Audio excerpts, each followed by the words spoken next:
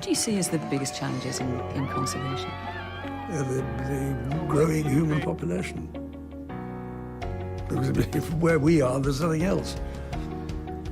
And do you have views about what should be done about that? Can't you guess? Well, it could be on a spectrum from mass sterilisation to greater availability of contraception. I don't know what your views are as to what can be done about it. Well, I think it might be described as voluntary family limitation. I grew up in the 1960s, watching those TV commercials with those starving kids in Africa who stared vacantly at the camera with sad eyes and distended bellies. And in 6th grade, my Glee Club teacher, Mr. Collins, had us change the words in this song we were singing. 3 billion people in the world to 4 billion people in the world. And I was shocked. I couldn't believe that the population was so big. And I was even more shocked because no one else in the class seemed at all disturbed by this fact. And a couple days later, I told my friend Susie Hollander that because there seemed to be too many people in the world for it to handle, that I wasn't going to have any kids. And she looked at me and she replied that she was going to have 3. This is unsustainable. I am not a bigot. Mother Earth is dying because I exist. I trust these philanthropist eugenicists who just want what's best for me. I am an empowered and free global citizen. A war over resources? Or will it stop growing because people choose to have smaller families? And by smaller families, I mean one-child families. And this is where people start getting nervous talking about overpopulation and population issues because they're scared that I'm going to take away their rights to have children. But I don't want to take people's rights away. I want to give people rights. Hi, we're Natasha and Luca, that vegan couple from YouTube and other social media. The time has come to make animal rights history. Join us in London on October 7 for the Animal Rebellion. It's a 2-week disruption, but you can come for any time you're able to. Taking direct action for animals to disrupt business as usual and demand serious change from governments is what the animal victims and the planet desperately need. Hey everyone, we're in Lisbon, Portugal. We are disrupting in a supermarket, or a shopping centre I should say, with lots of restaurants around us. We have about 23 activists with us tonight and we're playing the screams of animals. If we all sterilize ourselves and give the animals human rights, we can all have equal animal rights together and eat plant-based fortified kibble to stop the #climate crisis and achieve #climate justice with the good grown-ups at the big banks, governments, and global corporations. Is spending $1 million on that last 3 months of life for that patient, would it be better not to lay off those 10 teachers and to make that trade up in medical costs? But that's called the death panel, and you're not supposed to have that discussion. So of course, that's an interesting thing you just said. Our Earth is warming up and our oceans are rising. Extreme weather is wrecking millions of lives. From California to the Amazon, our forests are burning. We are in a climate emergency. We cannot let this happen on our watch. Up to 1 million species are becoming extinct because of mankind's actions, and time is running out. History shows us that when enough people rise up and demand change, those in power have no choice but to act. Millions of people around the world are taking to the streets on a climate strike, demanding our leaders listen to the science and act. We must take back power. That means voting for leaders who care about the future of our planet. Join in supporting environmental movements like Greenpeace or Fridays for Future, a global youth movement inspired by Greta Thunberg. And doing what we can to live in a greener lifestyle, like cutting out meat and dairy in your diet and reducing plastic use. I mean, the population's going to have to stop growing at some point, so why not stop now? Instead of wishing that some invention or technology will save us that doesn't even exist yet, and we're not even sure works. So for everyone to have quality of life, the number of humans on Earth needs to go down. And I believe that it needs to go down to 2 billion people, which sounds radical because there are 7 billion people on the planet today, but it's actually the world population of just 80 years ago. So let's change our idea of what the ideal family looks like. And let's not be afraid to talk about overpopulation, because it is not about taking rights away from people. It is about giving opportunities to women, children, and future generations. And lastly, let's be part of the solution. The Red Brigade symbolizes the blood that connects all of us.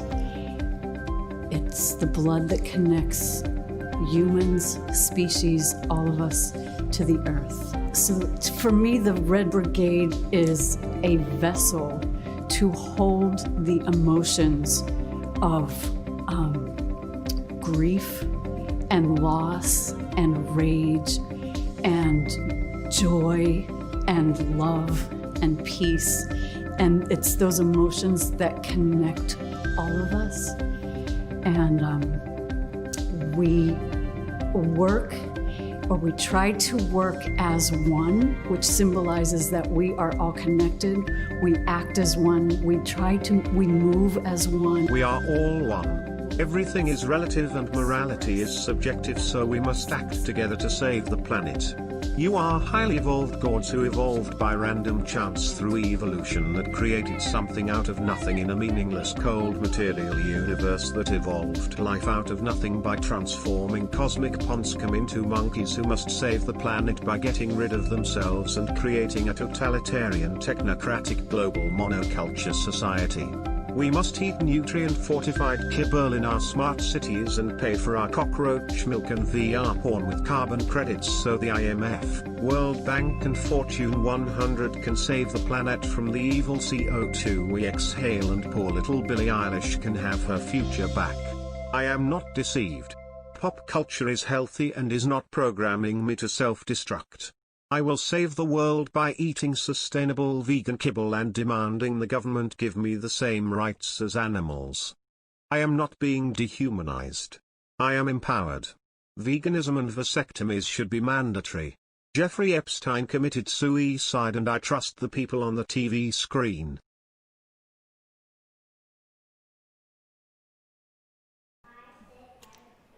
Hello!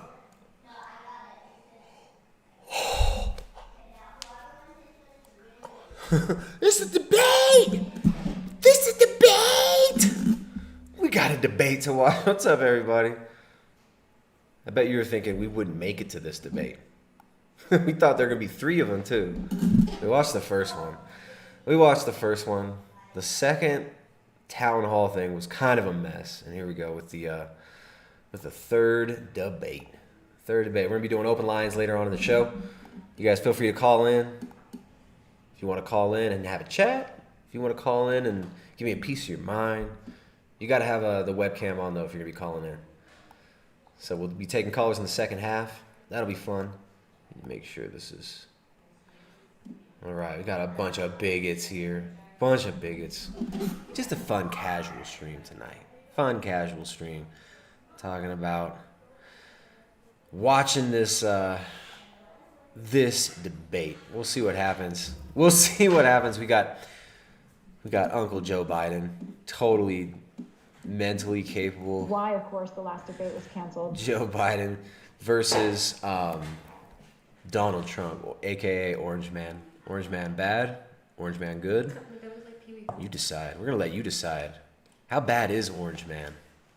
Just how bad is Orange Man bad enough for you to vote for Joe Biden, father of war hero Hunter Biden? Man, this is gonna be fun. We got Aaron Burrows up in chat. What's up, Aaron Burrows? Nini Levin, JFK, what's happening? Crispy Johnson's in the chat. All right. Oh, excuse me. Excuse me. Sorry, Bill Gates. All right, so it seems like the debate is not starting yet. How dare you? If you know what's interesting, when you look at how the algorithm functions on YouTube. Oh, excuse me, another sneeze. it's always interesting seeing the algorithm and how it works on good old YouTube. So if you just search the word debate, first you get ABC News, Yahoo Finance, C-SPAN. I guess all these companies that pay for their thing to be up there. Look at that, just all mainstream. Washington Post, Tonight Show, Sky News. Debate. We got the big debate. Let's see what ABC's coverage looks like. Okay. Change. Joe Biden's real goal here tonight is to do no harm. No major missteps, no big openings for Donald Trump. Joe Biden's just a gentleman. He's not trying to harm anything. He's just a really good guy. Just a solid straight shooter, career politician. He will fight back when warranted, but really his son's a war hero, a businessman who has very important international businesses in China and the Ukraine. Joe Biden's just trying not to do any harm. Let me go ahead and speak to you while wearing this muzzle to remind you that you're supposed to be afraid.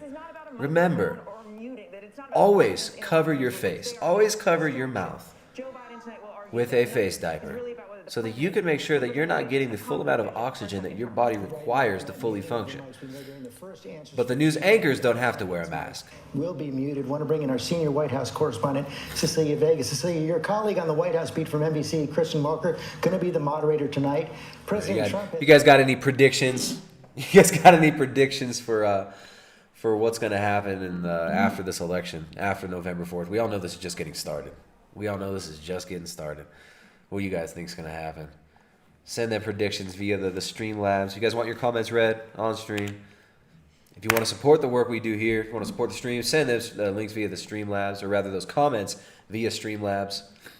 Now, I'm not sure how long it's going to take them to get this ready here, but let's learn a little bit, okay? We're going to learn a little bit about the most important issues that we face as a nation, as a people, and as global citizens, right? Global citizens in the flu world order. We must let's learn a little bit from Sesame Street here about the big issues that are affecting all of us. This is probably the most important issue of our lives, probably the most important issue ever.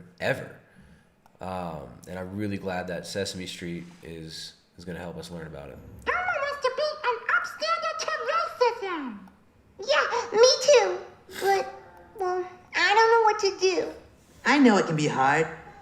How do you know what to do when you hear someone say, you're not good enough, go away? When someone is not let in because of the color of their skin. How do you know what to do? Hey Elmo, how would you feel if I said I don't like you cause I don't like the color red? Elmo wouldn't care what you said, cause Elmo is proud to be red. And Abby, what if I said that I think you're better than Elmo because you're pink? I tell you that it's wrong to say my color makes me better in any way. Hey Elmo, what if I told you that you have to vote for the guy in blue because Orange Man is so bad? Oh Elmo, what do you think about Orange Man? Cause we think he is bad. If anyone tried to make Elmo feel sad, I tell him he's the best friend I ever had. Thanks, Abby. Elmo thinks if you're big or small, the way you look doesn't matter at all. That's outstanding. You're upstanding. I'm upstanding. Elmo's upstanding. We're upstanding. That's outstanding. Yeah. In our hearts, we know what's right. And that's what makes our lives shine bright. Now we know what to do when we hear someone say, you're not good enough, go away. When someone is not let in. This has been around. Sesame Street's been around forever. Since we were little ones. I mean, since at least the 90s. I think it was around the 80s. Maybe since the 70s. Say something, don't give in. Don't give in. Don't give in, guys. All right. Who's inspired? All right, where is that window with the chat? Let me see what the chat's doing. There it is, somewhere over here. You want to find out? Find out. Oh, excuse me. Find out. Wow, I'm getting threatened. Come at me and you'll find out how strong I am eating a plant-based diet. Calm down. I'm getting threatened by my Okay? You'll find out. Whew. Sorry, Helen. Thank you very much. Helen Guilford donated $10 via Streamlabs, says, waiting for the circus, presidential debate. Aaron Burrows donates $2 through Super Chat, says, no matter who wins, we all lose 2020. Yeah, that is a sentiment that a lot of people seem to be expressing right now, isn't it? But I don't know. Let's just hope that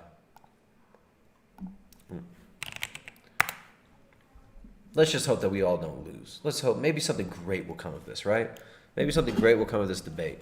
It's gonna be entertaining. We'll see. We'll see what happens. Is the muting gonna be featured prominently? Will Trump be muted for his toxic masculinity?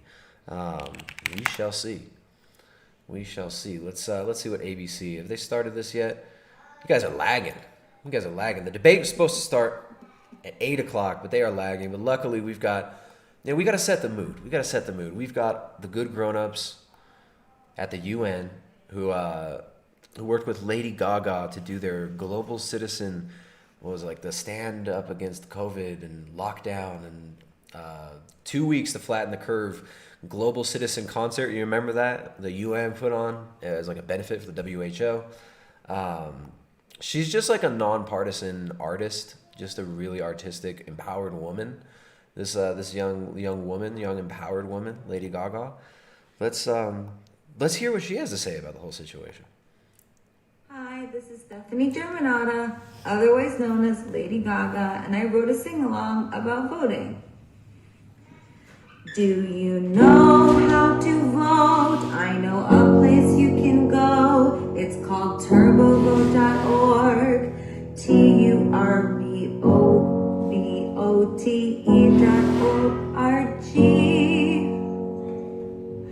They'll help you register, inform you how to vote, help tell you where to go. I know some of you still don't know. Oh man, how inspired are you? Have your state or driver's license, they'll need your name. This is grassroots. Like, your voices count. Your voices matter. My voice matters. Your voice matters. This is the day. And you'll or the month, rather. Well, the year, right? Every 4 years, on November 4th. That day, all our voices matter. But turbovote.org is easy. See? Click here. Wow, that's amazing. Hollywood Live shared that, and I'm inspired. To vote. All right, so I'm kind of bummed we don't have Greta on the ticket. I'm still kind of whining about that a little bit, but yeah, your voices all matter. Every one of them, even Lady Gaga's. Remember, guys, this is what's so great about democracy is she can vote, and her vote counts as much as yours, and that's a good thing. That's a good thing that, adults that watch Sesame Street and, have their worldview formed by PBS, those people can vote, and their vote counts just as much as yours, and that's good. I think that's amazing, right? I think this is great. Like Vegan Gaines, he can vote. He's Canadian. He can't vote in the U.S. He can vote in Canada, and that's good. That's freedom. Freedom is the ability to have an international media that's run by big money oligarchs and a government that is run like a revolving door for big corporate interests and big international banking interests to essentially leverage that state on behalf of these private corporations and banking interests that get to hide in these tax shelters all over and create these NGOs to then brainwash the public into all these movements, these hysterical, irrational political movements of outrage and flash mobs. I think it's fantastic that that people who just soak up TV all day, and they have the right for their voice to be heard. I think that's really good. I think this is amazing. There's no other greater institution other than democracy, right? Like your crackhead neighbor who's always listening to Stevie Nicks and trying to put spells on you, and tells you she's trying to put spells on you while she's pissed drunk at 6 a.m. in the morning and she's been up all night smoking crack trying to cast spells on you. She can vote. That woman can vote. I think that's amazing. I think that's so good. She needs to be. Lady Gaga fans, they can vote, right? Vegan Gains fans can vote. Vegans, they can vote. I think that's amazing. I think this is a good thing. Quantity in President Trump. He's been in everybody's living room almost nonstop for the last 4.5 years. They know who he is. What they don't know is what he would do with 4 more years. And he needs to address that tonight. That's his challenge. Wow, that's deep. Some deep analysis there on ABC. Let's see, we got Fox has the biggest audience, it seems. None of them have the mic on. It'd be nice to get some of that, to hear what the crowd is talking about there. Look at them all masked up. Good little citizens there with their masks on. Man. Oh, man. He tried to be more assertive tonight. I think those are the 2 options you're looking at this evening for the candidates if they're going to be smart about it. And it should be a very interesting evening. Thank you, Chris. Rahm Emanuel, let's pick up on that right now. Right now, at least, this race is still a referendum on the president. He's got to turn it into a choice election. Yeah, he's got to, and it's very, very late in the evening to do that. I would say, in this case, Donald Trump cannot get out of his own way. Attacking the reporters in this effort, reminding the Americans that's what you're going to get for 4 more years. Wow, it's Rahm Emanuel, everybody. Rahm Emanuel. A great American hero, Rahm Emanuel. You may remember him from every shady thing that happened in the 2000s, in the first decade of this century. You might remember him from every sketchy thing that happens in Chicago.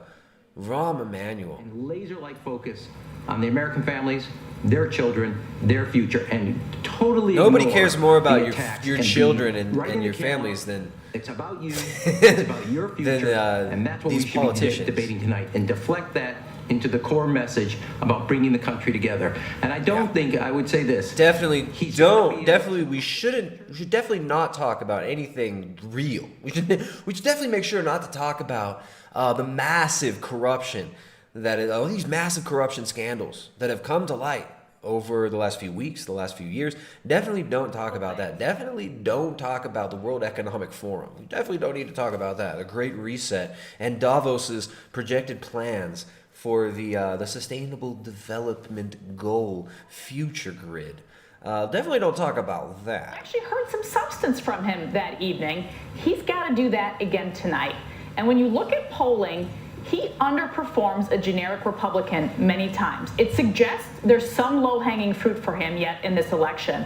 Those voters, they don't like him. They do like his policies. He's got to give them something tonight, a reason to go cast their ballot for him.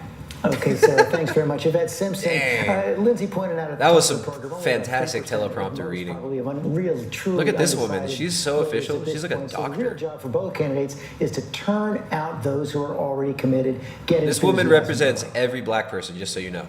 Right, and also make sure those folks who have already voted go out and get everybody they know. This is a mobilization effort on the part of Democrats. We all know a young person. We all know someone who's a neighbor who's not voted. How do we get those folks who we know are registered, who might be disenfranchised, to go out and vote? And so this is all about making sure we have folks who are going to be dragging people, strolling, getting folks out as much as they can. And I think with a week like we've had, getting folks out. And if you haven't noticed, there's a certain type of folks that we try and target to get out. There's a certain type of demographic that we're really pushing to really get out there and vote. Out to the polls. And so I would say all those volunteers who have already voted, get out and get your neighbors and your friends and anyone who has not voted to vote. Okay, let me bring in Matthew Dowd as well. Thank you, Yvette. One of the big questions, how much does this debate matter with almost 50 million Americans already voting? Well, I think that's the untold story. And one thing I think the Presidential Commission is going to have to do in the future is put the debates much earlier, because as was explained earlier, nearly 50 million people have already voted. We've never seen anything like that, George. I look back in history, and the most any other time where we had a last debate where people had voted was less than 5 million people. Wow. Impact on the country.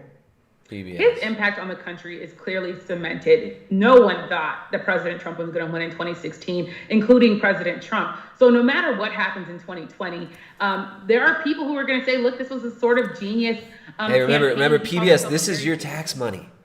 You know how much we had to pay in taxes? And we haven't even stepped foot in the United States in over 10 years? No, 8 years, right? Or whatever. Yeah. For like 2 weeks. Yeah.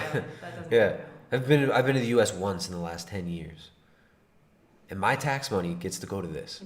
So 2020, This is what my tax if he money goes loses, to. of course, his legacy will be that he was a one-term president who was sort of someone who the country tried out and decided they didn't want. If he wins a second term, it will even be even more of a sign that President Trump tapped into the instincts of America, and was able to pull off this victory. I will say, I think Trumpism is going to be around, and the brand Trump is going to be around. We can all imagine that if President Trump doesn't win, he'll be off to do some TV show, some sort of reality TV experiment or program. So the president, I think, has his eyes on the long view of his legacy. I do think, of course, Democrats want to be able to say, this is someone that we accidentally All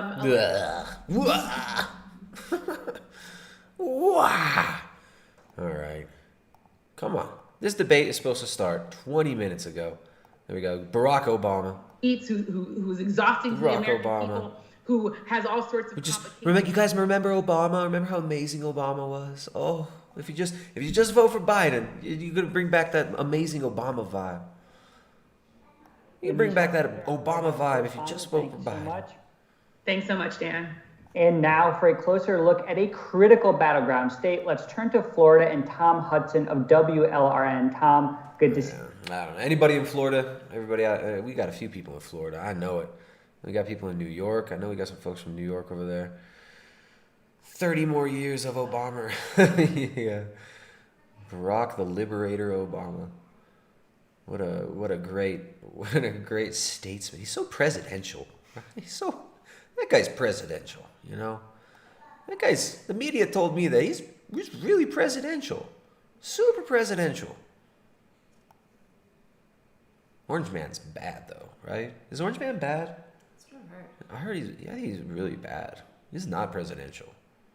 Definitely not presidential. Obama, super presidential. I don't know anything about his history or policies. Why his mother had them weird pictures. Father was associated with intelligence agencies, and let's not think about that. He was presidential. He was super presidential. Obama, the drone bomber. Someone in the chat. Yeah. All right. So let's see. There's got to be some. We've got some. Let's see. Vote song. Let's listen to. I want to be inspired. Let's see what kind of songs we have showing us how to vote. We got the Hue Crew voting song.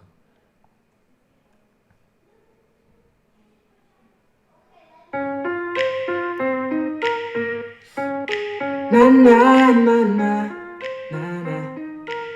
Dang. Na na na na. Do you know that you have a choice? Yeah. Do you know that you have a voice? Yeah. Can change more than you know. But you gotta get out and vote. You got a voice. Put that voice on a ballot. In person or mail it. Please don't forget it. Now I'm not gonna tell you who you should vote for. Just as long as you cast your vote, all I'm asking for. Just vote. Just gotta vote. You got to. If you do it, everything's gonna get fixed. It gives every vote. Oh, you gotta get out and vote. Gotta get out and vote. Every vote gives us hope. Every vote. Every one of them gives you hope. Do you want your voice to be heard? Do you want your voice to be heard? Get out and vote. Get out and vote. Your voice will be heard for sure. But there's two parties. There's just two parties, and they're kind of the same. They're kind of the same. But if you vote, you have a voice. This is the one time of the year, one time every 4 years. We just saw the FBI sacred right to vote. Last night, an extraordinary announcement Makes from the FBI another trip around the sun and revisits us. National Intelligence John Radcliffe announcing that it was the Iranians who were trying to interfere in this election. That's right, George. It's a disturbing accusation that Russia and Iran have conducted counterintelligence operations secretly to obtain voter registration information about Americans, allowing them to directly reach out to voters. Now, my sources say while it's clear that Russia remains the primary threat to U.S. elections, things became extremely urgent this week. Russia's the big threat, not Twitter, Facebook. It's Iran and Russia. Authorities say Iran is behind that attack. Now, everyone is tense and on alert for the possibility of more disinformation campaigns as we head down the home stretch. But because... What is the attack? Hold on. Extraordinary announcement from the FBI director and the director of National Intelligence, John Radcliffe, announcing that it was the Iranians who were trying to interfere in this election. That's right, George. It's a disturbing accusation that Russia and Iran have conducted counterintelligence operations secretly to obtain voter registration information about Americans, allowing them to directly reach out to voters. Now, my sources say while it's clear that Russia remains the primary threat to U.S. elections, things became extremely urgent this week when a series of emails were sent to Democratic voters in Florida warning them to vote for Trump or else.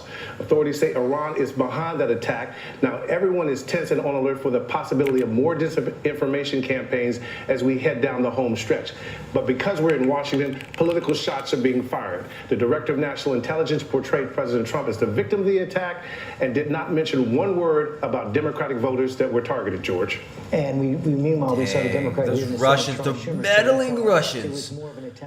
Dude, I'm so sick of this. They're undermining our democracy. Did you hear that? People from Iran are undermining our democracy, and Russians are trying to steal this election. Russians want to steal your democracy. But if you guys just get out there and vote, you can stop it. To some degree. Now, the people working on it, Military Cyber Command, the NSA, Military even Cyber National Command. Guard units from state to state. They have election security and cyber units that are looking at this at all times. But you just heard Chris Wray, and you also heard Cyber Command today and NSA say the U.S. will not tolerate foreign influence and interference in our elections. So I think the question is, what will they do about it after making a statement like that? Cyber Command in the past, in fact, June of 2019, reportedly took cyber offensive action against Iran. Iran had shot down a U.S. drone, millions and millions of dollars of a U.S. drone. And we need to, dude, Iran, they are asking for freedom. These freaking Iranians and Russians, I want to give them freedom so bad. Iran. You mess with the wrong country, Iran. This is a contentious election. And in 30 minutes, the most amazing, important debate ever starts. And you're trying to meddle in our election. You're trying to meddle. Now from two former Iran! Stop meddling! Russia, stop meddling. Tom Bossert, who is President Trump's Homeland Security Advisor. And Jay, let me begin with you. We saw that publicizing of the Iranian interference yesterday, but consistently over the last several years. You need some freedom, Iran. You need some freedom. We're gonna give you some freedom, Russians. Freedoms. How do they still run with this? They're still doing this. Have you heard a word about Hunter Biden? This is cut and dry, straight up international criminals, outed, right? But no mention of it. No mention. It's those damn Iranians. The Iranians are gonna. The Russians. information. George, this was my number one concern 4 years ago when we saw the scanning and probing around election infrastructure, and we worked hard to encourage state election officials to seek our assistance. The Russians are at it again, and it appears that other actors have joined this space as well. We know they've gone after voter registration rolls. Do we have any indication that they could actually reach into state systems and change the tabulation of votes? I don't have any evidence that they have done that based upon what I read, but we cannot foreclose the possibility that a foreign actor, a bad actor, could in some way alter a list, delete names, change the spelling of names in some way, which is why this is so concerning. But I must stress, however, George, that none of this controversy should discourage voters from going out and exercising their right and their responsibility to vote in this election. Maximum voter participation is a way around this problem. Jay Johnson, thanks very much. Let's bring in Get Tom out Lester of for vote. more on this. Right, the And way Tom, around this problem, there's those Russians, those meddling Russians. If you just get out there and vote, you could stop the Russians, you could stop the Iranians. at times has seemed Save to be our amplifying democracy. Russian disinformation. Which is like this trope of, oh, this is a democracy. This has been pushed pretty dang hard for a little while now. The United States never meant to be a democracy. It was a constitutional republic. So yeah, the sacred democracy threatened by the evil Russians. They're so bad.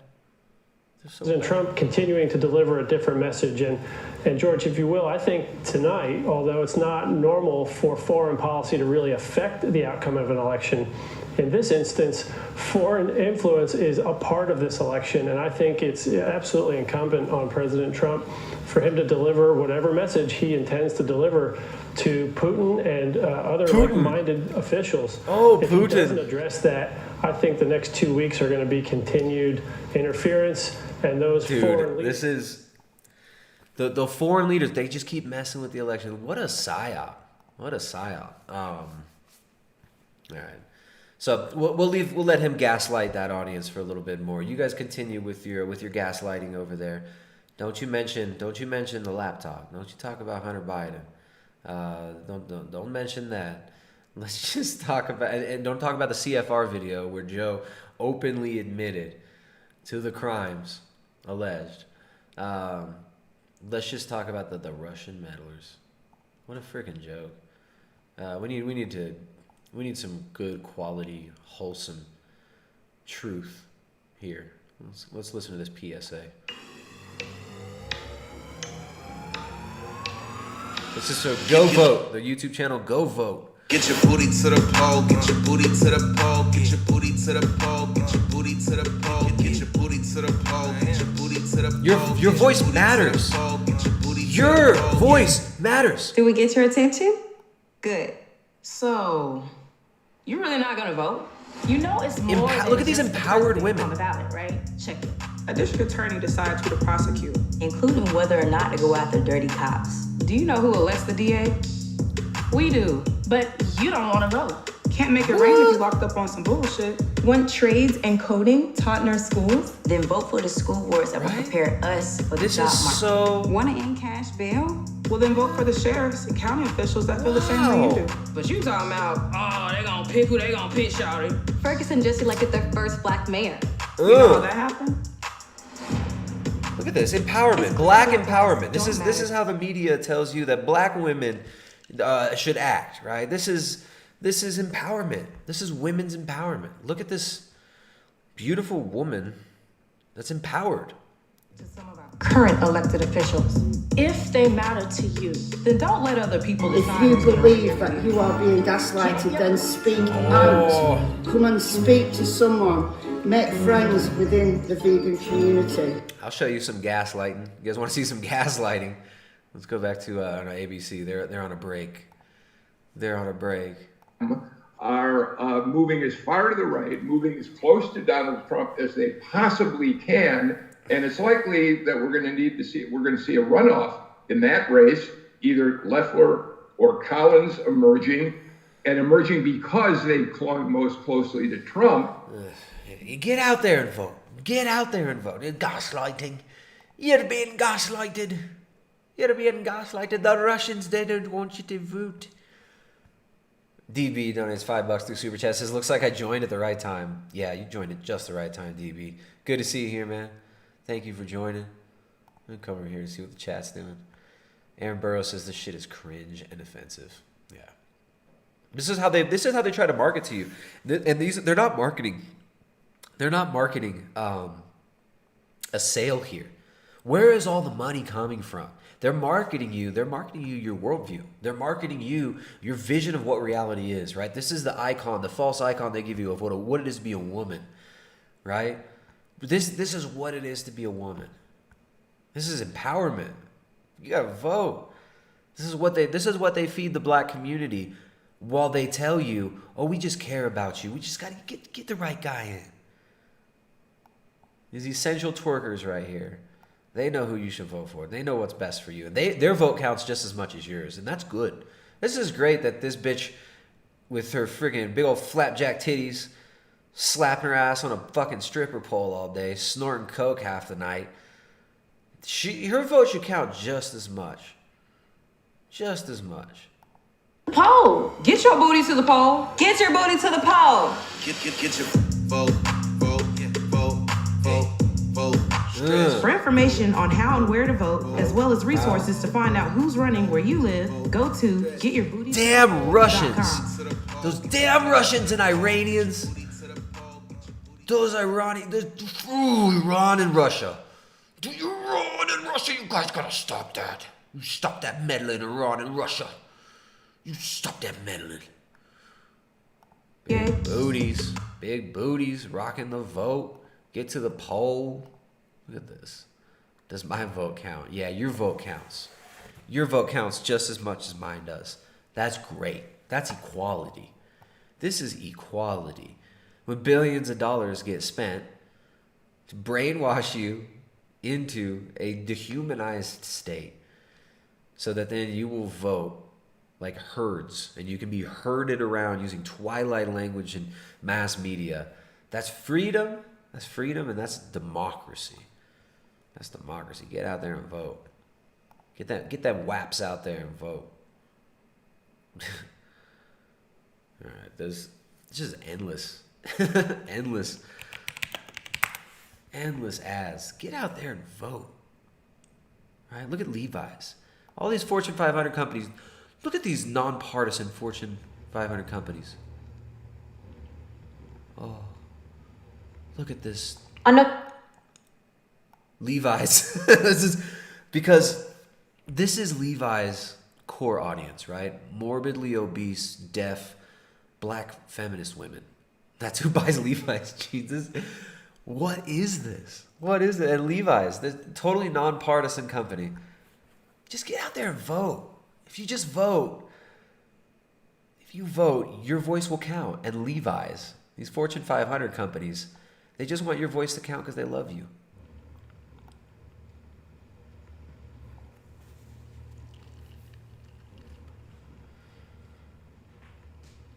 On November 3rd, 86 out of 99 state legislative chambers are holding elections. There are 70 million young eligible voters, the largest and most diverse generation in our country's history. We have the power to shape our country and communities. But we have the power to do what these ads tell us to do. And if you take your power back, you can empower the people who pay millions of dollars to run these ads.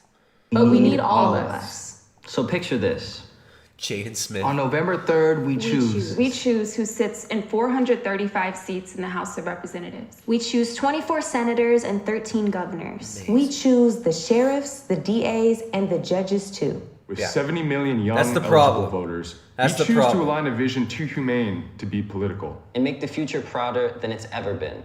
So when the alarm goes off on Tuesday, November 3rd, 2020, and you arrive at your polling site, to see freedom clocking 2-hour waits. Vote anyway. When the machines stop working and your job starts calling because American democracy is running late again, vote anyway. Your vote is bigger than the color of your state. It is a revolution in motion. The moment you took to the streets and to the screens to share your outrage, you committed to our collective dream, which requires that you lift it out of hashtags and into DC and your communities. Lift it out of the hashtags, right? Just bless. It's like when you vote, you're taking those hashtags and you're manifesting them into reality. You're manifesting the hashtags into reality, man. Because remember, this is the same year that brought a pandemic which disproportionately killed Black and brown Americans and indigenous people. Look at Levi's. Levi's just cares about you, black and brown Americans and indigenous people. The same 2020 that took the breath of George Floyd, Breonna Taylor, Nina Pott, and Dominique Fells. So on November 3rd, 2020. Know that voter suppression will be present. Vote anyway. You will be discouraged. Vote anyway. Tuesday will be imperfect. Vote anyway. When every headline is shouting democracy and duty in swing states, you will be asked to believe in a dream that never came to fruition for every American. So grassroots. And despite your best reason, you must uphold it. Because we can't vote a world into existence that we can't first imagine. The American dream is ours for the making. Yes. Come alive for ancestors who need you to finish their ancestors, story. the American dream. Atonement. Cast your promise. Cast your promise. Promise. Cast your vote. Cast your vote. I promise. But vote. Oh, thank you, celebrities. Thank you. Wow. Look at, wait, what is the end here? So the white chick, they say vote. The white chick fades. The white chick is blocked by a shadow. You can't even see the white woman. But in the forefront, on the left, yeah, let's just fade out that white woman. You vote. Cast your vote. Cast your vote. But vote. Let's. White woman fades out. Empowered, bald black woman fades in. Levi's, vote. That is so empowering. I feel so empowered. I feel like voting. If only the media would help me decide who I should vote for, right? If only the media would help me decide. All right, you got like 20 minutes till the actual debate starts. Extended as the lower court had originally suggested. As part of all this, I think there is a focus on when ballots are going to be What a beautiful place received. this is. I hope you all got a chance to walk around and see this marvelous attacks campus. on mail-in vote. We also have a crew. You see some of the people working around. There are cameramen, lighting people who produce this great background. We have over 60 of them. And we've had 4 debates in 4 different parts of this country. And thanks to United Airlines, who stepped up to the plate and is providing free of charge air service for our entire crew back and forth from one city to another. And so we really owe United Airlines. We owe you. Now this one sounds funny, but we also owe Anheuser-Busch a great thank you. Not only for their beer, but for what they've done for this commission for many, many years. This nonpartisan, totally unbiased commission. Now, normally, if we were here with normal times, there'd be 900 of you probably in this audience. But with coronavirus, it just wasn't necessary for us to, and possible for us to do that. But they have always provided a giant tent with the food to feed the 5,000 reporters that usually come from all over the world, our crew, the news people who are here. And Anheuser-Busch is with us again this year, and we thank them. That's amazing. A Pentagram, amazing. Who's really responsible for some of the great work you see here. Kroll & Mooring, a firm in Washington, law firm. And tonight at the National Press Club in Washington, D.C. Oh man, totally good people, the National Press Club. If those of you walk around the campus, you'll see a giant These are the pillars of democracy. That's where media right? Budweiser, the National Press Club, United Airlines, Boeing. And many, many, because of the coronavirus, were not able to come here for this. And so the National Press Club has set up a national filing center a media filing center for them. Now, there's been a lot of controversy about this debate, and so I want to spend a few minutes telling you what the rules are. Because I think there's been some misconceptions and misstatement of what the rules are. Yeah. We published in July the rules for this debate. That's racism, man. I love to racism, bro. Luthien donates $5. Isn't it ironic? Rage Against the Machine was fighting against the machine and became a cog in the wheel of establishment. Well, yeah. I mean, what do you think happens when you get a record deal? What do you think happens when you get a record deal? This is they became part of the Revolution industry. Revolution Inc. Speak without interruption of any sort. Then after they each spoke for 2 minutes, it was open for open debate. Now, unfortunately, So does that mean the moderator won't interrupt the president? necessarily follow. And is it going to be the president debating the moderator and Joe Biden again? Hunter Biden's father, Joe Biden again? Or is it going to be the president debating Joe Biden? So you're going to see tonight, I believe the first question will be directed to the president, and he will speak for 2 minutes. They have lights. You can't see them. They're looking into their cameras that tell them how much time is left and so forth. And at the end of 2 minutes, the president will stop speaking, and then Mr. Biden's microphone, which has been off for the 2 minutes that the president has been speaking, will come on. And this will happen at the start of each of the 6 sections. There's no other censure, there's no other buttons that are going to be pushed to stop them, because the rest of the time in each of the segments is for open debate. We want them to engage each other. We hope they do it civilly and discuss the issues so that the American people will learn something about where they are on the issues. Yeah. Now, this is a very, very important debate for each of these candidates. The first debate, some weeks ago, had listen to how they frame this. million people who watched Listen to how they frame this. Now, that doesn't count people who watched it on C-SPAN or people who had it on their computers or on their iPhones it's or important. their iPads. We want to learn We something. think this We want to debate learn tonight something. could reach If we can just mute Trump, then we can learn something from good Uncle Biden. seats that make you part of history. But those people at home are watching to try to learn something about these candidates, to make that important decision as to who they are going to support when they go to the polls if they haven't already done so.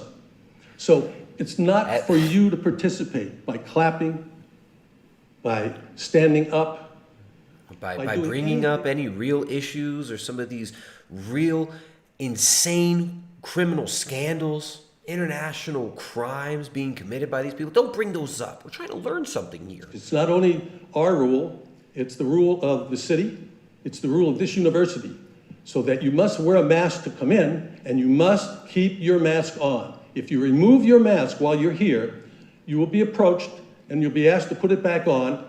And if you don't put it back on, you'll be asked to leave. And if you won't leave, you'll be escorted to leave. Which will cause you some embarrassment and will take time away from the important But things you don't that are need to going wear a on today. mask, do you, you crusted One other boomer? thing. You don't need to wear a mask, do you? Exactly You're a 8 o'clock. good grown-up. You're going to hear a lot of noise. You turn around and look behind you. Those are the anchor booths of the major networks. And at exactly 8 o'clock, If you pull your mask off, at the same time. you will You're going to be. hear a lot of voices. You will be warned. Listen to this. They scold the audience in front of the whole world. Listen to this social engineering. What a piece of shit. What a piece of shit this guy is. With that, let me introduce my co-chairman, Ken Wallach. No, he doesn't have to wear a mask though, right? Freaking Archpedo on the stage. He doesn't have to wear a mask. Janet and fellow board members, including Yvonne Howe and John Griffin, who are with us tonight, in welcoming you to the 24th presidential debate sponsored and organized by the Commission on Presidential Debates, and the second hosted by... And how is the Commission on Presidential Debates funded? How is it funded? What a joke of an organization this is. What a joke of an organization liberal democracy in general is. Let me come over here to the chat. We got OKs up in the chat. My mod squad is here. What's up, everybody? What's up, everybody? If you guys want to support the stream, please do support the dang stream. We get none from YouTube. Hit the thumbs up. Hit the thumbs up. Share it. Share the streams. Because your vote counts. And if you share the stream, your vote will count for double. And if you send super chats via the Streamlabs, your vote will count for triple, possibly quadruple, depending on the amount that you send via super chat. So the more you send via Streamlabs, the more your votes will count, the more voices will be heard, the more your voice will be heard, the more black voices will be amplified, the more trans voices, trans vegan voices especially, will be amplified. Women's voices will be amplified, but silenced in this home. Shh. No, I'm just kidding. All the good things will happen if you just support this stream and get out there and vote. You have to vote. The strippers said to vote, okay? Negotiations between the candidates' campaigns are nearly impossible to resolve in a timely manner. In fact, it were protracted and at times unworkable negotiations on these types of issues that led, in part, to the establishment of the commission itself. While there is always drama every 4 years, and this year is no exception, the process has worked. And post-debate research shows that the American people have considered these debates an If you important part believe that you are of our being political gaslighted, process. then speak out. Debates have Come and also created speak to civic someone. education Make opportunities friends within for the vegan schools and communities that have I gotta hosted turn the them. volume down on that one. Here at Belmont, We got a the university has super launched chat. the debate programming We have a series super chat, that you explores guys. issues Deep ranging Scope from donates $10. democracy Deep Scope didn't to even say social anything. media. Thank you, Deep Scope. Appreciate that. Deep Scope 22, $10 donation via Streamlabs. That's the way to support the stream. Hey, if you guys want to call in, we'll do open lines. Feel free to call in. We'll start taking calls anytime. Maybe even during the debate, we could take some calls. We'll take calls. I think we'll do like a 5-minute limit on each caller, maybe 10 minutes, depending on how interested I am in the caller. But yeah, we'll be taking calls. There's a link for the Zoom meeting down in the description below with the password as well in the description of the video, as well as a link for support via Streamlabs. If you want your questions read or your comments read, that's the way to do it, and that's the way to support the stream we are doing here. And of course, thumbs up. Carnists will try to befriend you. They'll try to say, the vegan ideology, you've been brainwashed, come over here. That's brainwashing. That is the actual brainwashing. Okay, Michelle. Liberty Not Licensed. Thank you very much. Liberty Not Licensed sends $20. Says Streamlabs wants permissions that Googly takes already. But I love you, brother, because he loved me first. His peace to you always. Says Liberty Not Licensed. Hey, Liberty Not Licensed, you can use whichever method you want to support the stream. And always get stoked to see your name popping up. Thank you very much for that generous super chat there. Appreciate that.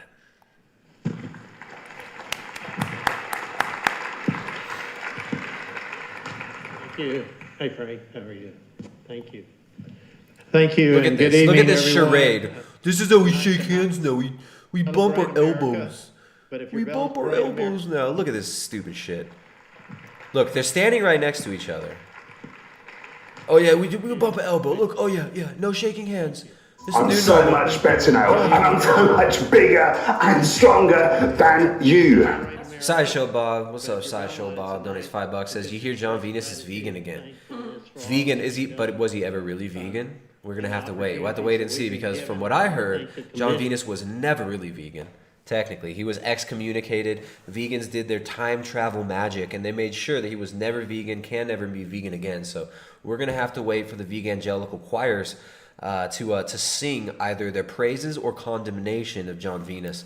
And I'm sure there are 50 freaking YouTube videos from these doofuses trying to either shame him or and blame him or praise him for whatever's going on there. So yeah, thank you for that. It's always fun watching these watching people try and leave the cult. So maybe he's being re-educated. He's in the re-education centers.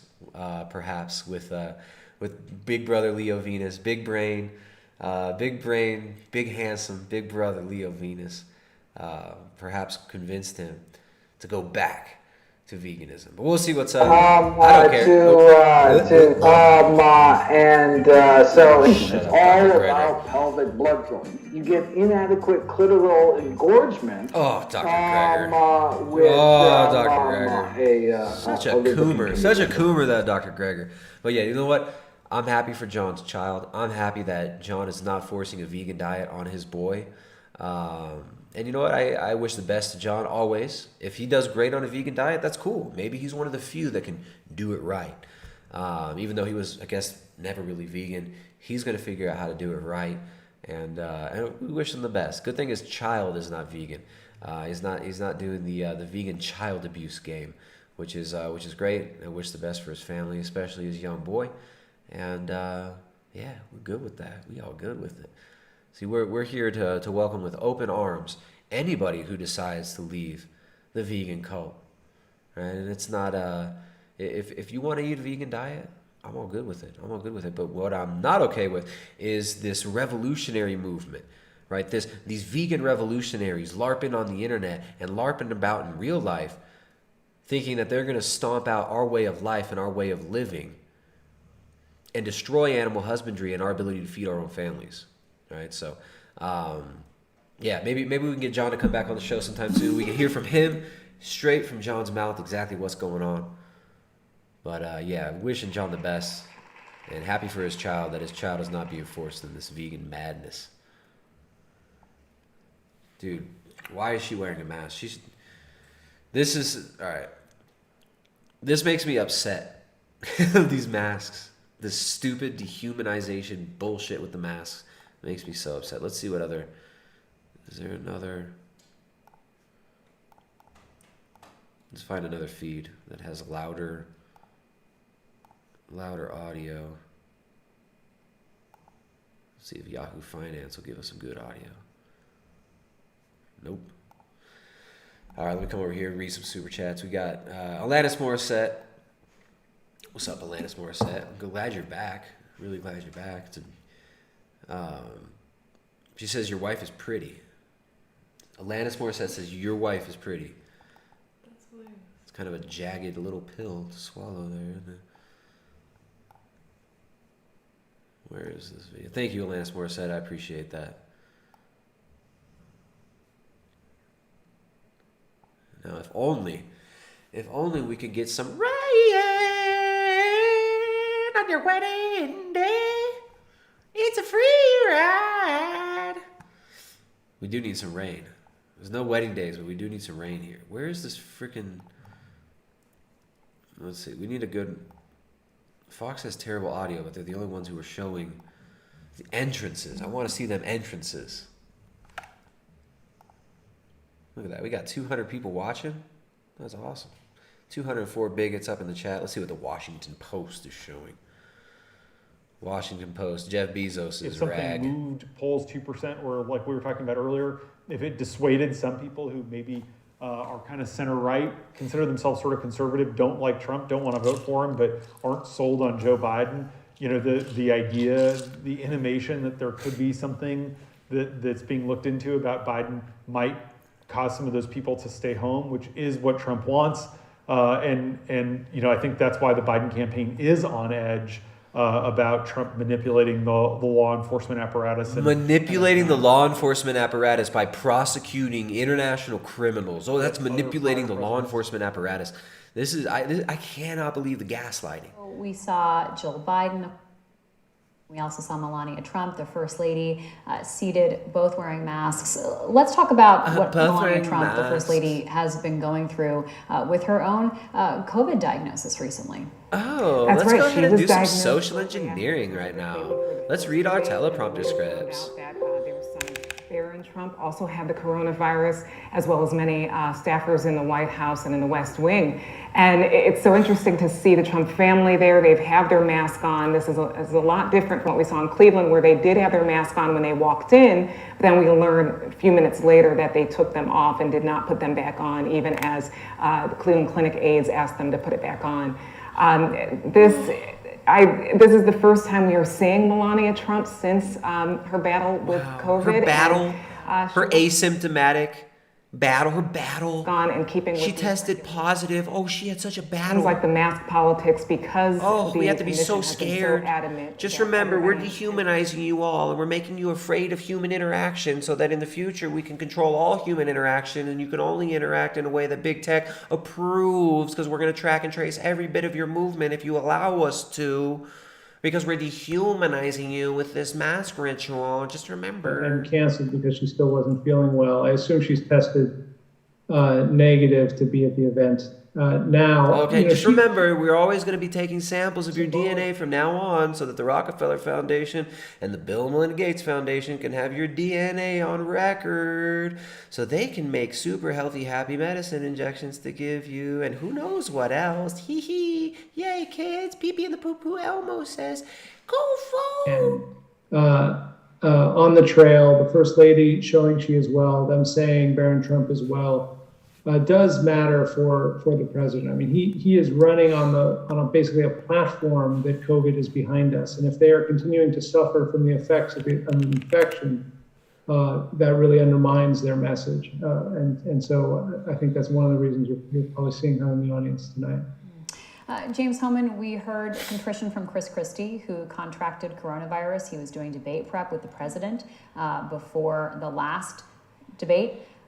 We obviously have not heard any sort of contrition like that from President Trump, and we don't expect to, do we? We don't. And when he was asked about Christie saying he should have worn a mask, Trump said he has to say that, which was kind of a funny response. The president is someone who doesn't like to express regret about anything. He sees that as weakness. And it's our expert psychologist from the Washington Post here. Expert psychologist. Let's see what other streams do we have. Who's going to be framing it for CNN? Position. The candidates, as I'm looking here, are not yet out. There will not be a handshake, which I don't think really should surprise anyone in this day and age. Anthony Fauci has said he thinks handshake should be eliminated. I'm fine with that. I'm fine with that. I'll never shake anyone's hand again. Totally Anthony Fauci says that we should just eliminate hands altogether, and I'm fine with that. Sadhguru says that the best way to get our human carbon footprint lower is to reduce the number of human feet. I'm completely willing to give up my feet right now to lower my carbon footprint. I will never shake a hand. I will never touch my mouth on a woman's mouth, which I love women to be kissing me because I'm such an alpha giga heterosexual. When I intentionally put my penis enjoyably into a woman's body, I enjoy it. And I will never do that again because we should not shake hands because Dr. Anthony Fauci said that's not okay. We should eliminate it altogether. We should eliminate handshaking. Let's just go ahead and eliminate all non-essential activities. Let's go ahead and eliminate all non-essential people. Slowly and surely, we think we can do this if we just keep you in enough fear and trepidation and continue to gaslight you with all the lies and the bullshit and the terror campaigns that we're constantly subjecting you through through our international media apparatus. The votes that have already been cast that this debate won't affect, obviously, since those votes are already banked. But for the people who have not voted yet, for the people who will vote between now and Election Day or on Election Day, he must find a message that is not simply throwing red meat to his base. Red meat. Joe Biden is corrupt. He should be arrested. I may fire Bill Barr. I mean, all of these things. All these things.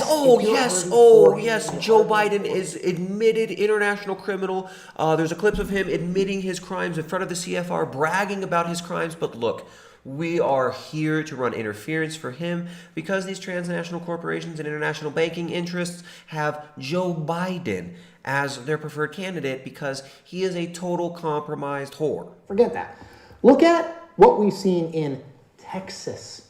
Poll came out yesterday, 47. Joe Rogan vote. The Joe Rogan vote. Huge. His voice really matters. Florida, Biden ahead. That's not even to say about Pennsylvania, Wisconsin, and Michigan, 3 states Donald Trump won in 2016, where he's behind by what may be margins that he will simply not be able to come back from. So the burden of proof here is on Donald Trump. He must find a way to change the working dynamic of this race with 12 days left. If he does that, it still doesn't mean he's going to win. Like I said, 25, 30 million people have already voted. I haven't even checked the latest numbers. This guy is look at this guy, he's so smart. He has a typewriter. He's so smart. He's journalisting on his typewriter. All the hot scoops, they just come out of his typewriter. He's like, hey, is that a scoop coming out of my typewriter? Oh, I better type about this new scoop. Oh, wait, no, that's a new scoop came through the typewriter. That's Russian disinformation. That's the disinformation because Iran and Russia hate our democracy. Oh, okay, I'll do a new scoop coming through my typewriter. I have so many books. I'm so smart. Tonight's debate is sponsored by the Commission on Presidential Debates. It is conducted under health and safety protocols designed by the Commission's health security advisor. The audience here in the hall has promised to remain Health silent. security No advisor. cheers, boos, or other interruptions. No human interactions, because we wanted to humanize you and get you used to only taking cues emotionally and psychologically from your electronic devices. We don't want any interruption or any laughter or any anything from people. Oh, there we go.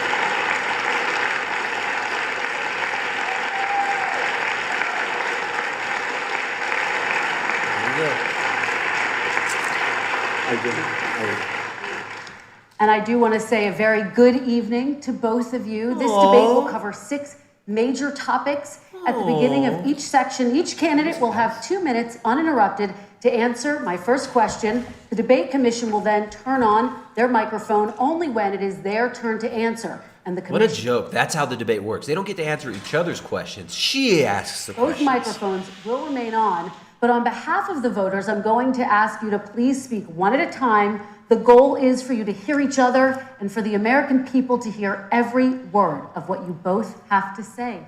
And so with that, if you're ready, let's start. And we will begin with the fight against the coronavirus. President Trump, the first question is for you. Dude. The country is heading into a dangerous new phase. More dangerous. than 40,000 Americans are in the hospital tonight with COVID, including record numbers here in Tennessee. And since the two of you last shared a stage, 16,000 Americans have died from COVID. So please be specific.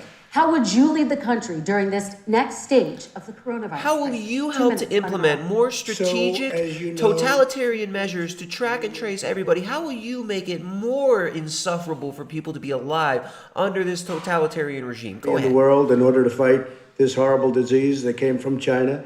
It's a worldwide pandemic. It's all over the world. You see the spikes in Europe and many other places right now. If you notice, the mortality rate is down 85%. The excess mortality rate is way down and much lower than almost any other country. And we're fighting it, and we're fighting it hard. There is a spike. There was a spike in Florida, and it's now gone. There was a very big spike in Texas. It's now gone. There was a very big spike in Arizona. It's now gone. And there are some spikes and surges in other places. They will soon be gone. We have a vaccine that's coming. It's ready. It's going to be announced within weeks, and it's going to be delivered. We have Operation Warp Speed, which is the military is going to distribute the vaccine. I can tell you from personal experience that I was in the hospital, I had it, and I got better. And I will tell you that I had something that they gave me, a therapeutic, I guess they would call it. Some people could say it was a cure. But I was in for a short period of time, and I got better very fast, or I wouldn't be here tonight. Dude was hardly symptomatic. Guy lives off of McDonald's. Say that, but He's fat, out of shape, doesn't care about what he eats. Went to the hospital preemptively and was totally fine. That's how terrible this is. It's gonna. But I've been congratulated by the heads of many countries on what we've been able to do. If you take a look at what we've done in terms of goggles and masks and gowns and everything else, and in particular ventilators, we're now making ventilators all over the world, thousands and thousands a month, distributing them all over the world. It will go away, and as I say, we're rounding the turn, we're rounding the corner. It's going away. Okay, former Vice President Biden, to you, how would you lead the country out of this crisis? You have 2 minutes uninterrupted. 220,000 Americans dead. You hear nothing else I say tonight. Hear this. Anyone who's responsible for not taking control. How many dead from suicides? How many dead from suicides from this media terror campaign and being locked in their homes and being told they're not essentials? How many died because they couldn't get treatment for cancers, heart disease? How many heart attacks at home? How many infections went untreated? How many cancers went undiagnosed? How many people do you know in the audience right now who've attempted to or committed suicide over the last 6 months? Was it like 8 months now or 9 months that this shit has been going on? We're starting from a very high rate. The expectation is we'll have another 200,000 Americans dead between now and the end of the year. If we just wore these masks, the president's own advisors have told him, we could save 100,000 lives. And we're in a circumstance where the president thus far and still has no plan, no comprehensive plan. What I would do is make sure we have everyone encouraged to wear a mask all the time. I would make sure we move in the direction of rapid testing, investing in rapid testing. I would make sure that we set up national standards as to how to open up schools and open up businesses so they can be safe, and give them the wherewithal, the financial resources to be able to do that. We're in a situation now where the New England Medical Journal, one of the most serious journals in the whole world, said for the first time ever that the way this president has responded to this crisis has been absolutely tragic. And so, folks, I will take care of this. I will end this. I will make sure we have a plan. President Trump, I'd like to follow up with again, you and your comments. Blah, blah, blah, blah, blah, blah, blah, and blah, blah, blah, blah. This dude says nothing. He's going to have a plan. He's going to save Is that a guarantee? No, it's not a guarantee, but it will be by the end of the year. But I think it has a good chance. There are two companies, I think, within a matter of weeks, and it will be distributed very quickly. Can you tell us which companies? Johnson & Johnson is doing very well. Moderna is doing very well. Pfizer is doing very well. And we have numerous others. Then we also have others that we're working on very closely with other countries, in particular Europe. Let me follow up with you, and because this is new information, you have said a vaccine is coming soon, within weeks now. Your own officials say it could take well into 2021 at the earliest for enough Americans to get vaccinated. And even then, they say the country will be wearing masks and distancing into 2022. Is your timeline realistic? No, I think my timeline is going to be more accurate. I don't know that they're counting on the military the way I do, but we have our generals lined up, one in particular that's the head of logistics. And this is a very easy distribution for him. He's ready to go as soon as we have the vaccine. And we expect to have 100 million vials. As soon as we have the vaccine, he's ready to go. Vice President Biden, your reaction, and just 40% of Americans say they would definitely agree to take a coronavirus vaccine if it was approved by the government. What steps would you take to give Americans confidence in a vaccine if it were approved? Make sure it's totally transparent. The scientists of the world see it, know it, look at it, go through all the processes. And by the way, this is the same fellow who told you this is going to end by Easter last time. This is the same fellow who told you that, don't worry, we're going to end this by the summer. We're about to go into a dark winter. Whoa, and all he right. has no clear plan, and there's no prospect. All right, look up Operation Dark Winter. That's a very important term he just used. That is referencing some simulations and some... Dark winter and at all. We're opening up our country. Wow. We've learned and studied and understand the Pull something disease, which we didn't at the beginning. When I closed and banned China from coming in heavily infected, and then ultimately Europe, but China was in January. Months later, he was saying I was xenophobic. I did it too soon. Now he's saying, oh, I should have, moved quicker. But he didn't move quicker. He was months behind me, many months behind me. And frankly, he ran the H1N1 swine flu, and it was a total disaster, far less lethal, but it was a total disaster. Had that had this kind of numbers, 700,000 people would be dead right now, but it was a far less lethal disease. Look, his own person who ran that for him, who, as you know, was his chief of staff, said it was catastrophic. It was horrible. We didn't know what we were doing. Now he comes up and he tells us how to do this. Also, everything that he said about the way every single move that he said we should make, that's what we've done. We've done all of it. But he was way behind us. Vice President Biden, your response. My response is he is xenophobic, but not because he shut down access from China. And he did it late after 40 countries had already done that. In addition to that, what he did, he made sure that we had 44 people that were in there in China trying to get to Wuhan to determine what exactly the source was. What did the president say in January? He said, no, he said, he's being transparent. The president of China is being transparent. We owe him a debt of gratitude. We have to thank him. And then what happened was we started talking about using the Defense Act to make sure we go out and get whatever is needed out there to protect people. And again, I go back to this. They're throwing the same questions as the first debate. This has all already been discussed.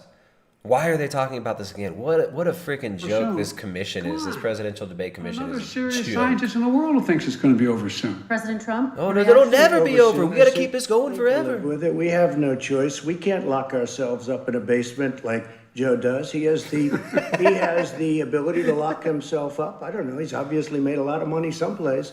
but he has this thing about living in a basement. Look at Joe's People reaction. can't do that. By the way, I, as the president, couldn't do that. I'd love to put myself in the basement or in a beautiful room in the White House and go away for a year and a half until it disappears. I can't do that. And Kirsten, every meeting I had, and I'd meet a lot of families, including Gold Star families and military families, every meeting I had, and I had to meet them. I had to. It would be horrible to have canceled everything. I said, this is dangerous. And you catch it. And I caught it. I learned a lot. Great doctors, great hospitals. And now I recovered. 99.9 of young people recover. 99% of people recover. We have to recover. We can't close up our nation. We have to open our school, and we can't close up our nation, or you're not going to have a nation. And of course, the CDC has said young people can get sick with COVID-19 and can pass it. Vice President Biden, I want to talk broadly about strategy, though. Can I respond to that? 30 seconds, please, and then I have a question. No, number one, he says that we're learning to live with it. People are learning to die with it. You folks home will have an empty chair at the kitchen table this morning. Shut up. That man Shut up. going to I bed don't know. tonight and reaching over and try to touch their out of habit where their wife or husband was. I don't know a He's gone. single person who's been killed by this. I do know people who've killed themselves. I do know people who've committed suicide. I do know people who've overdosed on drugs. I do know a lot of people who've had their lives ruined by these lockdowns, and this guy wants more of that shit. And you say, I take no responsibility. Let me talk about your two. Excuse me. And every time he tries to blame him for all the deaths, and he doesn't even outline what his response would be. He just says more lockdowns, mask mandates. It's not Joe's fault that he came here either. Skateboarding teens in Hawaii, right? And you just imagine them shirtless all day, right? From coming out to the world, including Europe and ourselves. Vice President Biden. The fact is that when we knew it was coming, when it hit. There we go. John McCrae, 2006, donates $14.99 through Super Chat. Pentagon Dark Winter guy is in Trump's administration, if I'm not mistaken exactly. He's surrounded by a lot of these neocon types, all these DARPA types. So yes, there are ties with this Dark Winter stuff to both potential administrations. Now the question becomes, well, does Trump understand? And why is Biden name dropping this? Why is he name dropping that exercise? It was very strange. Said I shouldn't have closed. And that went on for months. What Nancy Pelosi said the same thing. She was dancing on the streets in Chinatown in San Francisco. But when I closed, he said, this is a terrible thing. You're xenophobic. I think he called me racist even. And because I was closing it to China. Now he says I should have closed it earlier. Joe, it doesn't work. I didn't say either of those things. You certainly did. You certainly did. I talked about his xenophobia in a different context. It wasn't about closing the border to Chinese coming to the United States. All right, I want to talk about both of your different strategies to handling He thought I shouldn't have closed the border. Well, That's obvious. do you want to respond to that quickly, Vice President No. Biden? Okay. Let's talk about your different strategies toward dealing with this. Mr. Vice President, you suggested you would support new shutdowns if scientists recommended it. What do you say to Americans who are fearful that the cost of shutdowns, the impact on the economy, the higher rates of hunger, depression, domestic and substance abuse outweighs the risk of exposure to the virus? What I would say is I'm going to shut down the virus, not the country. It's his ineptitude that caused the country to have to shut down in large part. Why businesses have gone under, why schools are closed, why so many people have lost their living, and why they're concerned. Those other concerns are real. That's why he should have been, instead of in a sand trap at his golf course, he should have been negotiating with Nancy Pelosi and the rest of the Democrats and Republicans about what to do about the acts they were passing for billions of dollars to make sure people had the capacity. But you haven't ruled out more shutdowns. Well, no, I'm not shutting down the name, but there are, look, you need standards. The standard is if you have a reproduction rate in a community that's above a certain level, everybody says, slow up. No, what do you mean? More social distancing.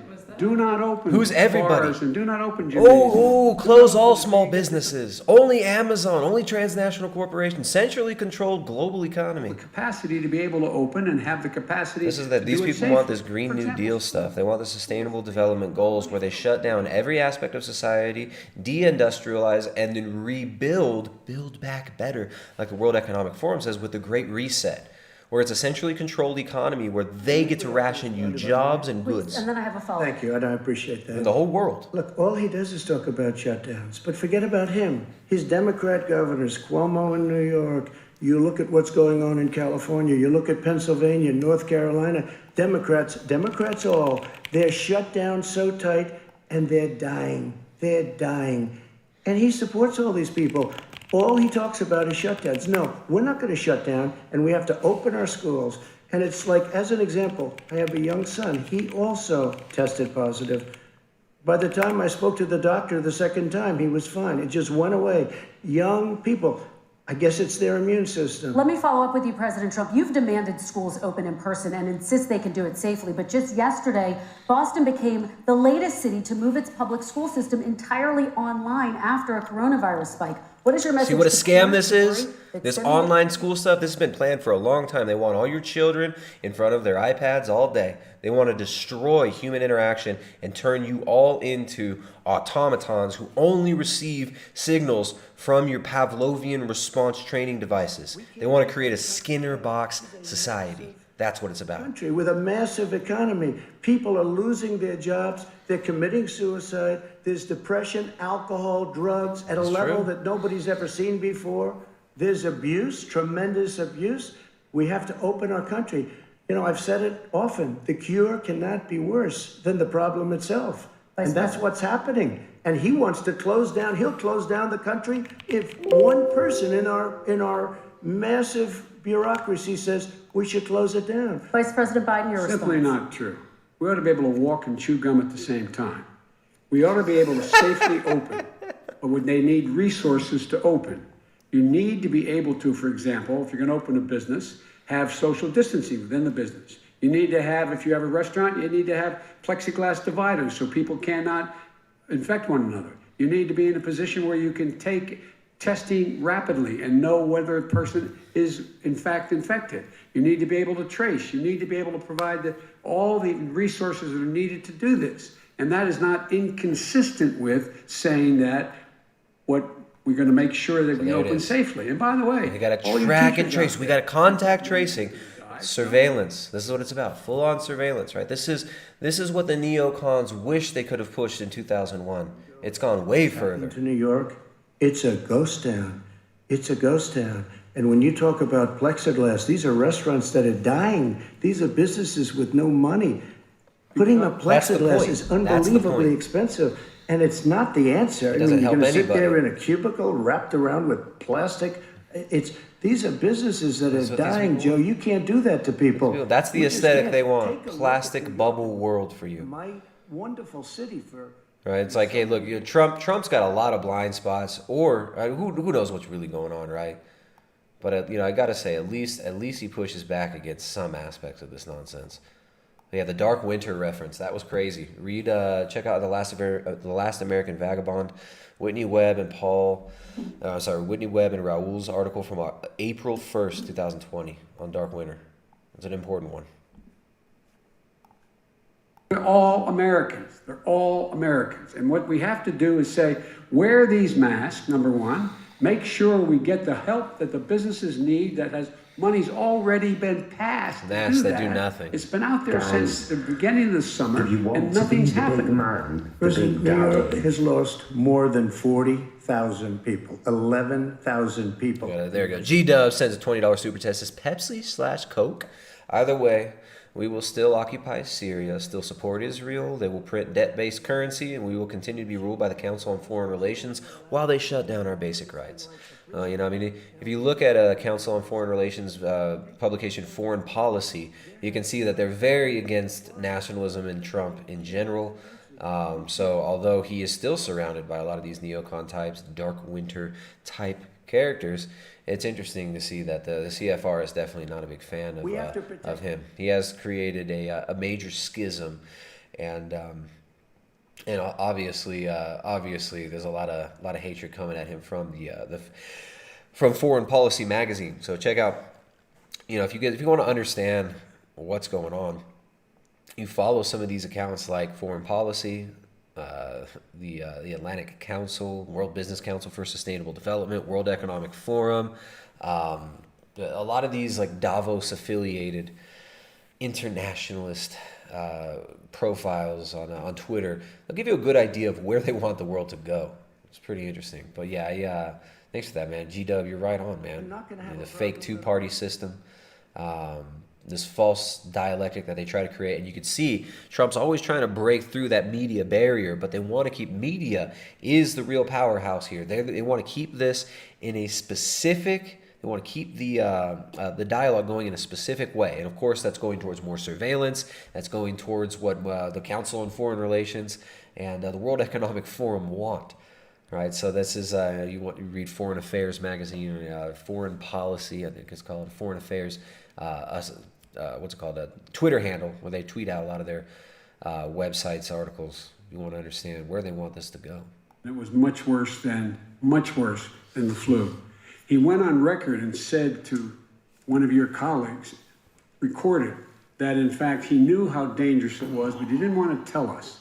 He didn't want to tell us because he didn't want us to panic. Why are you talking about this? This is the same conversation you had in the first debate. In the meantime, we same found out in thing. the New York Times the other day that in fact his folks went to Wall Street and See, that's what media is all about. It's about framing. It's about framing the illusion for you. From his administration. Right? And what you don't see talked about, you're not going to see pushback against telecommunications industry and the big rollout of these new mobile networks that require millimeter waves. You're not going to hear talk about what happened in Syria. You're not going to hear talk about what happened in Libya. You're not going to hear about real issues. You're not going to hear about these things. President, and as somebody that knows most of those people, I could call the heads of Wall Street, the heads of every company in America. I would blow away every record, but I don't want to do that because it puts me in a bad position.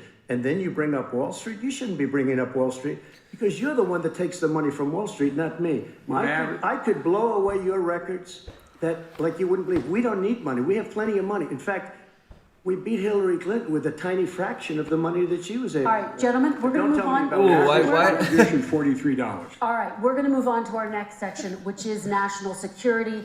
And I do want to start with the security of our elections and some breaking news from overnight. Just last night, top intelligence officials confirmed again that both Russia and Iran are working to influence this election.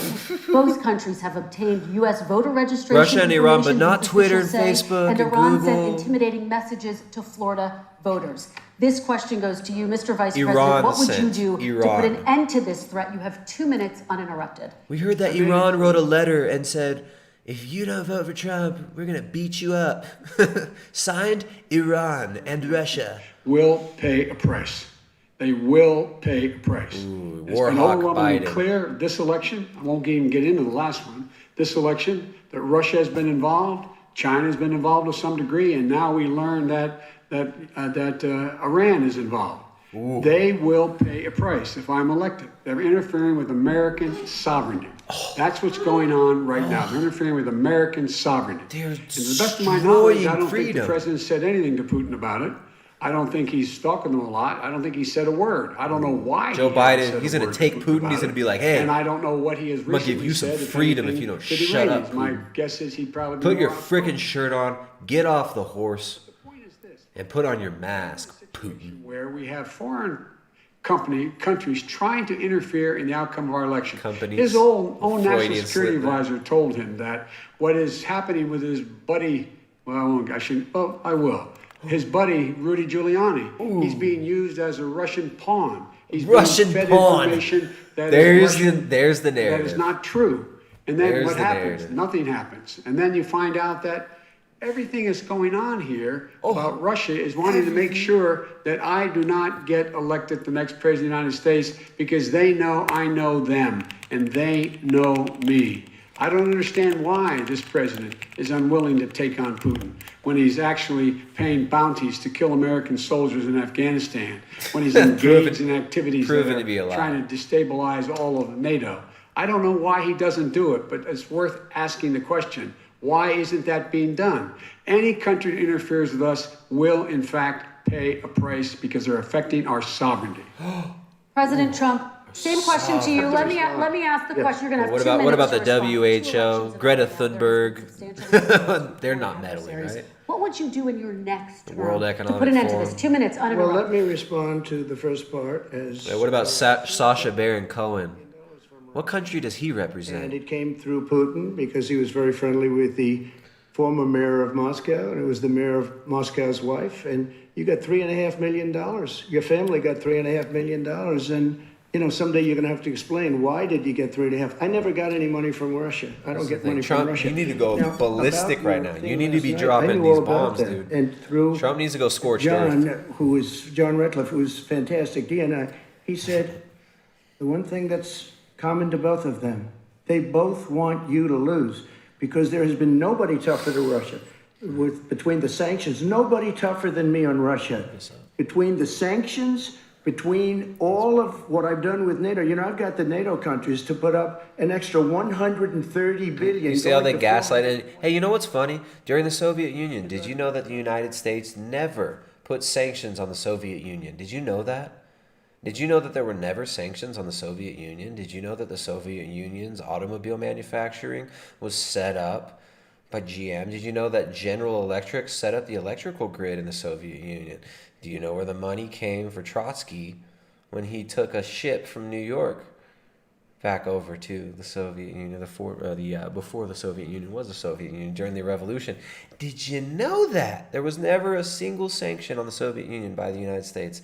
But as soon as Putin took charge and kicked a lot of the oligarchs out and started cleaning house and made it to and actually turned it into a legitimate nation after the Soviet Union fell, then there were sanctions. Did you know It should that? have never happened. And I think. And you see how the media is constantly gaslighting both candidates? How the media is trying to get candidates to react in a certain way and framing these narratives to make it seem like, oh, well, both parties have to be war hawks against Russia.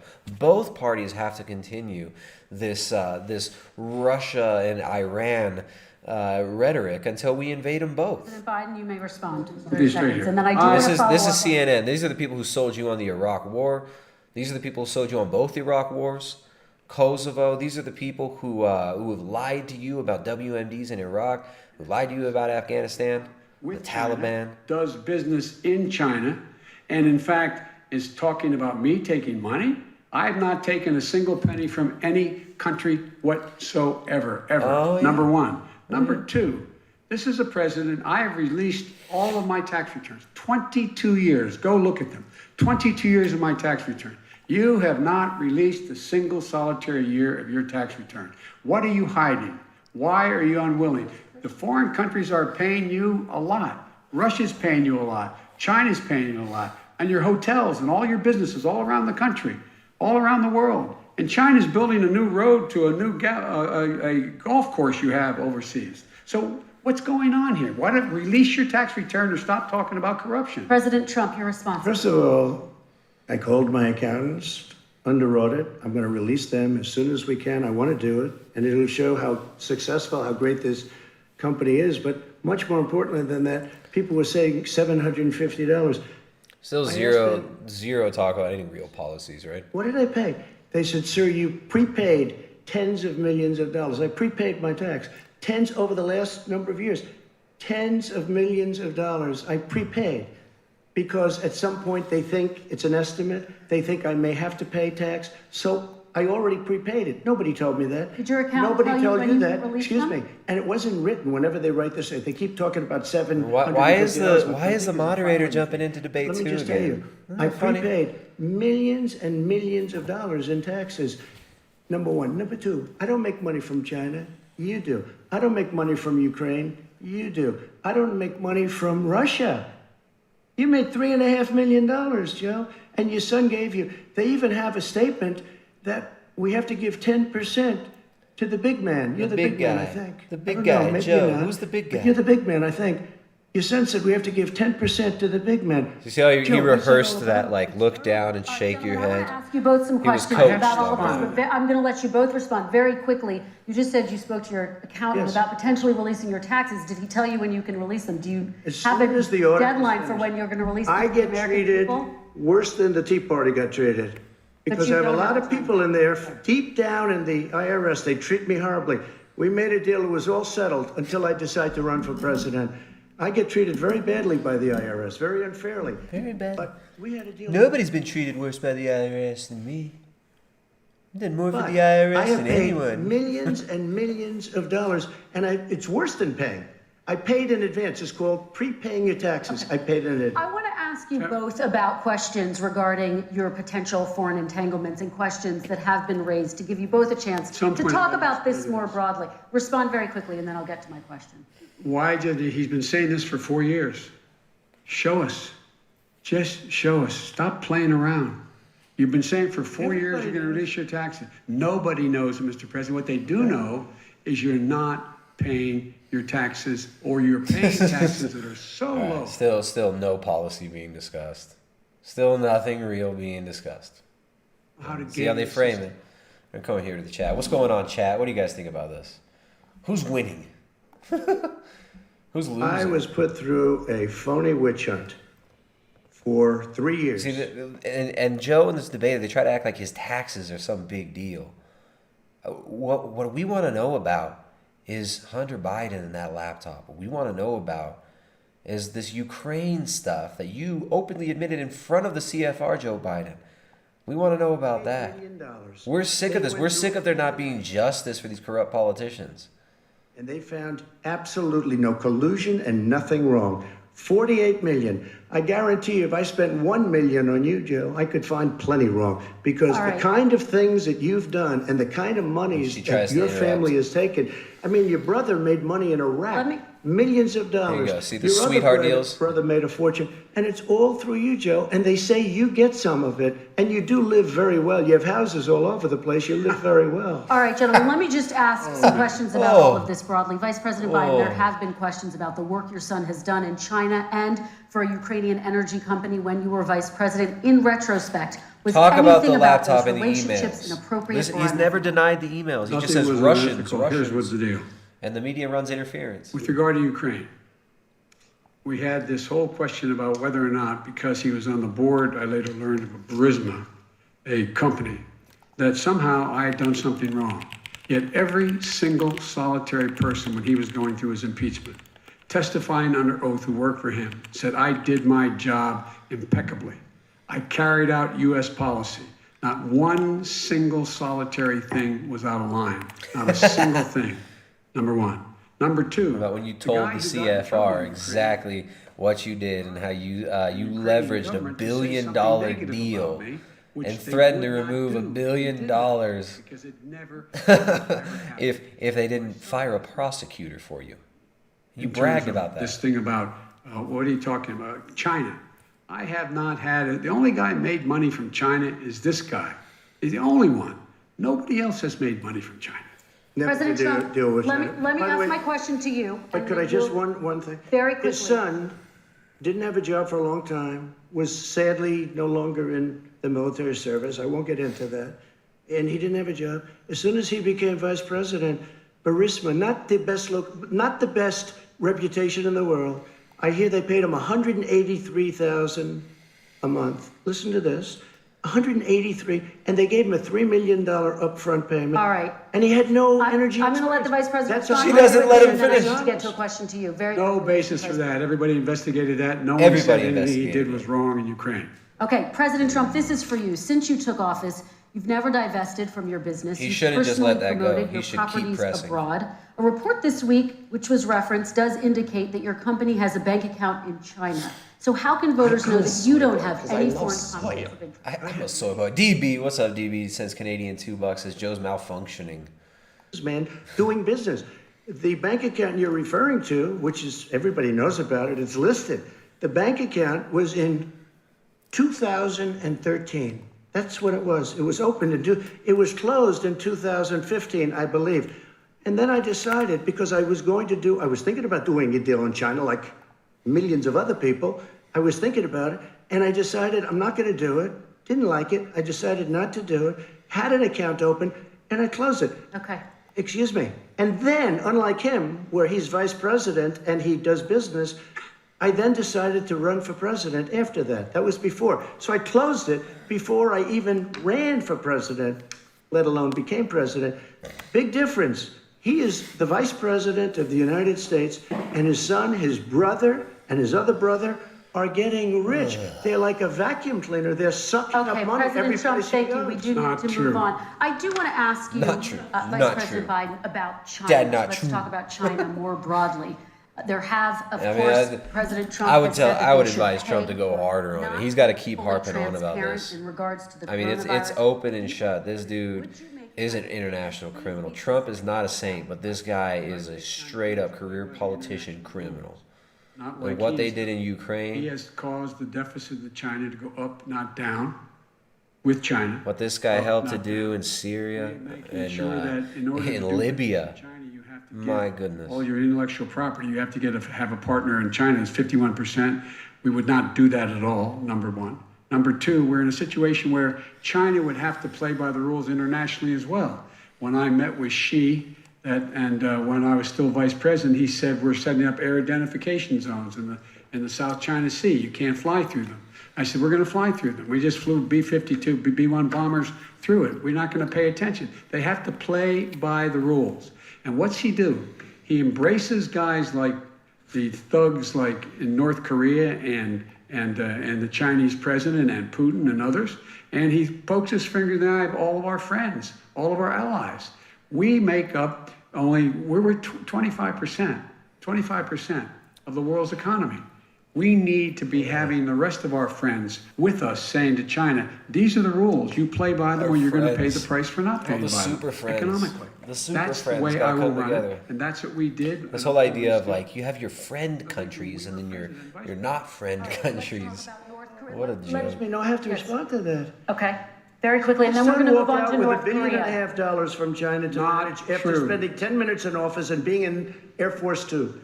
Number one. Number two, there's a very strong email talking about your family wanting to make $10 million a year for introductions. President Trump, on There you China go. policy, though, what's No, but specific- what are Oh no! See, they won't let him. They won't let him talk What are about. you going to do to make They won't let him China talk pay? about the You said you're actual gonna do it. content of these China's paying. emails. They're paying He billions needs to and keep billions going. of dollars. I just gave New $28 billion. sanctions? New sanctions? I just gave $28 billion to our farmers. Taxpayers' Because China- money. It's what? Taxpayers' money. No, you know who the taxpayer is? It's called China. China Not paid true. $28 billion, and you know what they did to pay it, Joe? They devalued their currency, and they also paid up. And you know who got the money? Our farmers, our great farmers, because they were targeted. You never charged them anything. Also, I charged them 25% on dumped steel because they were killing our steel industry. We were not going to have a steel industry. Okay. And now we have a steel Okay, industry. Vice President Biden, your response, please. Our response is, look, this isn't about, there's a reason why he's bringing up all this malarkey. Malarkey. There's a reason for it. He doesn't want to talk Malarkey. about the substantive issues. It's not about his family and my family. It's about your family. And your family's hurting badly. If you're making less than, if you're a middle-class family. And you you're locking us all getting- down and telling us we're non-essentials and making us wear masks, that's going to help, Joe? Your Green we New can't get Deal? new tires with a ball because You we have to taking wait away our another month or so. gasoline, Or are we gonna be starving able us to of pay the mortgage? resources? Who's That's gonna gonna tell her help, huh? She can't go back to community college. They're the decisions you're making. Community the middle-class college. families like I grew up in Scranton and Claymont. Cam girls are having trouble making money on OnlyFans. Your families that we're always trying to abort. They're struggling. 10 seconds, Mr. President, That's 10 a seconds. typical political statement. Let's get off this China thing, and then he looks, the family, around the table, everything. Just a typical politician when I see that. Let's talk I'm about not North a typical Korea. politician. Okay, That's why I got elected. Let's get off the subject of China. This is the Let's only talk way about Trump sitting can around really the win this is he has to break the fourth We're going wall. to talk He's about got to North break that Korea fourth now. wall. He's got to President shatter Trump that met glass with North house. Korean leader Kim Jong-un 3 times. You've talked about your beautiful letters with him. You've touted the fact that there hasn't been a war or a long-range missile test. And yet North Korea recently rolled out its biggest ever intercontinental ballistic missile and continues to develop its nuclear arsenal. Do you see that as a betrayal of the relationship you forged? Just 30 seconds here because we need to get on to the next. So when I met with Barack Obama, we sat in the White House right at the beginning, had a great conversation. It was supposed to be 15 minutes and it was well over an hour. He said the biggest problem we have with North Korea. He indicated we will be in a war with North Korea. Guess what? It would be a nuclear war. And he does have plenty See, they've of wanted nuclear war with North capability. Korea. They In the wanted meantime, war I with have a very Iran. good They wanted relationship war with Russia. It's been open for a long time. We have a different kind of a relationship. We have a very good relationship, and there's no war. And you know, And this about is part of why 2 the months media ago, despises he broke Trump. into- Even though he dances for them in certain ways, he's pulling troops out of Afghanistan. He's not pushing their war agenda like they want him to. Now, he's far from perfect. Dude's far from perfect. The Syria stuff is a mess. There's a lot of messes that he's allowed these people to put us into still. But they want full-on war with Iran. They want war with North Korea. They want international conflict. This is the name of the game. There's a lot of money involved in selling out these countries. Here's the and strip I made mining it these clear countries. as a spokesperson of the administration when I went to China that they said, why are you moving your missile defense up so close? Why are you moving more forces here? Why are you continuing North to do Korea. That's how tiny is North Korea, too. military maneuvers with South Korea? I said, because North Korea is a problem, and we're going to continue to do it so we can North control Korea it. is about to invade the United States and take all their resources. North Korea is just about to. They're going to steal all your women and destroy all your men. North Korea is going to do that. Legitimized North Korea. He's talked about his good buddy who's a thug, and he talks about how we're better off, and they have much more capable missiles, able to reach U.S. territory much more easily than ever did before. Let me follow up with you, Vice President Biden. You've said you wouldn't meet with Kim Jong-un without preconditions. Are there any conditions under which you would meet with him? On the condition that he would agree that he would be drawing down his nuclear capacity to get that. That's always nuclear-free zone. they're making nuclears. They've got the nuclears. The yellow cake. Look at the yellow cake. Colin Powell. Look at the yellow cake. We got yellow cake. Obama. He didn't like him. He wouldn't do it. Okay, I know got to for give him a fact they chance to tried. respond to that He before we wouldn't move do on. it. guys. And that's okay. You know what? I get upset with both of them sometimes. I think that I don't know. I get upset with both of them. I can't believe how anybody could vote for Biden though. But yeah, North Korea, you guys. Hey, hit the thumbs up on the stream, guys. Hit the thumbs up. Hit the share on the stream. You know, YouTube doesn't share these. YouTube doesn't do any good for this channel at all. We've been hidden. We're probably about like a 50% shadow ban now, and it just keeps stacking on. So you guys, please support the channel. These streams only happen with your support. We get no support from YouTube. All the videos get demonetized, hidden in the algorithm. Your donations via Streamlabs are the only way this channel gets support.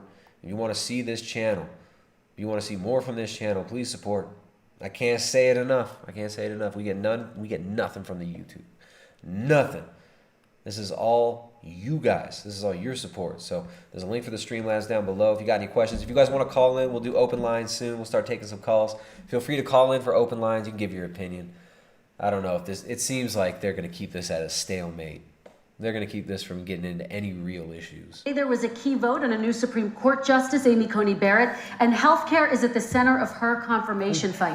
Over 20 million Americans. No talk of Green New Deal, no talk of the World Economic Forum, the Great Reset, Fourth Industrial Revolution, the massive amount of power the telecommunications industry has been given, these government DARPA contracts with telecommunication industry that's rolling out these millimeter wave systems everywhere that have far-reaching implications beyond just communications through your devices. Also have other applications, including military applications. No talk about this. The No talk individual about this. mandate. That is the worst part of Obamacare, as we call it. The individual mandate where you have to pay a fortune for the privilege of not having to pay for bad health insurance. I terminated. It's gone. Now it's in court because Obamacare is no good. But then I made a decision, run it as well as you can to my people, great people. Run it as well as you can. I could have gone the other route and made everybody very unhappy. They ran it. Premiums are down, everything's down. Here's the problem. No matter how well you run it, it's no good. What we'd like to do is terminate it. We have the individual mandate done. I don't know that it's going to work. If we don't win, we will have to run it and we'll have Obamacare, but it'll be better run. But it no longer is Obamacare because without the individual mandate, it's much different. Pre-existing conditions will always stay. What I would like to do is a much better health care, much better, will always protect people with pre-existing. So I'd like to terminate Obamacare, come up with a brand new, beautiful health care. The Democrats will do it because there'll be tremendous pressure on them. And we How about might even this? have- None of us want big pharma or the government involved in what we put into our bodies. None of us trust big pharma anymore. We don't want Obamacare. We don't want the government taking DNA samples from us. We don't want the Rockefeller Foundation taking DNA samples from us. We don't give a shit about, I don't want your government health care. I don't want that. I don't want the government involved in reading my vital signs. I don't want you looking at my health records, even though you probably got DNA samples, health records, all my standardized testing, all my essays that I ever wrote in middle school, high school, university, even though you got all that. I don't want you reading my vital signs, government. I don't want your health care. We can take care of our own health. And I'll go to a hospital if I break my femur. I'll go to a hospital if I'm bleeding out. I don't want your freaking, your nanny state healthcare in my body. What I'm going to do is pass Obamacare with a public option. And this is, again, they talked about this in the first debate. Nothing new, nothing new. So this is by far the stupidest freaking debate. What a joke. What a joke. This is the worst debate yet. The town halls might have even been better. To get Medicaid, you automatically are enrolled, providing competition for insurance companies. That's what's going to happen. Secondly, we're going to make sure we reduce the premiums and reduce drug prices by making sure that there's competition that doesn't exist now by allowing the Medicare to negotiate drug prices with the insurance companies. Thirdly, the idea that I want to eliminate private insurance, the reason why I had such a fight for... Here's the thing, these insurance companies and these lawyers, these people are making a killing off of all these scams. That's why I did not one single person with private insurance would lose their insurance under my plan, nor did they under Obamacare. They did not lose their insurance unless they chose they wanted to go to something else. Lastly, we're going to make sure we're in a situation that we actually protect pre-existing. There's no way he can protect pre-existing conditions. None, zero. You can't do it in the ether. He's been talking about this for a long time. He's never come up with a plan. Pre-existing conditions. Oh, the pre-existing conditions. This is what you're supposed to care about. Oh, pre-existing conditions. 18, 19, and 20. Trump needs to go. Trump's got to go full on scorched earth. He's got to break the fourth wall. He's got to get through this nonsense. They've got him in a loop. They've got him in a loop. They've got you chained to the ground, Trump. To take away. And he brought up the laptop a little bit, but he's got to go harder on that. He needs to put the gloves on. I don't know why he's got them gloves on. What are they going to do? I have a follow-up for you, Vice President Biden. It relates to something that President Trump said. He's accusing you of wanting socialized medicine. What do you say to people who have concerns that your health care plan, which includes a government insurance option, takes the country one step closer to a health care system run entirely by the government? What's your response? It's ridiculous. It's like saying that, we're the idea that the fact that there's a public option that people can choose, that makes it a socialist plan. Look, the difference between the president, I think healthcare is not a privilege, it's a right. Everyone should have the right to have affordable healthcare. And I am very proud of my plan. It's gotten endorsed by... What a stupid... Oh, everybody has a right to affordable healthcare. Your families are suffering. Your democracy is being undermined by Russians and Iranians. They don't want... Russians and Iranians want to take your free healthcare. How many of you home are worried and rolling around in bed tonight wondering what in God's name you're going to do if you get sick? No. Because you've lost your... Because I know how to treat myself. I know how to keep myself from getting sick. I know how to keep myself metabolically healthy. That's what I do. I'm not lying in bed worrying about what's going to happen when I get sick. You know what I'm lying in bed worrying about?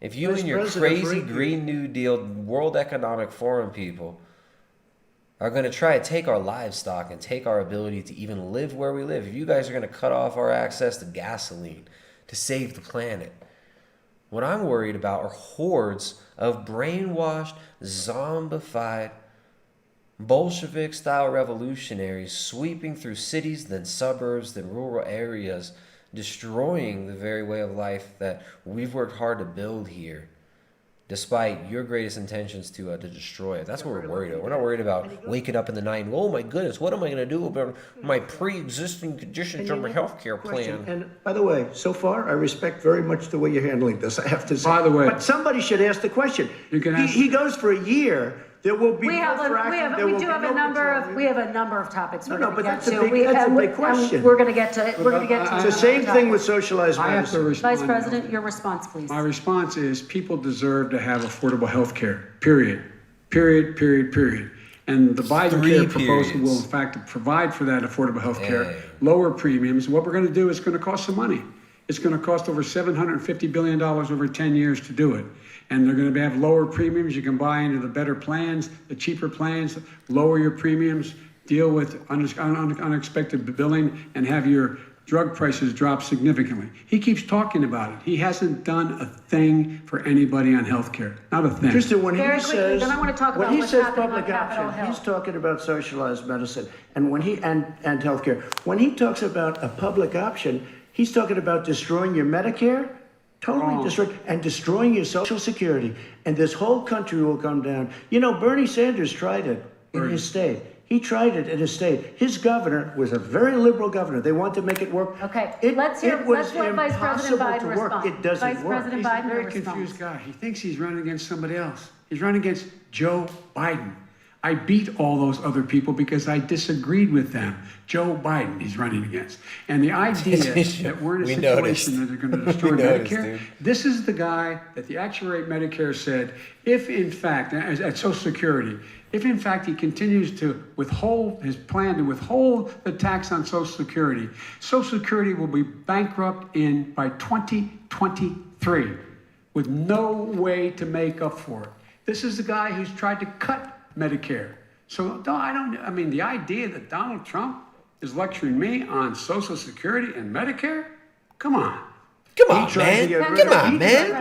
That's the thing. That's the thing. Come on, man.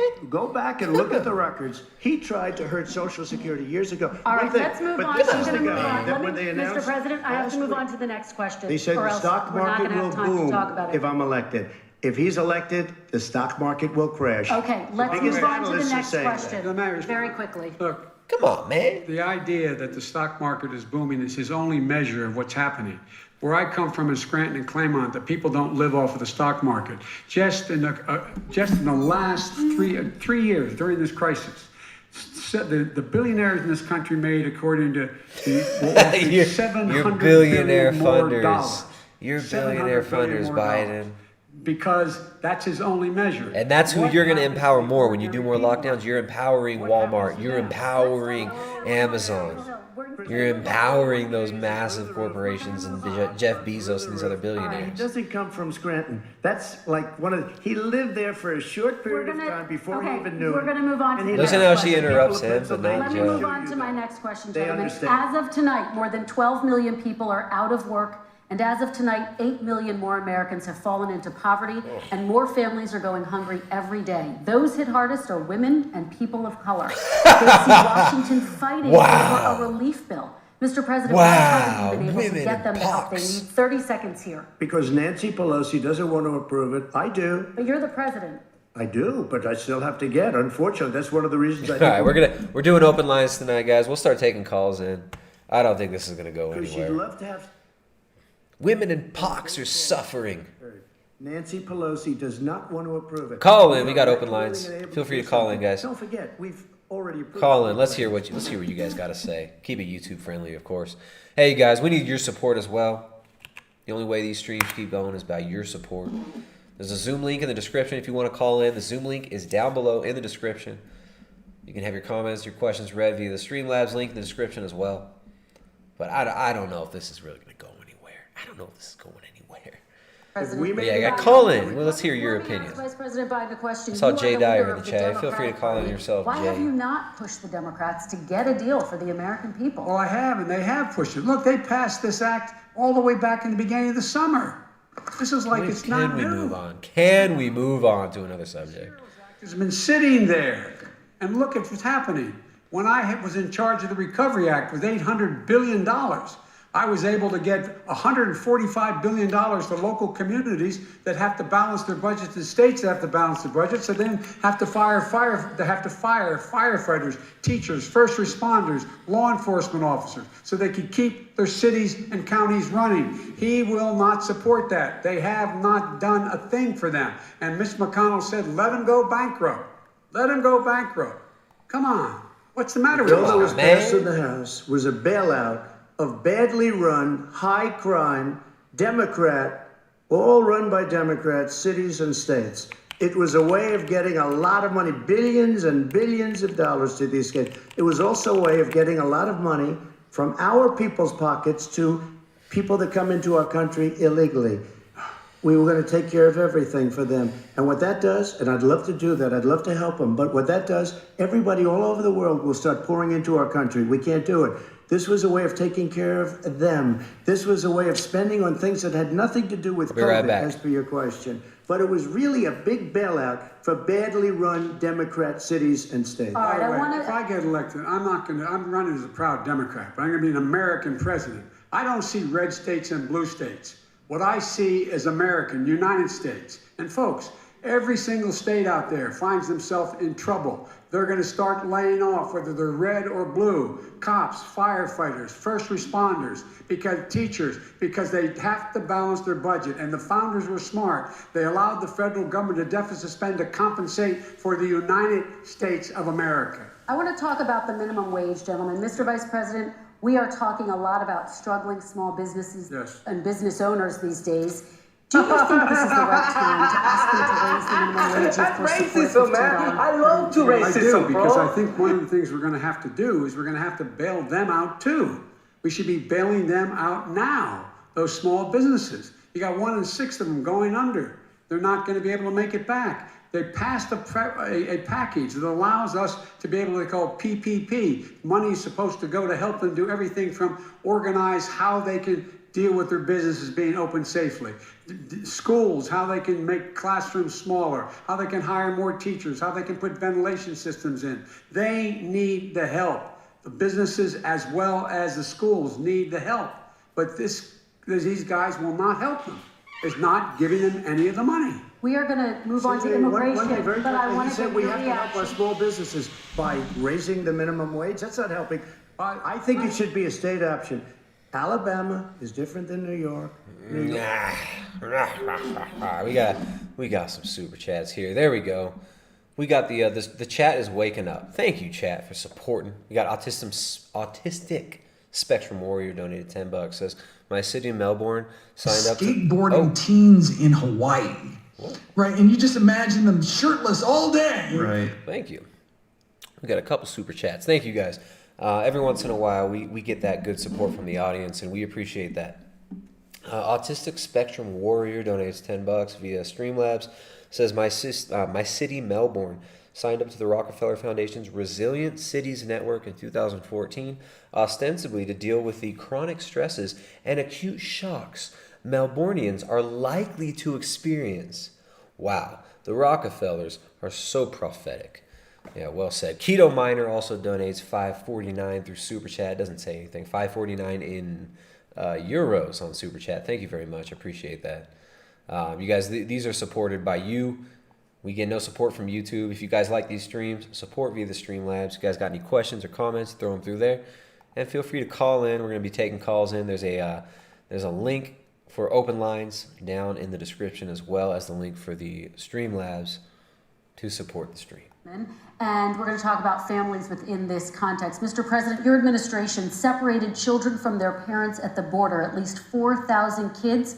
You've since reversed Your administration also, so did Obama's administration. locate the parents of more than 500 children. So how will these families ever be reunited? Children No are one brought cares here about this shit media. by coyotes and lots of bad people, cartels, and they're brought here, and they used to use them to get into our country. We now have as strong a border as we've ever had.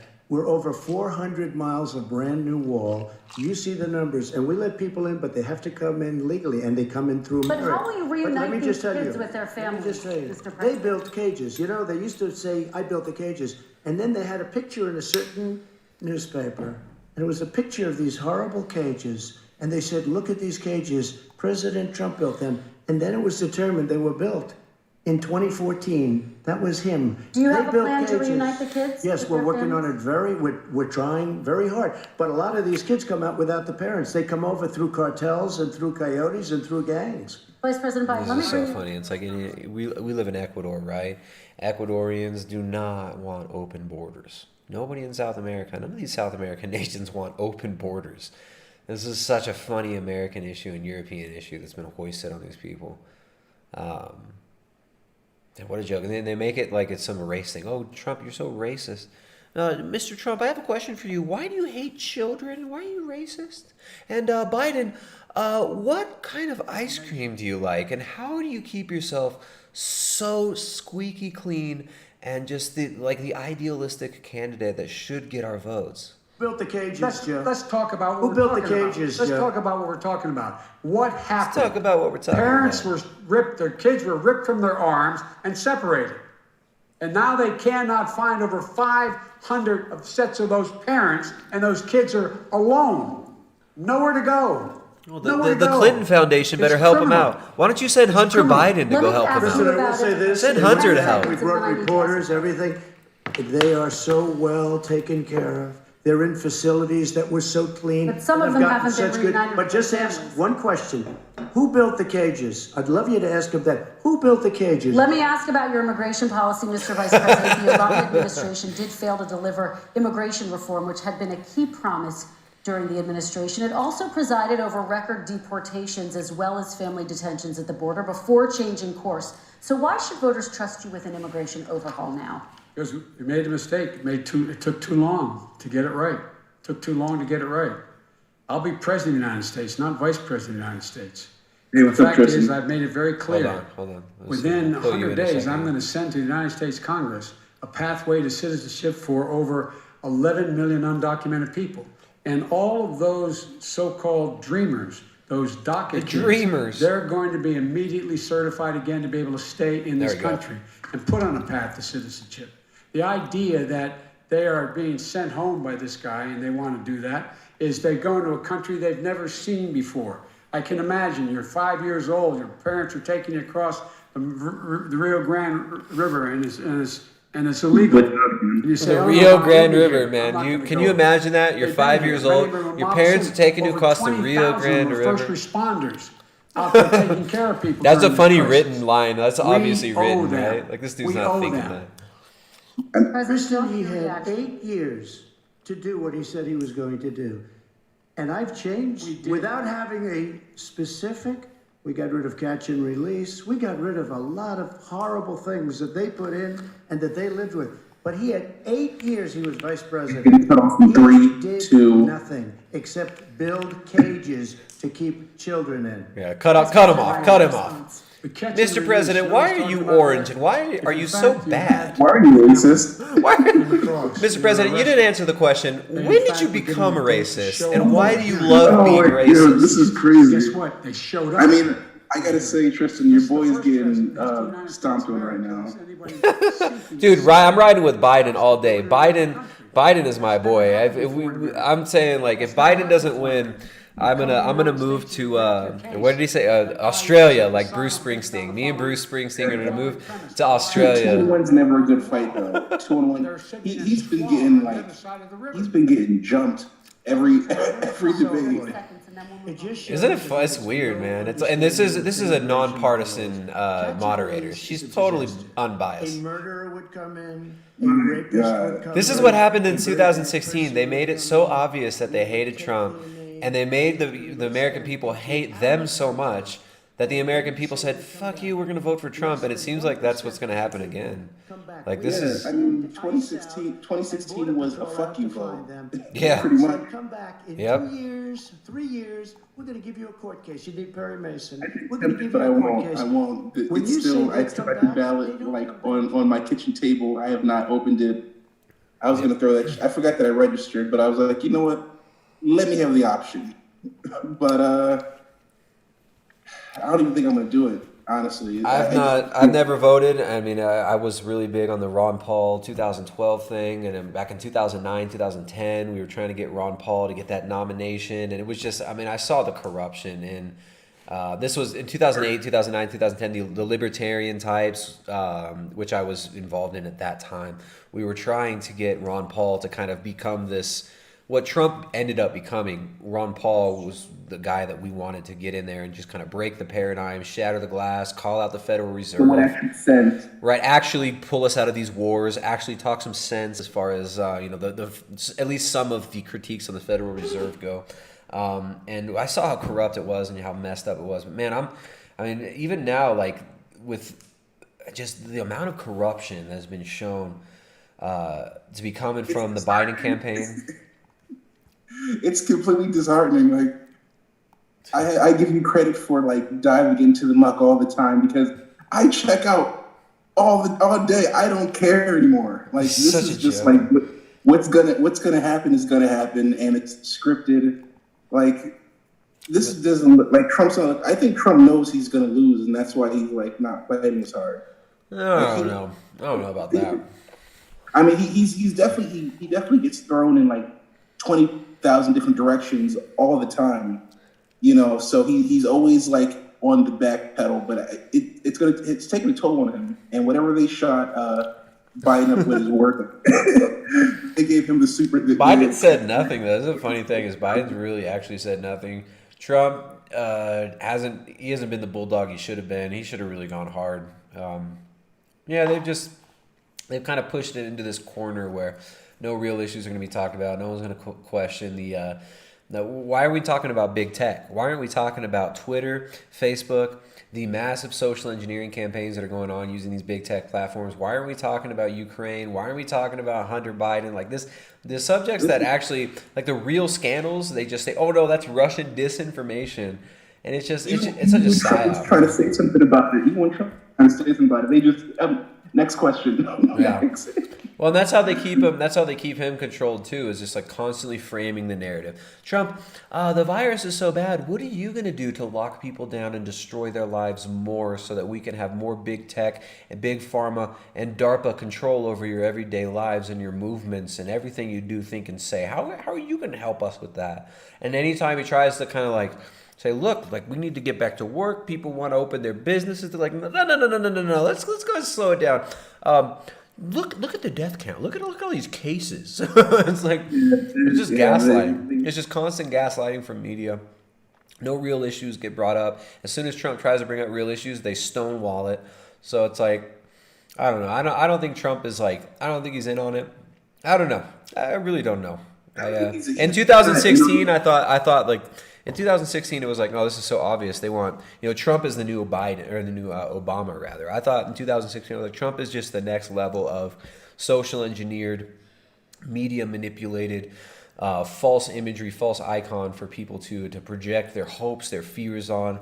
And but now it really does seem like, especially with the CFR going so hard against him, with the Atlantic Council going so hard against him, it does seem like he's fucking up a lot of their plans, which makes me like almost want to like spite vote for Trump just to say F you to all these terrible. So you're thinking about it. Well, I can't because it'd be an absentee ballot. So it's like my vote. I've vowed not to vote a long time. Back in like 2008, 2009, I was like, I'm never gonna vote. When I saw what happened with Ron Paul. You're trying to say use my powers that I have in the kitchen table. No, I don't give a shit, man. It's like if you want to vote for whoever, I do think it's fun. Look, when I hear friends and family say they voted for Biden because Trump's just not presidential. It's like, dude, this guy wants to raise your taxes so astronomically high. This Green New Deal shit, all this, like, this is the problem with Trump. Isn't bringing up all the Green New Deal stuff, World Economic Forum bullshit. Trump's not bringing up the stuff. He's been castrated. He's castrated whenever here. He gets, any steam, he just gets cut off from the knees by the moderator. Now, mind you, I'm not a huge fan of Trump at all. I'm a fan of anti-establishment, but I'm not a fan of Trump really. But to see someone get stonewalled when they have, some legitimate points, I mean, it just shows how rigged the system is. And the dude does have some patience, man. You got to look. All right, Biden's a piece of shit, right? I can't hate Trump though. Like I'm not Trump. I'm not like a Trump fanboy, but I'm not Trump deranged. I got respect for Trump. Biden's a fucking moron.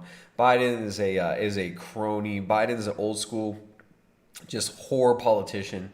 But I mean, what him and Obama did was, I mean, you have to understand, as a black person, it hurts me to say these things about Obama, but it's right in your face. Like, fuck Obama. This Obama is such a patronizing. Obama is one of the worst politicians ever. He's one of the best examples of just total like freaking Manchurian candidate, whore candidate. Yeah, it's just that do what you're told and you will not get assassinated. That's basically what it was, you know. Dude, he was from the beginning. That guy. I mean, he was groomed since he was a child. He was groomed, compromised since he was a child. Obama. Everybody around the Chicago area knows about Obama's proclivities. Remember his boyfriend came out and talked about their escapades back. What was that guy's name? I forget his name. His old Obama boyfriend. But anyway, we know these people. These dudes are all compromised, man. Yeah. They're all compromised. I never got too deep into him. When I see bullshit artists, I instantly check out. Like I know that I shouldn't, but when I see complete horseshit artists, it's like now in the last 2 months of his presidency. Now he wants to hang out with Jay-Z publicly and talk about the criminal justice system when he's a hoe. You know, reforming and shit like that. Like it was complete and total horseshit. And I mean, this is the system we're in. Like as a prerequisite to get into this system, you have to be super corrupt, it seems. So that's why, you know, that's why Trump is, you know, I'm sure he's done things. They all have done. The secret is they're all the bad guy. It's just two teams. Like this is what is it? The reason why people watch shit like House of Cards and even what was that tokenist show on HBO with the dragons and shit? Game of Thrones. Game of Thrones. The reason why people can believe these fantastical stories is because, in essence, it's true. Did black people even watch Game of Thrones? Did you even watch that show? We didn't watch Game of Thrones. I feel like black people are just like, I don't give a fuck about these white dudes with swords. Fuck these guys. I actually like something like that, but I have like a life. There seems to be like I actually do things. You know nothing, Jon Snow. You know nothing. You know nothing. All right, let's see what they have to say. Maybe they're talking about real issues now. On the issue of race, we're talking about the issue. Here, let's back this up a little bit. We'll back it up. There's not enough people in jail. And go on my website. Obama would never give them long-term funding, including some very liberal people that cried in my office. They cried in the Oval Office. 2 weeks later, they're out saying, gee, we have to defeat him. Criminal justice reform, prison reform, opportunity zones with Tim Scott, a great senator from South Carolina. He came in with this incredible idea for opportunity zones. It's one of the most successful programs. People don't talk about it. Tremendous investment is being made. Biggest beneficiary, the Black and Hispanic communities. And then historically, Black. What do you think? All right, who's more racist, Trump or Biden? Come on. I love some of those. Who's guys. more racist, Aaron? You're as our resident. I mean, obviously, because you're black, you represent. As far as the media is concerned, you represent everyone. Like every black person must agree with. Person. Right. Well, no, I don't. Honestly, I would say Joe Biden. A little bit more racist. How much more racist? Like on a scale of 1 to 10. the lie to you in your face racist. Like I think Trump has some old school sensibilities. He's an idiot, not a racist. Like everyone's racial. You know, everyone has jokes and things like that, but that seems to be taboo in today's world. You know, to me, someone who's racist is someone who can hide it, like Biden or Hillary Clinton or Kamala Harris, or you know, people who seem to hate us in reality. So no, I would definitely say Biden. What do you think? Hillary Clinton? Where did that quote come from? When they said that Hillary said that blacks are super predators. I don't remember where. I seen that live. She said it like there was a recording of it, or was it a print interview? Like I don't remember. Where no, it was some sort of hearing. I don't know what it was. I'm pretty sure I seen it on CNN. Was she trying to be like? Was she trying to be complimenting? Was she trying to say like, oh, they're really good athletes or something? Or like, how did that even come out of her mouth? Super predators. I'm pretty sure it was some sort of because Hillary Clinton was really tough on crime. Yeah. And she's really big on like private prison investment too. Yeah, so I think that's where the super predator phrase came from. She's real tough on crime, but really, she's cool with her husband being involved in importing cocaine through Mena, Arkansas for the Bush crime family. That's why I'm offering $20 billion. That's the world. You lived in the world. You lived in, America. I know rich people who have done horrific things, and they're fine. And I know people who've made some huge mistakes are in jail for a long time. But that's in every walk of life. That's not just exclusive to the Black experience. I don't know why people pretend that is. Where are these laws? These we talk about systemic oppression. Where are the laws? Like, okay, we need to do something about systemic racism. Fuck yeah.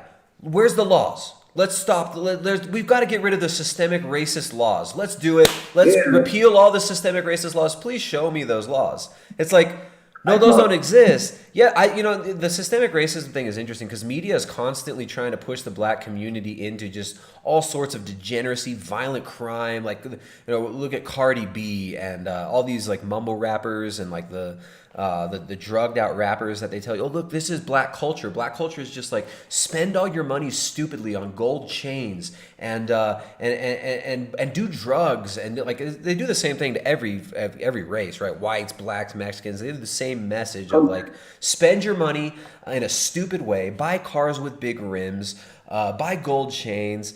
And then they talk about systemic racism. No offense, y'all get it worse. Y'all get straight Satan. yeah. For white dudes, it's just like you're a piece of shit. Act like a weird. Let Black dudes bang your wife and get into veganism and Satanism for white dudes. It's like you guys Satanism. Like you guys get Wiccan and Satan and Satan. So I'm like, we get like chains and like.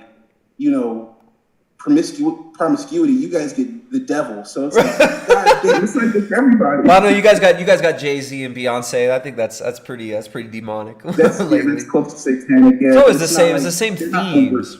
But like, yeah, white people are like, oh no, you have no culture. You're just an abomination. Black dudes, it's like, oh, your culture is basically violence and crime and gangster rap. Like that's what we'll give you. And then, oh no, it's systemic racism, but it's like the media that's gaslighting you into committing crimes and glorifying criminality is then telling you, and then the same media companies are investing in private prisons and whatnot. Then they're telling you. I used to watch BET. It wasn't the Discovery Channel or anything like that. Like it wasn't anything positive on there. And I'm just like, we have to change the narrative ourselves, because anytime big business inside of it, they control the narrative.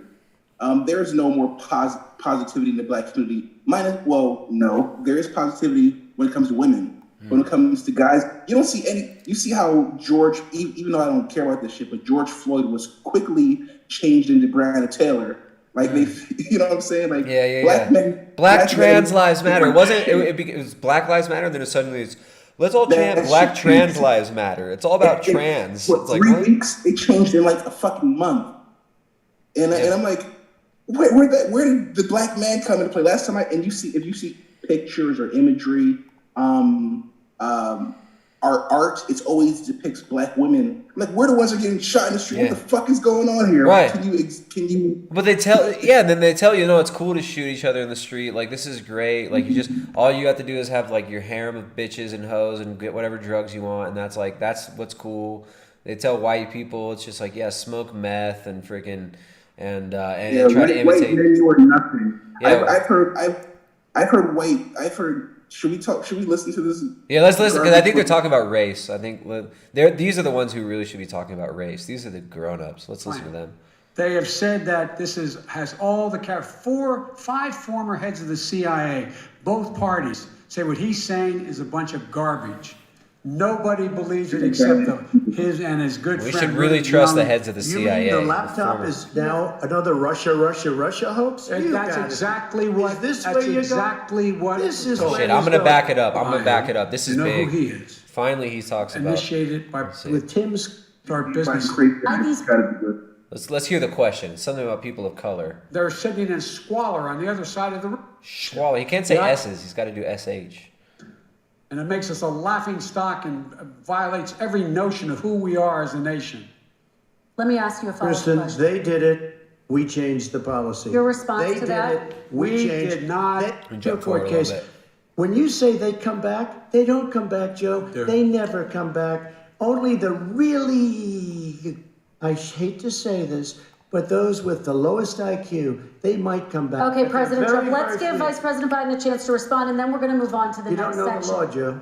Vice President Biden, your response. Know the law, what he's telling you is simply not true. Well, check it out. They don't come back. Check it out. All right, let's move on. But we don't have to the worry next about it because they section. terminated it, so we don't have to worry about Let's it. move on to the next And you have section. 525 kids not knowing where in God's name they're going to be and lost their parent. Okay. Back every year. We have to come back because President Obama would never give them long-term funding, and I did. Jump forward. That I'm what trying to this find the he's question. accusing me of is there. That's Me ask one. some follow-up. It looked like it was there. They fed it on the screen, and it was highly salacious. Do you understand why people of color fear for their children? What kind of question is that? It's like, okay, let's figure out. We need to figure out the direction that the world is going to go. President Trump, do you understand why people of color fear for their children? Like, who are you pandering to? Like, and how stupid do you think? This is what's so funny. It's like the people. You know who the racists are? The people who are writing these little taglines for CNN. Those are the racists. You think that everybody just needs to behave and groupthink all the time, and because they're black, they gotta go ahead. But look at the audience that they're giving this stuff to. I mean, you've been on a maybe we deserve this. I know kind of, right? Do we deserve this? They're appealing to the lowest common denominator. Anyway, you should listen to this garbage. No minimum mandatories in the law. That's why I'm offering $20 billion to states to change their state laws to eliminate minimum mandatories and set up drug courts. No one should be going to jail because they have a drug problem. Remember, Kamala Harris was jailing more blacks for drug crimes than almost anybody else in the world. Her whole career is about jailing blacks. Come on. Didn't you do it 4 years ago? Why didn't you do that 4 years ago? Even less than that. Why did you And of course, the media, who's always pushing criminality and normalizing it, legitimizing it, and telling blacks that this is how you become successful, is blowing your money, worrying about hoes, and taking drugs and being a criminal.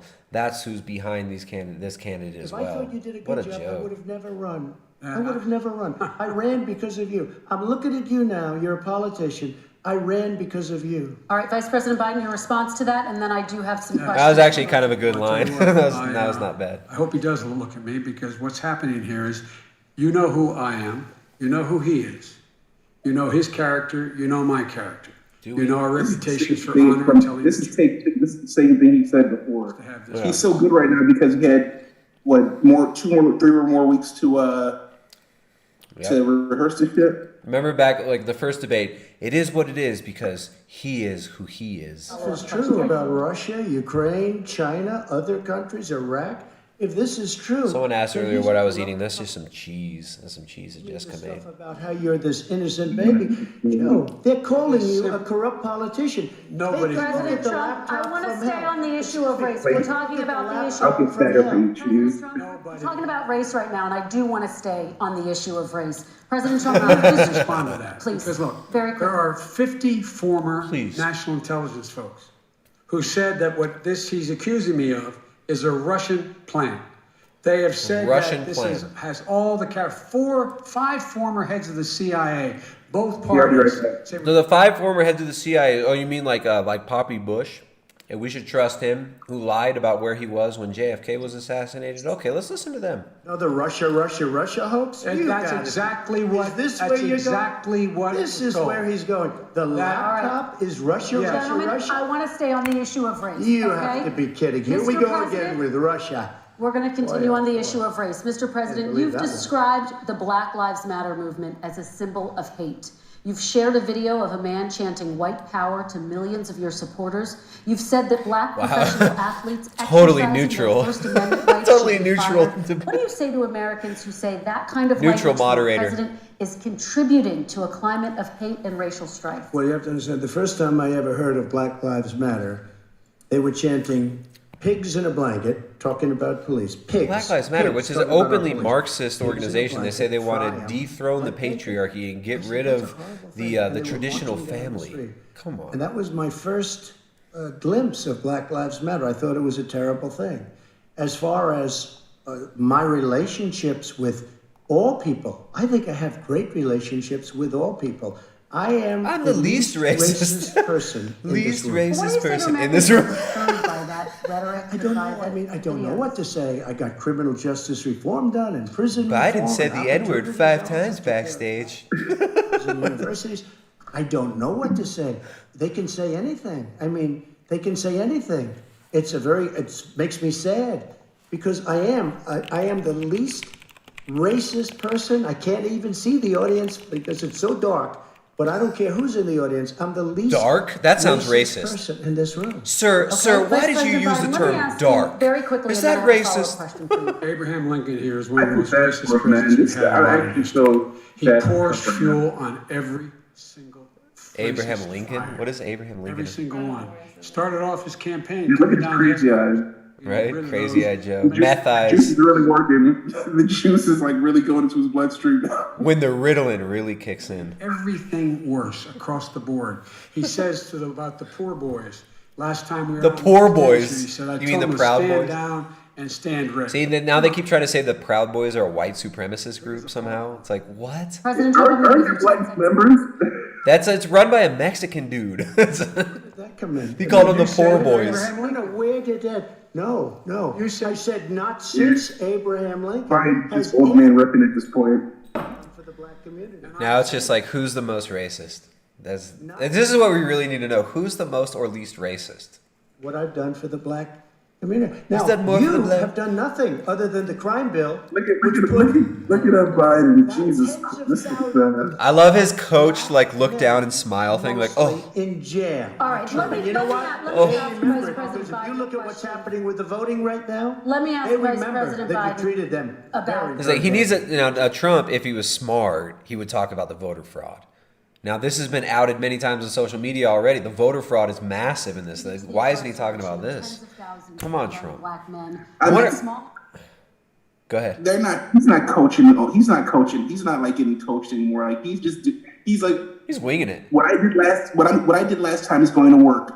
Like he didn't train for this. Yeah. And Biden has just been. He had the goggles on. He was floating inside of like a hyperbolic tank. Like they were juicing him up. They were giving him like he rehearsed this for Right. like he just woke up out of his hyperbolic chamber just now. Like this, he's prepared for this. Right. So he's getting eaten alive right now. And Thousands of young black men who had small amounts of drugs in Yeah, their Trump just wings it. Biden prepares all week for his talking points and knows all the questions that are coming. I don't know. It's still obviously. I guess I am biased because I think the Green New Deal stuff, the World Economic Forum's Great Reset shit, Biden repping the whole Build Back Better. I do. It does seem to me that Trump represents a part of the establishment that is highly maligned against this whole global order thing. So at this point, I'm still like, I would much rather see Trump win. I feel like if Biden wins, it's going to be way, way, way worse. New World Order. Listen. You might as well just that in the movie where the guy jumps off the atom bomb and he's just got the cowboy hat. Yeah, Dr. Strangelove, man. Dr. Strangelove, dude. You might as well just enjoy the fucking ride. This is well, Biden's like the acceleration is that Biden is that candidate. Biden is the F it all. We're riding the nukes to the ground. We're gonna rodeo the nukes into the New World Order. March forward. Trump has really been a thorn in your side. Yeah, and Trump's like the small thorn in the foot of this New World Order, whereas Biden is like the accelerator candidate. So I don't know. It's just obviously I'd rather see Trump win. I didn't feel strongly enough to actually vote. I think democracy in general is incredibly flawed. I think it's ridiculous that my vote counts just as much as vegan gains. My vote counts just as much as vegan gains. And ask yourselves, audience's votes. Like this is obviously democracy is flawed. Man, Matt Andrews' philosophy prevailed. Matt Andrews, this is the thing. Well, we don't even know if you're allowed to vote yet. We're gonna have to ask Matt if Aaron's allowed to vote. You're gonna have to step on the scale to to see if you're allowed to vote. Yeah, no, in his world, you know, I definitely can't vote. We're just kidding. People actually maybe. I wonder if anybody actually thinks that Matt is like some monster or something. I was getting personally offended with every new tick that he had on his people can vote. I was like, that's me. We're just gonna discredit Matt. Matt's gonna become the new. He's like the new whipping boy. Matt's the racist. Matt's the real racist. Come on, Matt. Why are you so racist? Because you're all talk. All right, Vice President Biden, and then we're going to move on to the next section. At a Republican Congress. Let's move on, Biden. Let's move on. Look how cool as a cucumber Biden is now. He's leaning over. He's got his eye at the presidency, and Kamala's got her eye at his back, you know, with a knife. You know, it's like he doesn't know what's coming. He's like the human sacrifice to the female president. All right, let's see how they finish this point. President, you're a leader. For 8 years, why didn't you get it done? You had 8 years to get it done. Now you're saying you're going to get it done because you're all talk and no action, Jim. We got a lot of it done. We released 38,000. We got 38,000 prisoners left from the. You got nothing done. 38,000 prisoners were released from federal prison. There were over 1,000 people who were given clemency. In fact, we're the ones that put in the legislation saying we can look at pattern and practice of police departments and what they were doing, how they were conducting them. What a joke. Tens of millions of jobs, thousands and thousands of... The jobs. President, I have a number more questions. I don't know where he comes from. I don't know where he comes up with these numbers. Plan is stuff, but she knows nothing about the climate. And they're all hopping through. He's indicated that change. My plan will in fact create 18.6 million jobs, 7 million more than his. This is from Wall Street, and I'll create $1 trillion more in economic growth than his proposal does. Not on climate, just on the economy. President Trump came out and said very strongly, $6,500 will be taken away from families under his plan, that his plan is an economic disaster. If you look at what he wants to do, if you look at his plan, his environmental plan, you know who developed it? AOC +3. They know nothing. Why does he call her +3? Where did that come from? I mean, I've heard him say that a few times. You know where that came from? The +3? And they're all hopping through hoops for AOC +3. Look, their real plan costs $100 trillion. If we had the best year in the history of our country for 100 years, we would not even come close to a number like that. When he says buildings, they want to take buildings down because they want to make bigger windows into smaller windows. As far as they're concerned, if you had no window, it would be a lovely thing. This is the craziest plan that anybody has ever seen. He is right about this. This Green New Deal stuff is insane. Smart people? This wasn't done by the Green New Deal stuff anybody, is frankly. that's the global takeover. They want to spend $100 trillion. That's their real number. He's trying to say it was 6. It's $100 trillion. The IMF is talking about 13 trillion. They want to knock down buildings and build new buildings with little, tiny, small windows. I mean, and many other things. And tech devices, tech devices everywhere to monitor everything. More questions to get to. So let's hear from the Vice President. I have a number more questions. I don't know where he comes from. I don't know where he comes up with these numbers. $100 trillion. Give me a break. This plan has been endorsed by every major environmental group and every labor group. Labor. Yeah, and see, these environmental groups are some of the most corrupt groups in the world. The WEF, the World Economic Forum, the WWF, the World Wildlife Fund, which was started by Julian Huxley. These are eugenics rebranded organizations. These are organizations that are all about the consolidation of power. The environmental lobby is one of the biggest scams in the world. And I'm all about protecting the environment. I'm all about repairing the damage we've done to the soil. But this Green New Deal stuff is a total joke. This is Monsanto. This is Bayer Monsanto. This is Cargill. This is BP, Shell, Chevron. This is their sustainable development plan. It's a joke. Wind than you do. It's extremely expensive. That's the thing. Yeah. Kills all the birds. Wind, solar, It's all very these things intermittent. require tons of mining, cobalt, slave labor. This is why Bolivia is such a major battleground in the last couple of years, right? Because of the major lithium reserves that are over there. We're talking about with natural gas, which is very clean. One other thing. Find me a Solar. scientist said that. I love solar, but solar doesn't quite have it yet. It's not powerful yet to really run our big, beautiful factories that we need to compete with the world. So it's all a pipe dream. But you know what we'll do? We're going to have the greatest economy in the world. But if you want to kill the economy, get rid of your oil industry. You want, and what about fracking? All right, Now- let me now we have to let me ask allow about fracking. Vice President Biden to I respond. never said I oppose fracking. You said it on tape. I did. Show the tape. Put it on your website. I'll put it on. Put it on the website. The fact of the matter is, he's flat fence lines. He doesn't understand. This is Why are we giving it to the oil industry? fuck this debate. This shit is fucking a disaster. What a joke. I like fracking. I don't like fracking. Industry. Will you remember It's like- that text? I can't. I'm flabbergasted at this fucking horseshit. That's it. Like, You'll have a depression, the likes of which you've never seen. Your 401ks will go to hell, and it'll be a very, very sad day for this country. All right. Vice President Biden, same question to you. What will you say during your inaugural address to Americans who did not vote for you? I will say, Do me a favor. I'm an American president. You rinse this I down? represent all of you, whether you voted for me or against me. And I'm going to make sure that you're represented. I'm going to give you hope. We're going to move. We're going to choose science over fiction.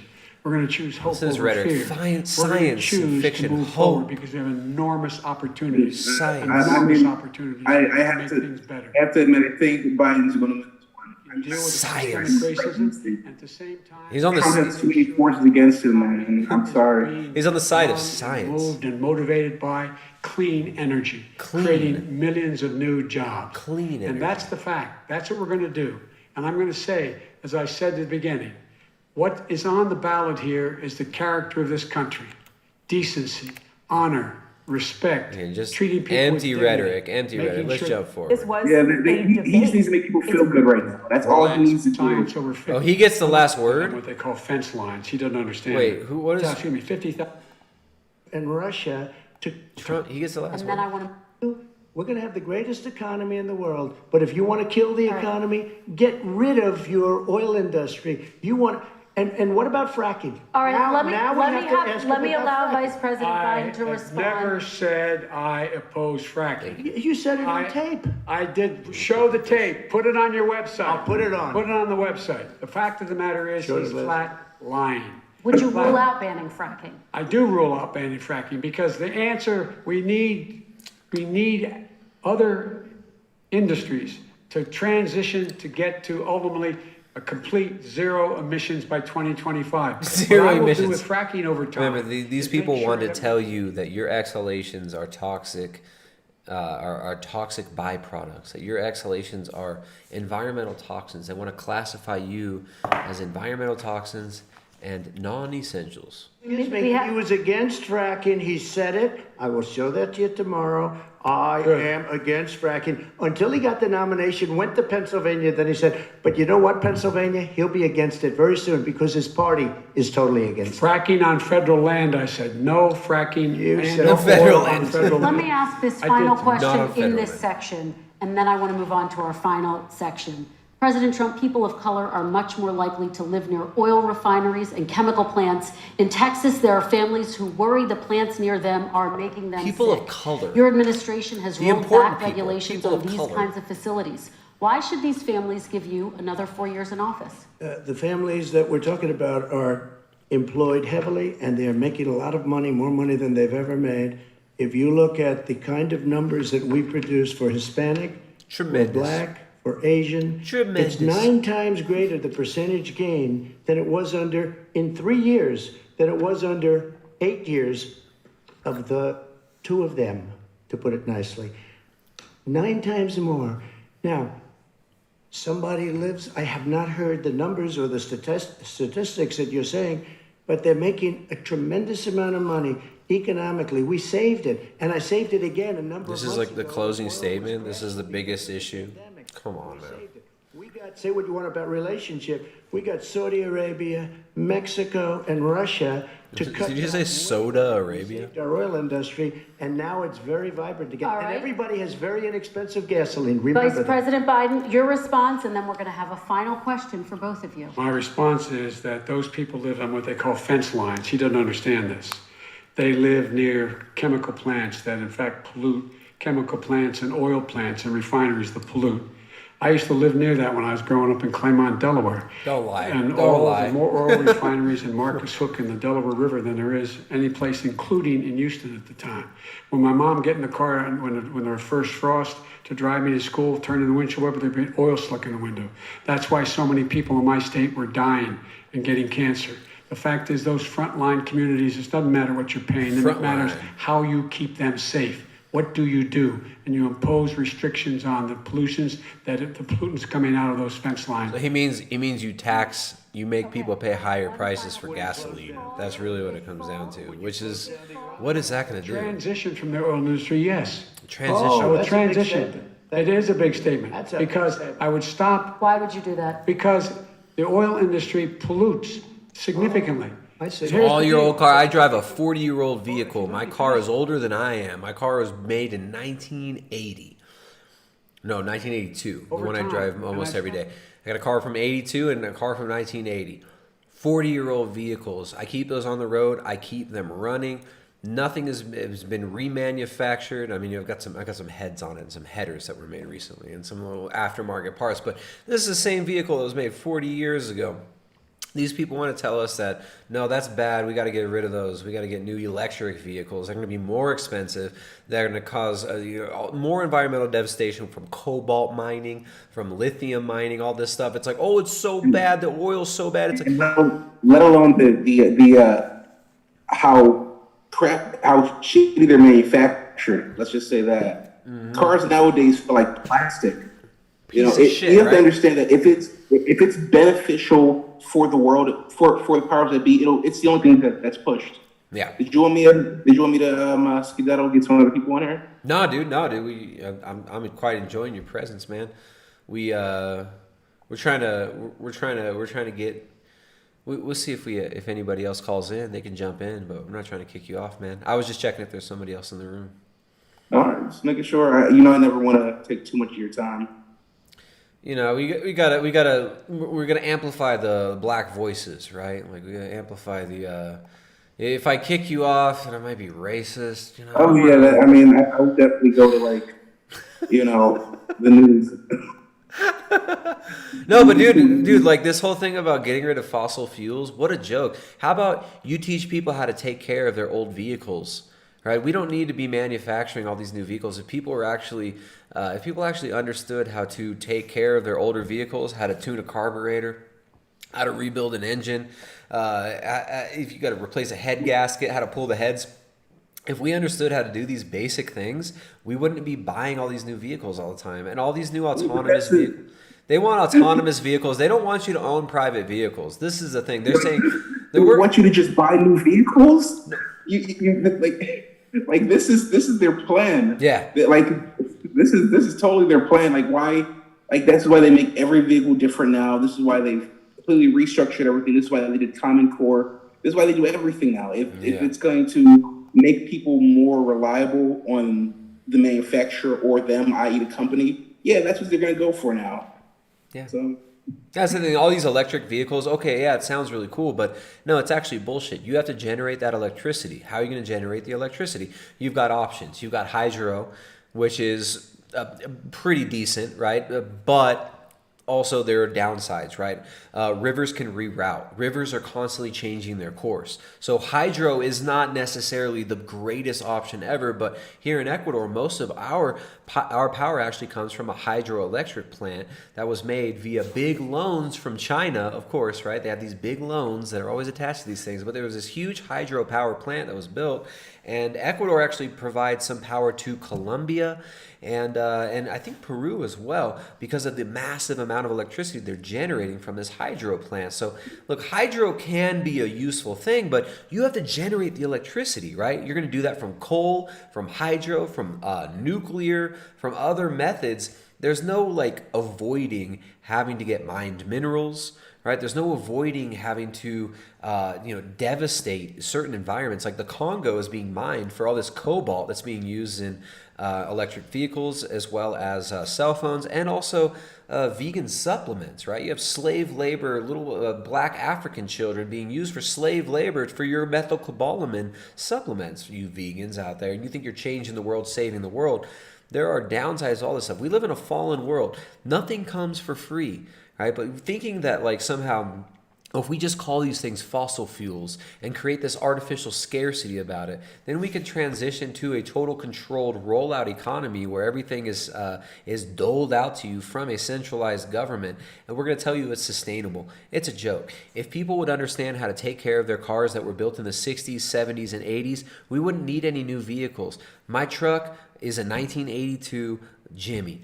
This thing is in better condition, is in better shape. It runs every single day. It starts up no problem. There's no electric freaking windows and stupid shit to break all the time. It's like, it's minimalist. It works. And if people knew how to take care of the vehicles that they already had, we wouldn't have to manufacture all these new vehicles. There are enough vehicles from the 1980s where we could use those. We could refurbish those and build those up and rebuild those motors, and they would work perfectly fine. We'd use less resources. We'd cause less environmental devastation, but these people don't care about that. It's about profit. It's about controlling the economy moving forward. It's about a rollout of a centrally planned economy. And this is what we're looking at right now as a slightly slower, technologically innovative, Bolshevik-style revolution to change every aspect of our lives. And this whole thing about, fossil fuels, we'll call them fossil fuels and we'll demonize them. Look, the wind and solar are not sustainable. These things are killing birds. These things are displacing native species. These things require mined minerals. This is a freaking joke. This Green New Deal shit is all about control. It's not about environmentalism. It's not about saving the planet. If you want real environmentalism, move to a rural area, grow your own food, create real relationships in your local environment. And this is not, this Green New Deal AOC, put the PP in the poo-poo new economy is not going to save the planet. It's a bunch of bullshit. It's a scam. It's gonna save a bunch of people. It's not gonna be the middle report class. It's gonna save a bunch of people, some money before there's some riots in the streets. I mean, everything's just a big smash and grab job. They're gonna keep on doing this until people have nothing, and then there's gonna be riots, and then order's gonna be restored or Armageddon, and things are gonna go on again. Like nothing in the world has changed. The methodology of how it's getting done has gotten more technologically advanced, but it's just a power grab that, it's just history repeating itself over and over again through different means. And, we're getting what we deserve, for better or worse. Unfortunately. Yeah, no, they're selling you on a bunch of bullshit. We got Paul the Carnivore trying to jump in. We'll see if Paul can get in here. What's up, Paul? Can you hear me? Paul, turn your mic on. Let's see if I can get. All right, let's finish. He's saying is he is going to destroy the oil industry. Will you remember that, Texas? Will you remember that, Pennsylvania, Oklahoma? Vice President Biden, let me give you 10 seconds to respond, and then I have to get to the final question. Vice President Biden. He takes everything out of context, but the point is, look, we have to move toward a net zero emissions. Here you go, net zero. The first place to do that by the year They're telling you that your exhalations are toxic poisons. Net zero. All right. That means carbon offsets, carbon credits. Paul the Carnivore, can you hear me? What's up, man? Nope. China to do it? No, we're finished with Is this. he We going have to get move on China to our to final question. We have to move on to our final Yeah, I hear you. question. What's up, Paul? How you doing, man? I'm good, bro. What do you think about this? I don't think anybody came away with any different opinions. Yeah. Maybe Trump got through to a couple people with all the email stuff, but probably not. Though. It seems that the interference was pretty hardcore. I don't think I don't think much was allowed to get through. We'll Yeah, the moderators were pretty much, or the moderator, pretty much one-sided there, right? Yeah. Let's see. Nobody Maybe, expected anything different. maybe so. at the end here, though, maybe he'll be able to get something through at the end, and I don't know. I think he should have gone harder. I think he should have had a few. He should have had some notes with some really hardcore zingers as far as the laptop goes, as far as the Hunter Biden stuff. But yeah, Should have had notes. Period. Yeah, he didn't strategize very well. That's for sure. He didn't do as well as he could have done given the circumstances. He could have I capitalized think on the it. advisors probably told him to take it easy, and he didn't go as hard. Because the media gaslit everybody into thinking, "Oh no, this is unprecedented. You're just being a Yeah. meanie. You're just being a meanie." Yeah. Orange man bad, right? Yeah, exactly. Let's see. Let's let them finish up and see if they actually. Maybe Trump will do something. Maybe Biden will reveal what a good guy he is and what a straight shooter he is. And I don't know. Maybe he'll redeem himself. Let's see. China abide by what they agreed to. All right, this is about leadership, gentlemen. And this first question does go to you, President Trump. Imagine this is your inauguration day. What will you say in your address to Americans who did not vote for you? You'll each have 1 minute, starting with you, Mr. We have to make our country totally successful as it was prior to the plague coming in from China. Now we're rebuilding it and we're doing record numbers, 11.4 million jobs in a short period of time, etc. But I will tell you, go back. Before the plague came in, just before, I was getting calls from people that were not normally people that would call me. They wanted to get together. We had the best black unemployment numbers in the history of our country. Hispanic, women, Asian, people with diplomas, with no diplomas, MIT graduates, #1 in the class. Everybody had the best numbers. And you know what? The other side wanted to get together. They wanted to unify. Success is going to bring us together.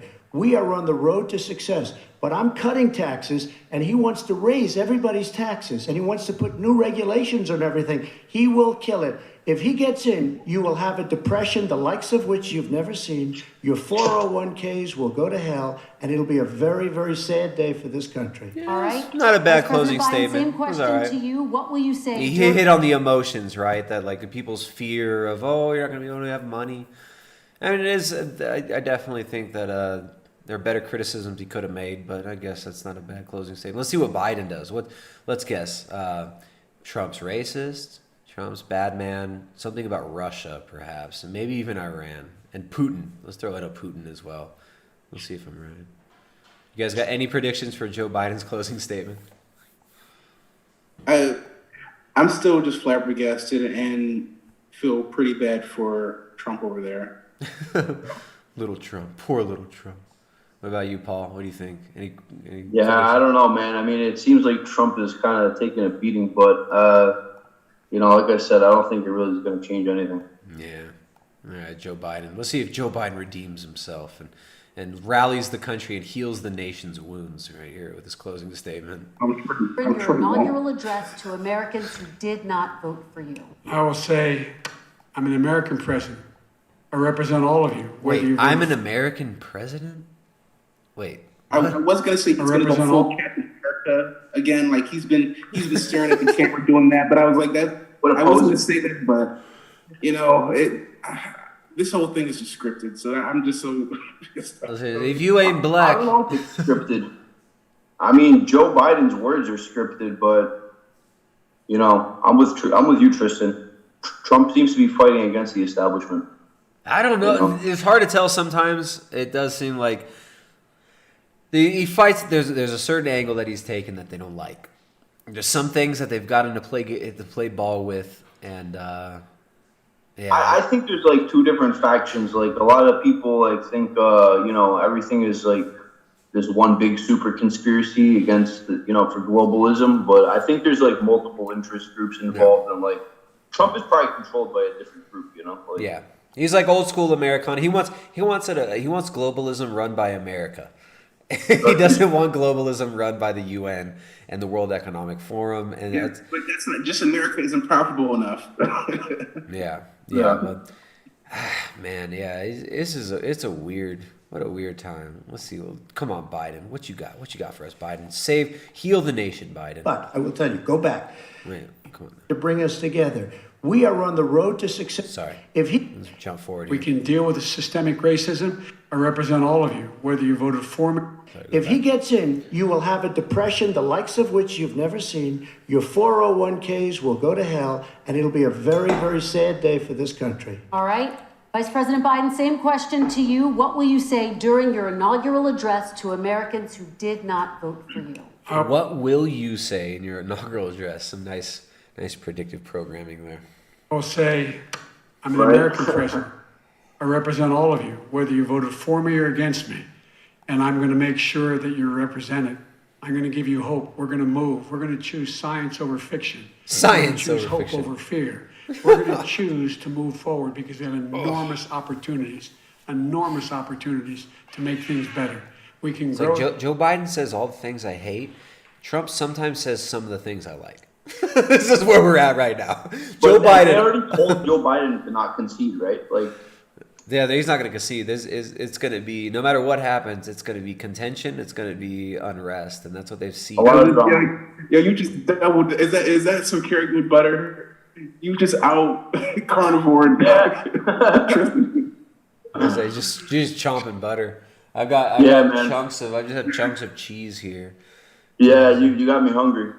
I had spaghetti earlier. You were never really carnivore. I can't believe you. You're kicked out. I'm gonna kick you out of ketosis right now. I feel bad right now. You guys are just. Anyway. I'm trying to get into ketosis, dude. We'll talk about that in a minute. Let's let these guys finish. Yeah, We can deal with the systemic racism, and at the same time, we can make sure that our economy is being run and moved and motivated by clean energy, creating millions of new jobs. And that's the fact. That's what we're going to do. And I'm going to say, as I said at the beginning, He's going to create millions of new jobs. He doesn't tell you how. But he's going to create millions of new jobs. He's going to make everybody happy. He's going to stop systemic racism. He's going to stop inequality. He doesn't tell you how. He'll stop the climate from changing too. He's going to stop the weather from changing. But he won't. There's going to be a lot of medical jobs. Medical Your word small business was mentioned one time. Sorry.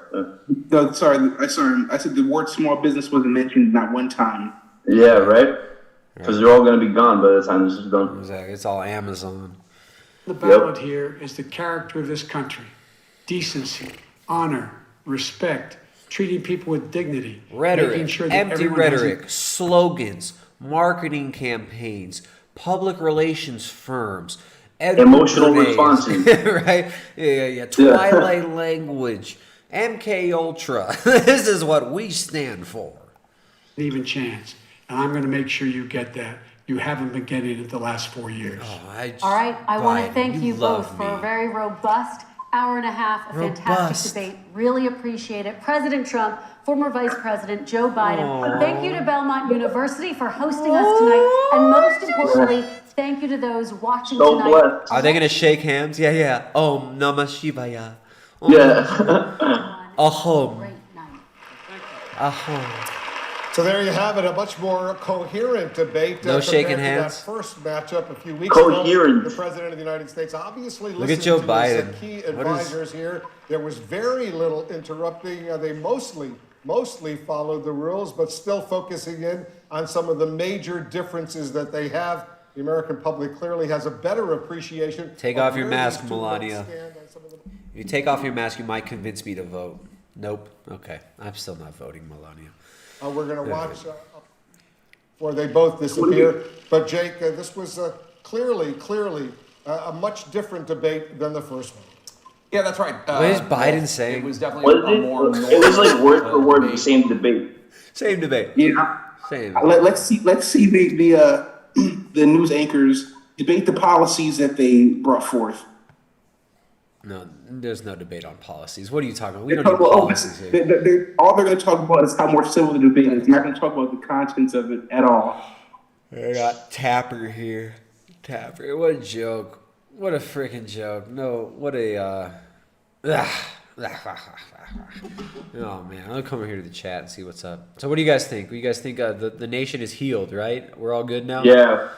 We're saved. Democracy saved. I mean, at least they called out those pesky Russians and Iranians. Wow.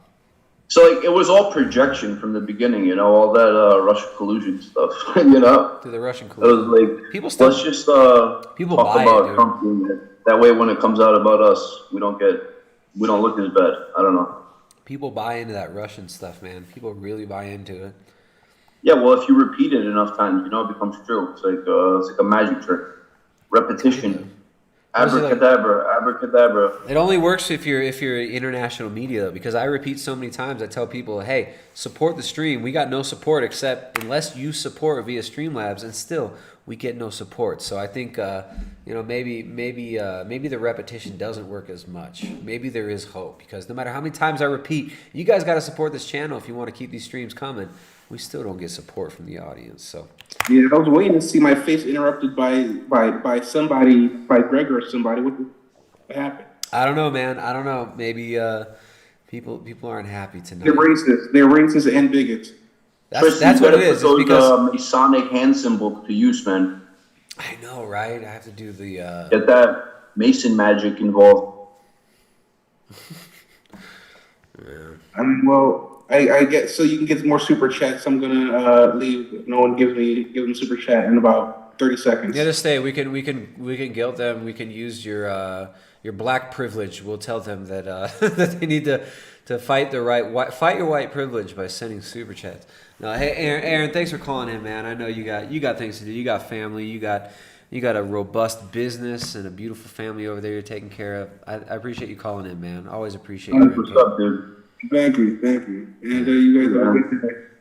All right, Aaron. Skateboarding teens in Hawaii. Trump. Right, and you just imagine them shirtless all day. Right. Wait. Uh-oh. So someone actually did. Somebody did. Nice. Sideshow Bob. There we go. We got a usual Sideshow Bob. Thank you very much. Says, I will donate to Tristan. I will donate to Tristan. I will donate to Tristan. I will donate to Tristan. I'll see it's working. Thank you, Sideshow Bob. Appreciate that. All right, I'll give you another 30 seconds or I'm leaving. It's got to be double that amount. Yeah, Aaron. Hey, well, Is it okay if I extra your audience? Yeah. Aaron, thanks for calling Tristan, in. how's the things over there, man? Are they forcing you to wear masks if you go out, or like how is it in Ecuador? I mean, we live in a tiny town, and they're not forcing masks, but it is. There's like 50% compliance.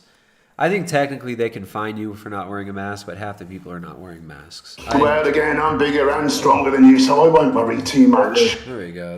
The audience is now they're throwing some super chats out. So Yeah, as far as comment restrictions below. here, we already dealt with the red light, yellow light, green light system, which was dictated by IMF loans and the conditions on the loans. Now they're rolling the same system out in the West. They're going to roll it out in the UK. They're going to roll it out in Australia. So the third world here has already dealt with a lot of these crazy restrictions and whatnot. They've got them already by the balls, right? Yeah, they've already, and I don't know. It's a complicated situation, which I can get in more into depth with later. But it's destroyed a lot of the economy. Restaurants, small businesses have been ravaged by it, and it's all about testing, more and more testing, and it's about getting that international money, getting those loans. And where does that money go? Right into the corrupt politicians in the third world's pockets. They pocket that money, they give it to their friends in little backroom deals, and those billions of dollars that get filtered down through these third world countries from the IMF. It's all about privatizing all the resources and selling off our resources for these Fortune 100, Fortune 500 companies, for the World Economic Forum, for the World Business Council on Sustainable Development, to strip mine them essentially. And so what we've seen here is a destruction of the poor and making the poor more poor, and making them more reliant on international loans, which is of course fitting in with the model of the IMF and World Bank historically. And it's all about control. That's really what it's about. Erica donated $5. Says for black privilege, and she spelled privilege wrong. So so she must be black. She must be black, or she's racist. She's racist, bro. She's a racist. Racial. Yeah, and another 30 seconds. It's got to be double that amount. Wasn't that kind of racist? What the moderator's question was about how the majority of people being affected by the fracking or whatever, or what is that? African American. Well, I'll stop you right now. No, because she was black or she was colored and she was talking to white people. No, it wasn't racist. I'll stop that. I'll tell you right now. Dude, this whole thing of systemic racism is getting so annoying. It's like, I don't know. I mean, I guess people still buy into it. Aren't there white people living there too? Like, what the fuck?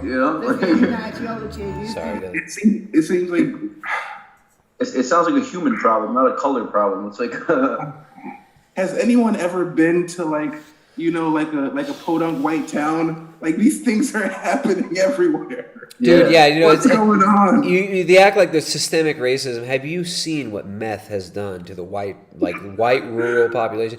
Have you not been to Southern California? Most of the homeless population of California are white males. And they're completely head fucked. They're drugged out of their mind. They're going to these. There's a lot going on with the homeless population in California, and a lot of stuff that I saw that was very alarming. That you don't see talked about much, but the homeless population in California is largely white males, former middle class, a lot of them veterans. So like this whole thing about the systemic racism in California and all these other countries, all these states that are so liberal.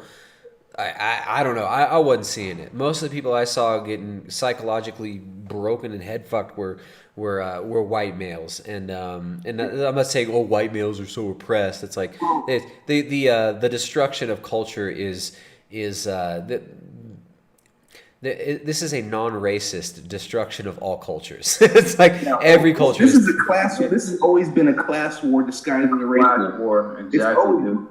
It's always the middle class, lower middle class, the lower class. They're the ones getting fucked. And they're the ones who are like, we're going to fake empower you. You guys are revolutionaries. If you'll just destroy everything, the fabric of your society, we'll give you utopia, which is obviously and they have like a different narrative for each race. So like to the blacks, it's like, oh, you guys have victimhood for, racial reasons. Whites have victimhood for other reasons. Everybody has like their own issues that they just fuel, just keep pouring gas on the fire to have everybody just the rich liberal whites have to take up the white man's burden and help all the poor oppressed helpless black people who are just they don't know what's better, they don't know what's good for them. We need to help them. It's like this, which sounds extremely racist. Exactly, the white savior, right? Yeah, the fake white savior liberals. You guys, oh my god, we're Aaron, I don't know if you understand, but you're oppressed. And me as a white man, I'm here to tell you how you're oppressed. And I'm here to help you. Read Karl Marx. Black empowerment was supposed to come from within the community. Like, I don't really want handouts. And that's not how, pick yourself up by your bootstraps should be a bipartisan thing. Right. How does white guilt help the black population? Like, what is this? Like, what you want to create like good race relations, and making one race guilty and making another race feel like victims. That's just setting up the conditions for potential genocide and more ethnic strife. Like the whole. Well, it's exactly what they want. There's nothing if veganism, the subversion of the sexes, anything that's being propagated today is for a negative benefit. There's nothing that the whole world is going to go with if it's not going to ultimately damage or destroy the world. That's just how it is. Anything. People are like, why didn't, what was that, I don't know, I forgot his name, the vegan guy, the vegan black guy who died, the old guy who was extorting people and shit like that. Remember Sebi? Was it Dr. Sebi? Yeah, Dr. Sebi. He died? Like, he was talking about he can cure AIDS and he went to trial and he never went to jail. And I'm like, he probably never went to jail because they were like, oh shit, he can kill a lot of fucking people. Don't put him in jail. Let him spread his fucking message. Like, anything that's being propagated and protected is ultimately going to be bad for whatever culture, whether it be the hypersexualized Asian culture or the hyper or oppressed Chinese culture or the hyper oppressed Indian anything sort of like that. There's every culture has its own disadvantages. Yeah. Every culture, no culture is perfect. Right. We all have weaknesses as human beings, and then as obviously in group dynamics, we all will share common weaknesses as well. And it's like they've systemically weaponize those weaknesses against us. And we all have the same weaknesses, right? Drugs, idolatry, sex, right? They use the sex, drugs, rock and roll tome, and they've changed that to fit specific cultures, right? And it's but it's all the same. It's all just, unleash the passions, worship your desires, and worship your most basic animalistic instincts, and then we'll just prey on those and manipulate those with mass media. That's what it's all about, right? Just turning you into beasts that will respond to Pavlovian training via these devices. We got a couple super chats here. We got Ian Gerardensivo sends $5. Thank you, Ian. Appreciate that. Says, I think Trump was much more articulate this debate. Bumbling Biden slurred his way through the twilight language fed through his earpiece. Terrifying when he stared directly into the camera, and disturbing when he mentioned Dark Winter. The Dark Winter reference was strange. I think Trump said something else about Dark Winter as well. I'm going to have to go back and review that footage.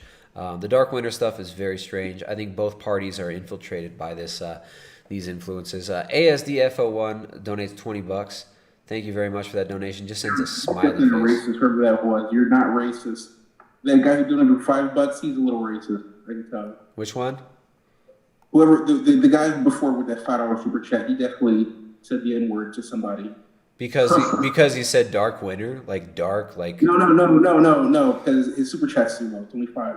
5. We're steadily trying to go up. We're extorting them. Is 5 a racist number? A number's racist?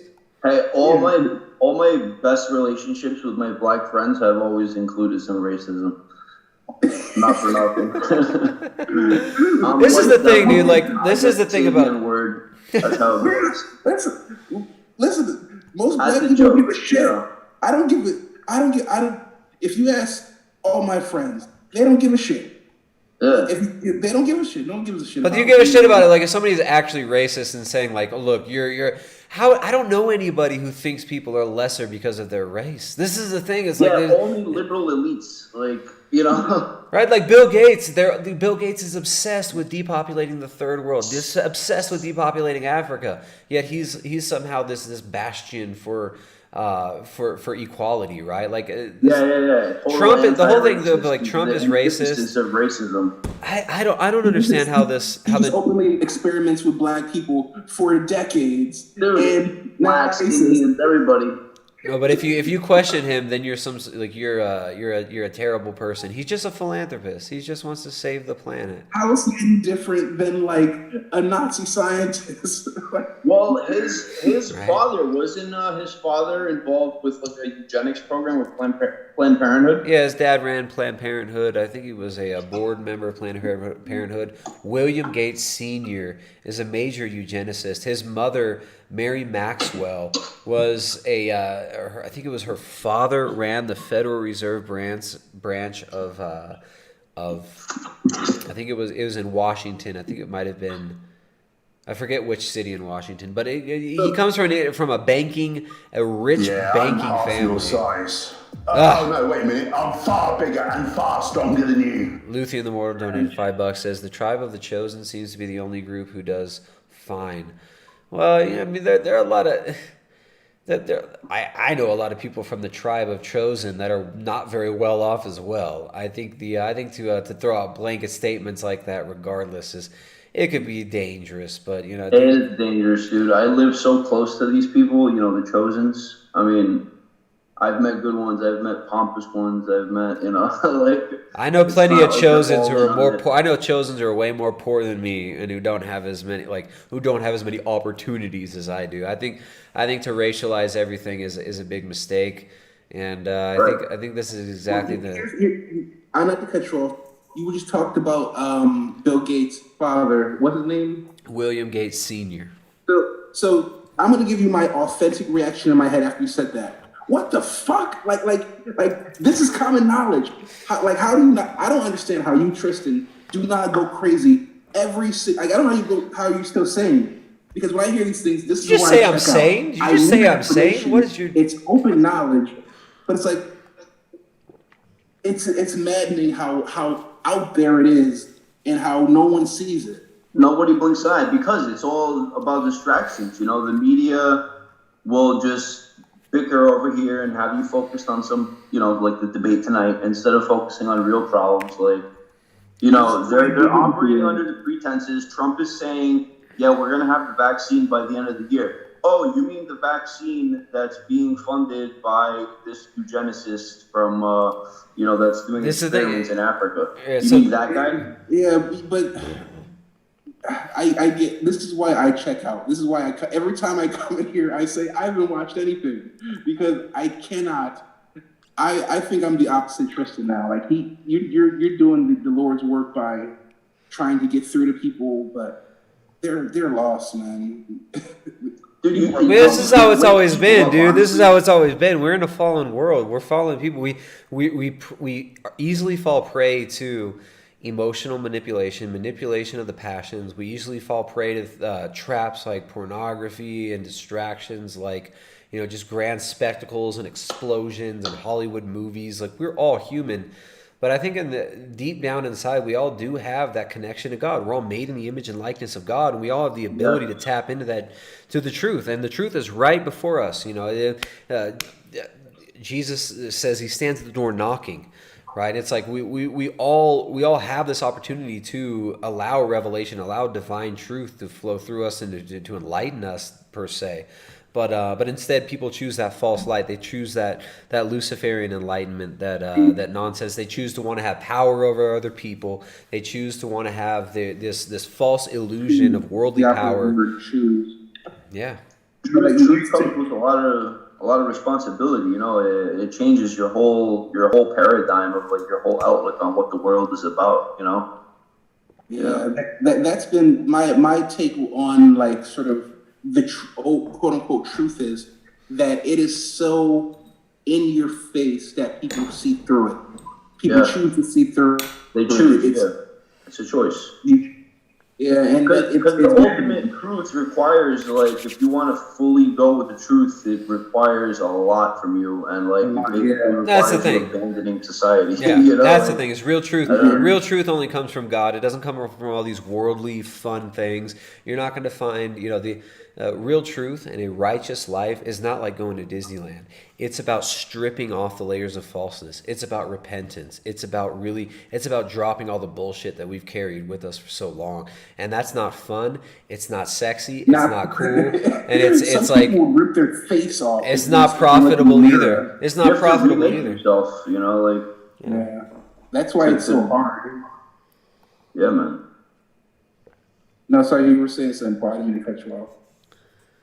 No, I was just saying, yeah, you have to like totally like reinvent yourself or like try to figure out who you are after that. It's like, all right, wait, if I was wrong about everything back then, it's like, so now you have to dig deep inside of you and really figure out who you are at the core. And like that's not an easy process. I went through that, you know, like it took me like a year to like really come to terms like with what it all means, you know, and it was not fun. There was a lot of like ups and downs. There was some depression, there was emotions, there was a lot of soul searching. It takes time, and it's, you know, prayer. Yeah, some people just never get to step one, which is looking in the mirror, you know, which is looking into your own heart, looking into your own choices. And I get it, it's rough, and I still need to do work myself. I'm not perfect, I'm sure. Oh, yeah, me neither, of course. But it's like, you can't deny truth. Like I'm not having any difficulty. Why don't you vote? Because it's a sham. It's that simple. Like, why is that? Like, why can't that be the answer? Because it's clearly a sham. No, I mean, vote. You know, you could at least be honest with yourself. Like, okay, at least be honest that the system is fucked up and your vote is only for this nonsense system, upside down world. But you, like, you know, at least you understand, like, it's all bullshit, but your vote, like, you maybe want it to mean something in that bullshit system, I guess. I don't know.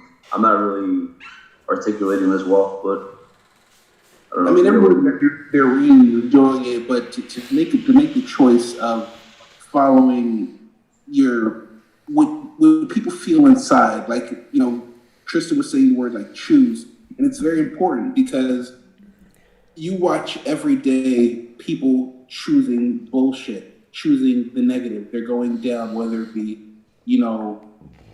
not listening to your spouse, not listening to your gut, not listening to your heart, not listening to the your science, friends. the science, not listening to the science, the number one sin, science, the experts.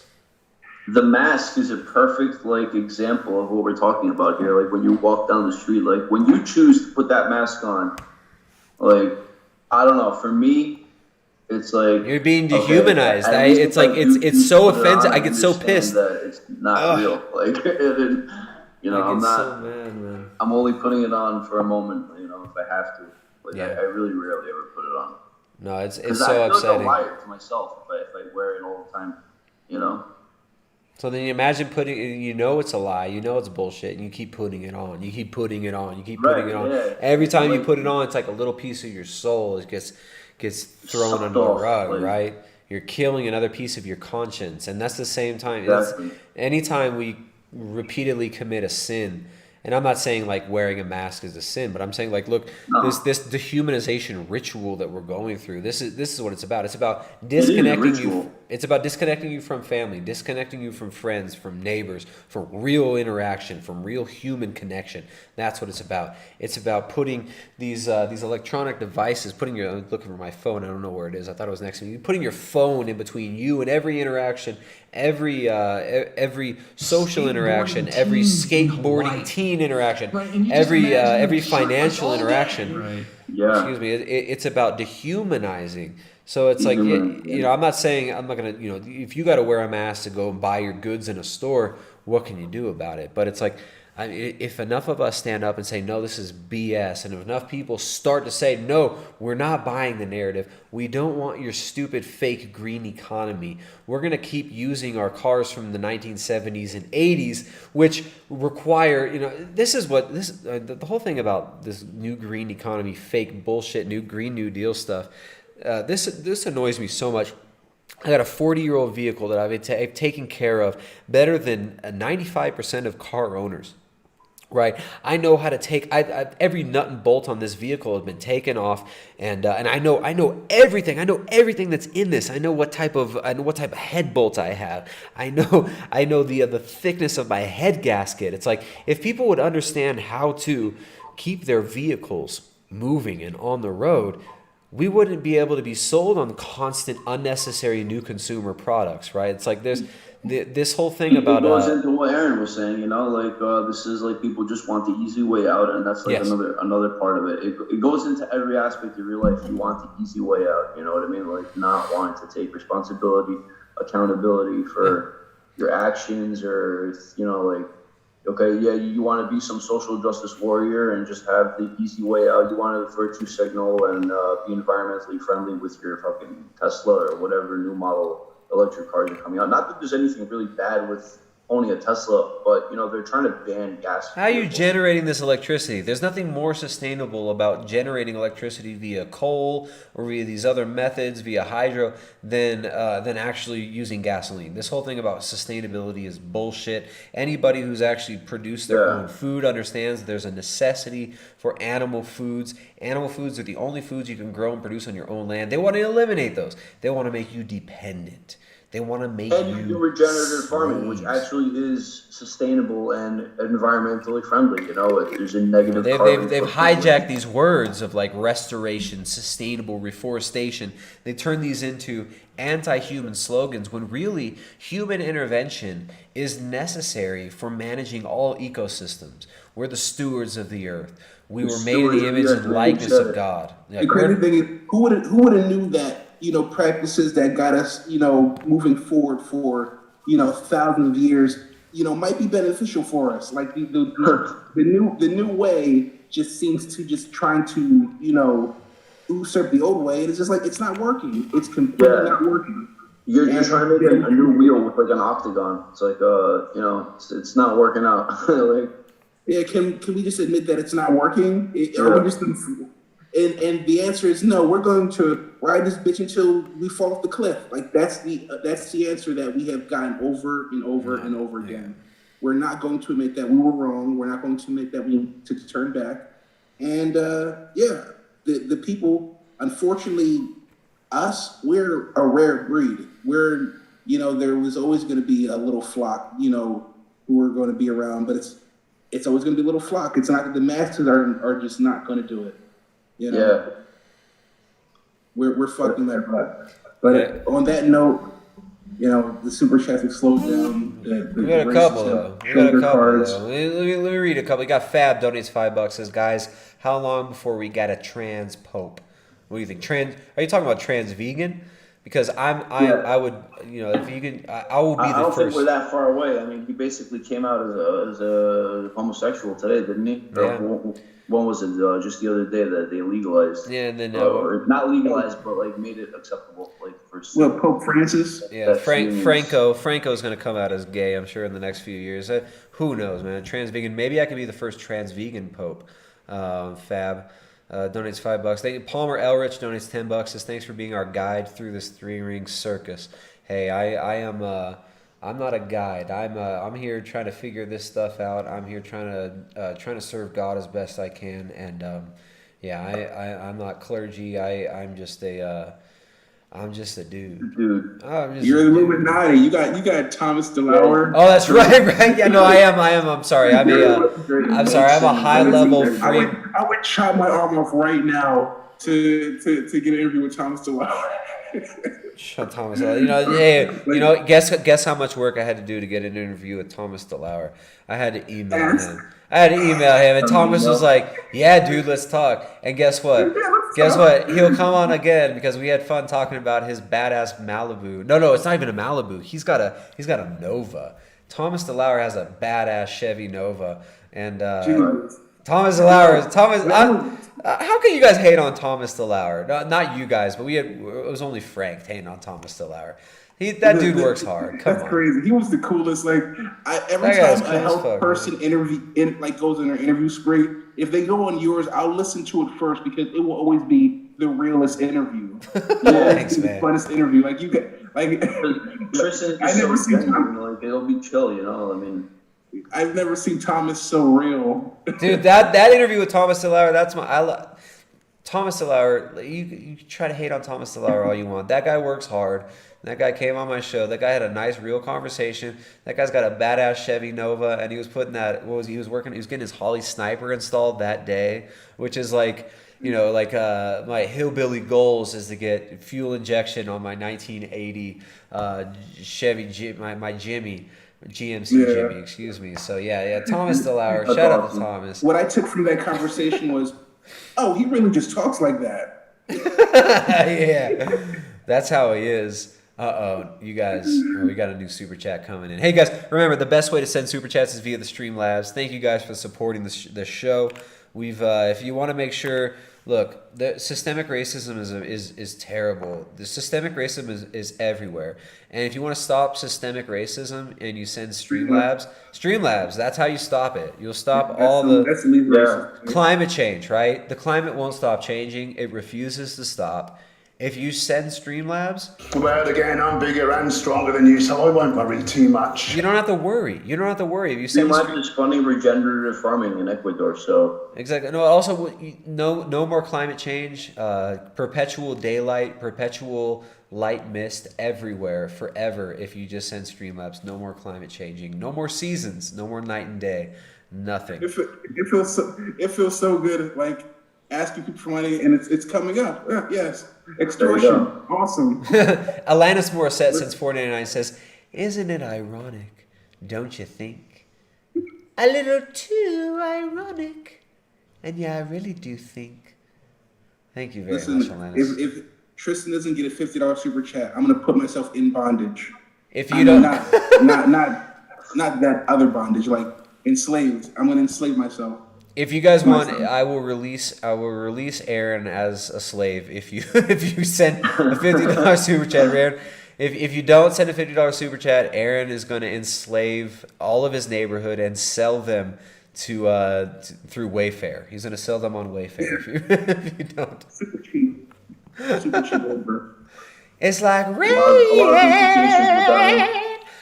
wedding. Why is it like?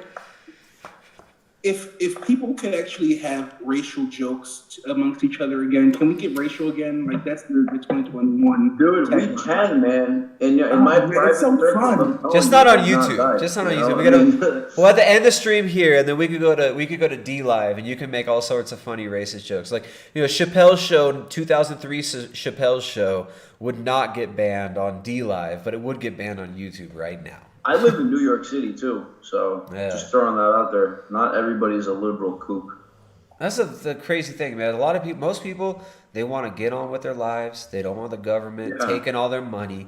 They don't want to be told that they're racist every day. They don't want to be told that they're useless and non-essential. They want to live their lives. They want to have minimal taxes.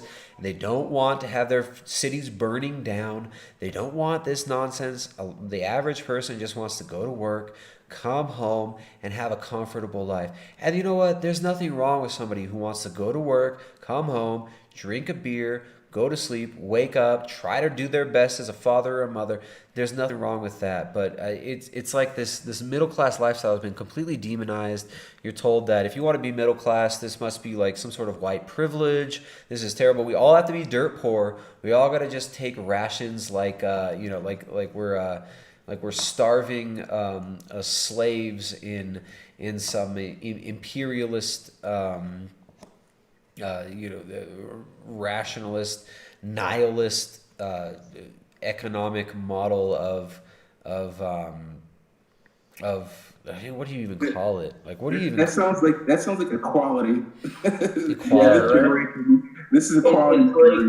People live two lives right now. Like, there's like the media, digital world that like with like the laid out narrative of like how you should be and the way you should virtue signal. But then when there's like a real person right in front of your face that's like, oh wait, you're a white guy that made a racial joke, but you're not a racist. Like, oh, this makes sense all of a sudden. Back to reality for a minute, like let's laugh, let's shake hands, let's hug, let's whatever, I don't know.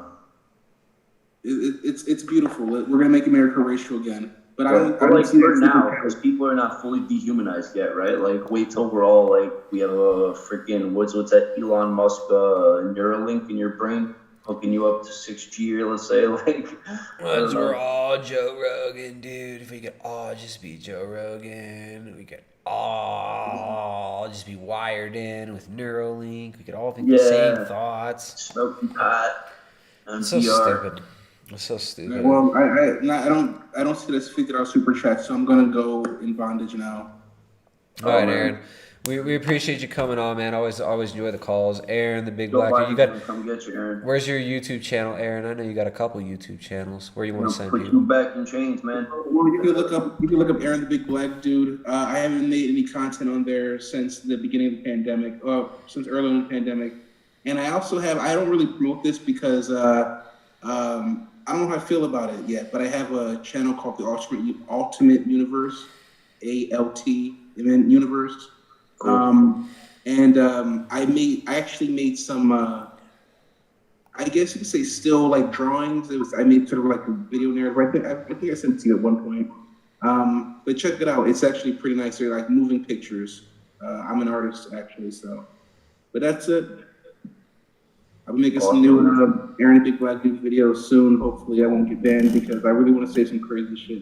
I'm getting good at not like saying super crazy shit now, right, Tristan? You just look, man. You just have to just make sure at the end of all your statements to say, "I'm not a bigot, and I promise to prostrate before any of the whatever shifting, changing ideals, big tech, big pharma, big finance, and international media tell me I'm supposed to repeat."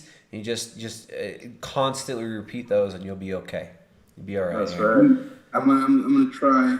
Because you're black, like you're required to you have to talk about how cool it is to like be promiscuous and do drugs. I guess white people we have to say the same thing, but like there's a certain line you have to push. Also, if you don't vote for Biden, you're not black and you have no protection. Yeah, you lose the black card if you don't vote for Biden. First off, I'm straight. I'm already not black. Okay, yeah, you're not black. All right, sorry. Like, yeah, I'm straight. That's cool. And that $4.99 super chat that is not $50. So I have to leave and go back into bondage. All right, Aaron. Aaron, thank you so much for calling in, man. We always enjoy talking to you, man. We really appreciate you calling in. Thanks, Aaron. I'm gonna give you a follow, man. Later, dude. Guys, make sure to follow Aaron, the big black dude, on YouTube. He's got a great channel. Alanis I'm not a Morissette. content creator, so you know. This other guy that's on, he's just a nobody. Don't even worry about him. He's just like, he doesn't even have 1,000 followers or whatever. Like, you don't even care about this guy. He doesn't. I'm an aspiring farmer. He's an aspiring. I want to get away from YouTube and everything. He doesn't even want to be a YouTuber. What is wrong with this guy? He doesn't want to be an e-celeb. You know, I'm about to move to Greece, dude, an Orthodox country. But, you know, things are not better, like, overseas in other countries. Things are just as bad with all the divisiveness and all the totalitarian freaking rules coming out, you know?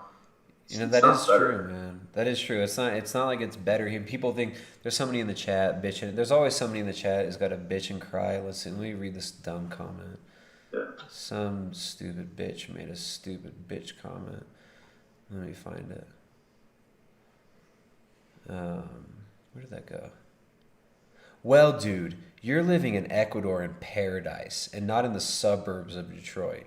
Look, there's no such thing as an earthly paradise. This is the thing. Like, there's not an earthly paradise where you're just free of all the degeneracy of the world. Like, we've seen over the 10 years we've lived here, we've seen what you just called paradise degenerate massively. Like, we've been under full-on lockdown. We were under the red light, yellow light, green light system months before the UK was. So, yeah, I mean, just because you could project whatever you want. You could say, oh, dude, you got it easy because this, or this. But you know what? Where we live, there are loads of issues, just like there are issues everywhere. So to project some sort of like, and it's not like South America's like a low crime area either. And dude, I got friends who've had home invasions. Like there's horrible crime in some areas here. There's not. You're not free from. And you stick out like a sore thumb. You know. Well, I don't. I mean, like, there's certain people who do. Like, we're not going to have any problems here. We've got ourselves taken care of here as far as being able to protect ourselves legally within the legal limits. We have all sorts of legal and registered ways that we can legally put you in a fucking hole if you try and come onto our situation here. But there's no idyllic situation. There's no place in the world where it's easy to live. And maybe you weren't saying that. Maybe I'm projecting something on there. But I do see some comments like, oh, like there's this one certain trope of you just live in a bubble in Ecuador. You live in a bubble in Ecuador. You know, I can't fucking. We had military checkpoints in the middle of rural towns. We're just trying to travel in between provinces just a couple weeks ago. So. Right, like fascists. Show me your papers. You know. Exactly, dude. We got cops coming. There's no escaping this international destruction of all cultures. You know what? It is cool that we do have loads of really awesome neighbors. We've got indigenous neighbors. We've got neighbors who are from the UK as well, international neighbors. But there's a like-minded community here that's willing to protect their community. But there's no such thing as... I am of the mind that everybody who is like kind of woke to these things, I mean, get out of the cities if you can. And I live in New York City. I'm doing my best to get out of the city. You know, out of the cities. There's no perfect place. There's no place where you're going to bypass all this awful. No, it will find you, but at least you might have access to some more food. So if you think I'm living in paradise here, you try maintaining a vehicle, driving up and down the roads we drive up and down every day. You try dealing with and navigating inside this insane bureaucracy where the rules are changing every few weeks, where the laws are constantly changing. It's not always easy. Right? I like living here. I enjoy living here. That's why I live here. But I'm a huge advocate of moving into rural areas, taking control of your children's education, right? Taking responsibility over what happens in your home, what happens in your community. Yeah. Huge. This goes back into what we were saying earlier about what it comes accepting truth of the world. Like that's what it comes with, hard work and like taking control of your life, not having the nanny state run your life. So it's all about pelvic blood flow. You get inadequate clitoral engorgement. Sorry, there we go. Clitoral engorgement. This is a freaking Dr. Greger. Right when you start going deep, and then Dr. Greger's got to come in and start talking about his clitoral blood flow.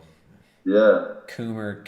Just like with the truth stuff we were talking about earlier, it comes with a lot of responsibility, you know? And people could say like, oh, it must be nice for you, Tristan, you know? There's nothing, people love to project, oh, you got it so easy, man. Oh, you got it so easy, man. Okay. That's bullshit, man. All right. You put in the work, man. How about you guys do what we did? Do what we did and see how it turns out. There's no I easy take a lot of inspiration from people like you. Like you're not the only one that I watch a lot of other homesteader YouTubes. But I mean, you know, that's ideal, and that's the hard work that you got to put in if you want to really go all in with the truth stuff. Yeah, I'm waking up no matter what time I go to sleep tonight. I'm waking up at the same time in the morning. Alanis Morissette says, "Isn't it ironic, don't you think?" And then Alanis Morissette also says, "An old man turned 98, still stuck on passing abortion. His soul, he really didn't think." Thank you, Alanis Morissette. Ryan S 1980 donates $5. Says, "Live, laugh, love. If that doesn't work, load, aim, fire." There we go. Live, laugh, love, load, aim, fire. Yeah, load, aim, fire. The loading, it should already be loaded, and all you should need to do is aim and fire, depending on the room you're in your home. So thank you. And yeah, not in New York. You know, they got us by the balls over here. You can't do shit. Yeah, that's how it is in a lot of the world, man. I got a German Shepherd dog recently. Yeah, that's another thing is dogs. Like if you can't own a gun, well, you can own guns no matter what state you're in, but depending on the situation, your right to self-defense is going to be different. Large dogs, large powerful dogs. Ribeye. They will help, dude. Come here, Ribeye. This is what's up. You got to you have to train your dog properly too. When you call your dog should be right there, ready to kill. This dog right here, this dog right here is ready. This dog will rip anything apart for me. All I got to do is say one word. This dog is trained. It takes a while. It's not easy to train a dog properly. Should I call my dog over real quick? Let's see it. Let's see your dog. Let's see what you got. Let me see. Sam. Ribeye, come here. Come here. Good boy. Come here, boy. We'll see. What we got? Should we make them fight right now? Let's make them fight. Here's my dog, Sammy. Who's gonna win? He doesn't want to stay still now. Sammy. I think Ribeye won. Ribeye won the fight. There we go. No, Sammy's a sweetheart, but he will rip your face off. There's another thing. It's like having protection animals, right? Dogs. This is something that the state has been trying to erode and demonizing large breeds that are capable of defending a family and defending a home. Things like Belgian. If you want a good dog that's capable of protecting your home, I'm a huge fan of Staffordshire Terriers. I'm a huge fan of Pit Bull Terriers. That's what I've been working with for the last 10 years. I'm good with them. I love them. I love their personality. Nice. Belgian Malinois, German Shepherds, Doberman. Like there are a lot of large breed dogs that are very powerful, that are able to protect your home. You got a 4-legged shotgun right there, right next to you. This guy's got a 4-legged shotgun. Yeah, he's a ball of muscle. He's 110 pounds, and he's a sweetheart to humans. Like as long as I'm cool with him. But at the moment he senses a little tension, he starts. It's like instant. I didn't train him either. I got him as an adult, so I don't know if he has a little bit of training or what, but yeah. A lot of it's genetic too. Like there's some dogs. Like I've had dogs. You use him for farm work too, or he's. It depends. He can kind of move sheep, but not that well. He mostly just wants to chase them for entertainment. He has some real herding instincts. This guy over here. Yeah, shepherds and those are great. He doesn't have much herding instinct. I try and LARP like he does, but he doesn't. Yeah. He doesn't have a herding instinct. I try and pretend sometimes. If I move to Greece and I get a little flock of sheep over there in the villages, that maybe he'll, I hope he doesn't freak out and try to kill them, but I didn't. It takes training. We had our 2 dogs back.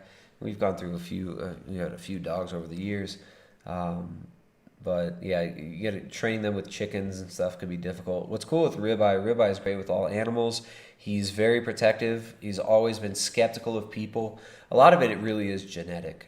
Really, with dogs, a lot of their ability to protect a home, their drive for certain behaviors, that's genetic. Much of it. Some of it is some of it can be trained, but really it's like with Ribeye, we've been blessed with just genetics have really driven him into this perfect little pocket, and we've had a lot of dogs over the years too, so we kind of know how to get them into certain behaviors. We know how to train them decently. We're not amazing trainers, but with Ribeye, we were blessed with genetics, and he's very protective. He's not aggressive unnecessarily, but he's very protective of the land against humans, and he's not aggressive towards our animals and won't kill. He's never killed a single chicken. I got this guy just to protect the apartment because I had a little scare in the beginning of this whole scandemic situation. I thought I had somebody try to break into my building. I don't know if I was just being paranoid, but somebody was there. I don't know what they were doing, and then the next day I said, fuck it. I went on Facebook and I started asking around for dogs. I'm like, anybody have a dog? And turns out my buddy got into a motorcycle accident and couldn't take care of this dog anymore. So my suggestion, if anybody's looking at getting large breed dogs, German Shepherds, be careful with children, with Shepherds, Malinois, stuff like that. Just train them really well with children. Staffies. They have a high prey drive, especially if it's a small child. Yeah, that's the thing. They have a high prey drive, and they're bred. They're German Shepherds, Belgian Malinois. Those are better attack dogs than a pit bull is going to be. Even though people think pit bulls are very scary, pit bulls were bred to attack animals and have high prey drive and be very gamey towards other dogs. They want to fight dogs. They want to dominate other animals. But with humans, they're bred to just kill another dog and then come lick your hand, right? So very submissive. And Shepherds, German Shepherds, especially Malinois, those are bred to be good guard dogs and be very human aggressive. But and they're some of the mostly easy to train dogs too. They're highly intelligent. They're super intelligent. So I'm a big fan of pit bulls because I like working out with my dogs. I like swinging my dogs around. And I used to have a pit bull boxer mix, man. She was great with the family. Yes, and that's what I love too about them. It's like they want to sleep in the bed. But if you're looking for a dog with like prey drive, a dog that's really going to be trainable as an attack dog, pit bull staffies are not going to be as good. Staffies tend to have more drive towards like attacking humans than pits. Pits are basically bred to just like lick your hand after they attack another dog. So a dog is an important thing as far as like protecting your home, protecting your property. If you're not able to have firearms, a good powerful dog can go a long way. I got four-legged Ribeye. Four-legged shotgun. Four-legged shotgun right there. He's always ready to attack. He'll do anything for me. He's well-trained as far as commands go. He will lick my friends, and he will attack my enemies if necessary. So it's like learning how to train a dog. That's another thing, man. I'm glad you brought that up. That's a beautiful shepherd you got there. He is a male. It's a boy. He's great, man. He's been my best friend for like the past 6 months now. German Shepherds are cool, man. You have to train them. A lot of people, they get German Shepherds and they don't realize like you're looking at least 2 hours of work you're going to be doing per day of like intense focus for the first 3 years until you get that dog where you want it to be.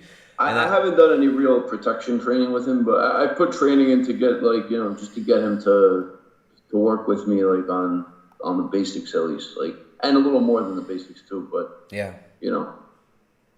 I've done a little test with my buddies. Like somebody will try to throw a fake punch at me. He's in there. He gets right in there. That happened with Ribeye. Ribeye he's never attacked a person, but 3 times he's given my friends a nip. But it was always under similar circumstances where it's like we're messing around, we're talking shit, and then like we make some moves, and it's like 2 times he's nipped friends of mine, and I feel bad. I'm sorry. He's nipped. I think if it went further, he probably would have gone a little more nuts. But, I had a friend who reached his hands up, and we were joking around, but like it was like we acted like we were getting aggressive with each other. We both weren't thinking about it, and then Ribeye he nipped his leg, and I had to. I mean, he was a little bit worried. I don't know. Hopefully he's not still worried. I don't think he watches our streams. Sometimes he might tune in, but yeah. Hey Dave, Ribeye. I promise Ribeye won't bite you. He won't bite your kids. You guys can still come hang out, but yeah. Was that Ribeye's first time meeting him, or no? It was like the third time. They'd known each other, but it was like a touch.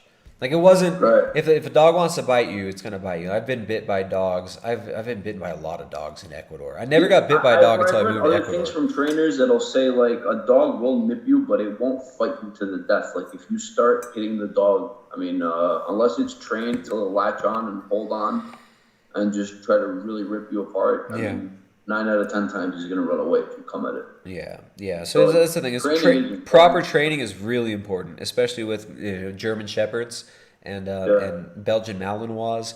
And if you're looking for a good attack dog, I would say German Shepherds are cool.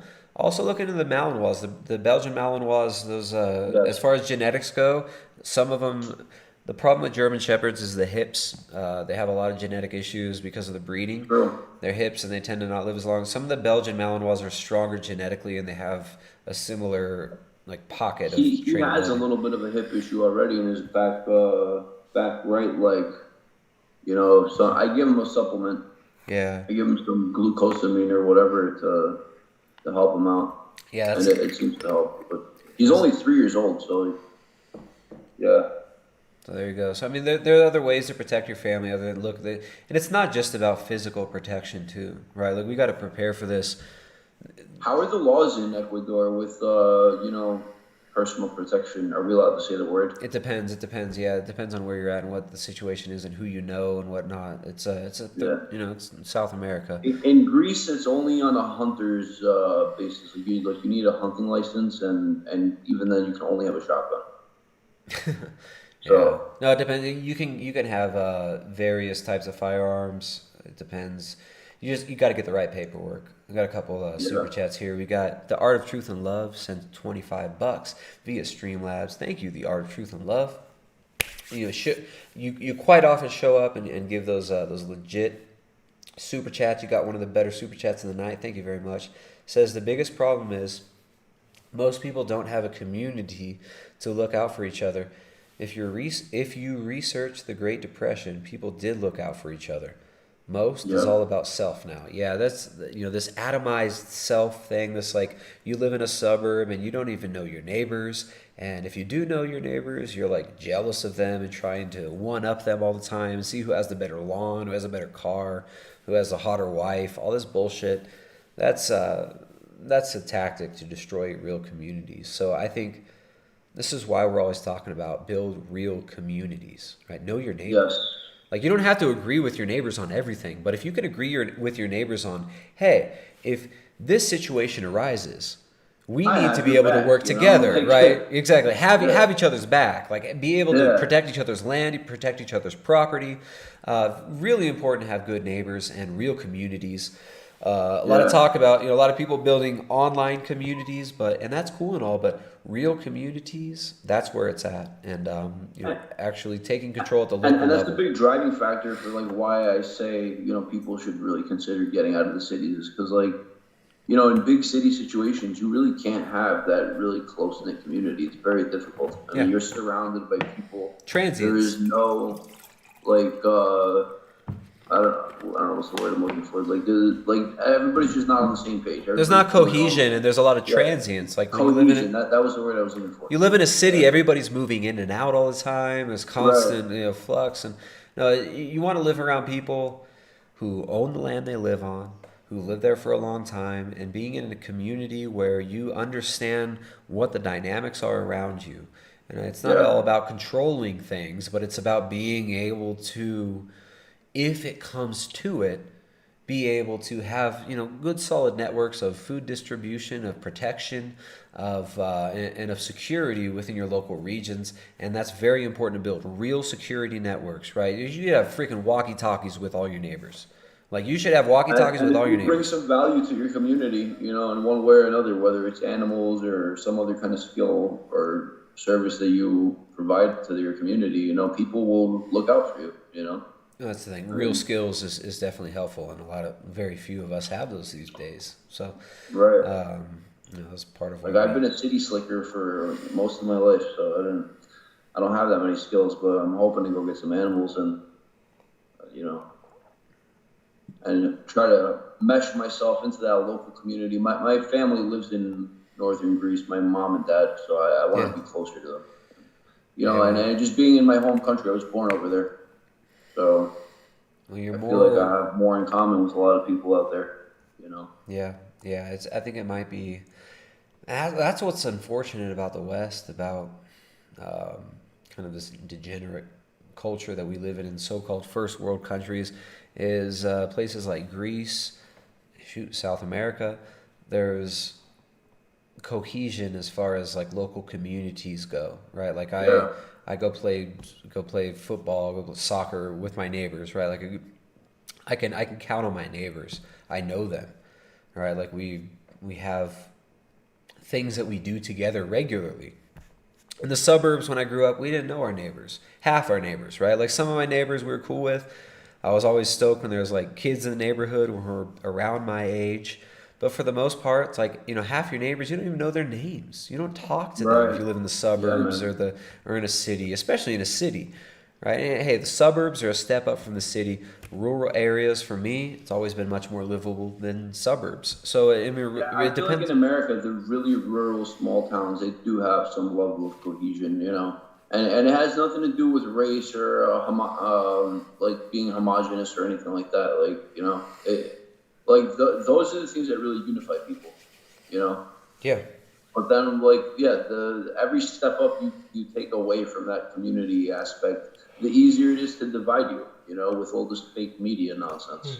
Yeah, you don't know who you are. You're raised in this environment of mass media that's constantly telling you don't know who you are, right? It's like all the films, all the media, all the television shows are all about somebody who doesn't know who he is, and then he comes of age and has a massive transformation and realizes he was truly a trans species unicorn. Like it's like it's this you don't know who you are, but you're going to discover yourself through the random serendipity of the cultural breadcrumbs that are laid out before you. And this is nonsense. Like we should have communities where we've got, and this is what orthodoxy is all about. It's tradition. Like we've got a 2,000-year tradition of how to properly raise families, how to build real communities around faith in God. And you're not going to find that in Cardi B. You're not going to find that in Chris Cuomo or in Republican Party or the Democratic Party. You're not going to find that in liberal democracy at all, right? You're going to find that in real communities and building real relationships and building your family and in serving God and in actually loving God above all things. And caring about what's true, about what's real, about what transcends all this temporal, worldly crap that the system gets us to focus on and idolize.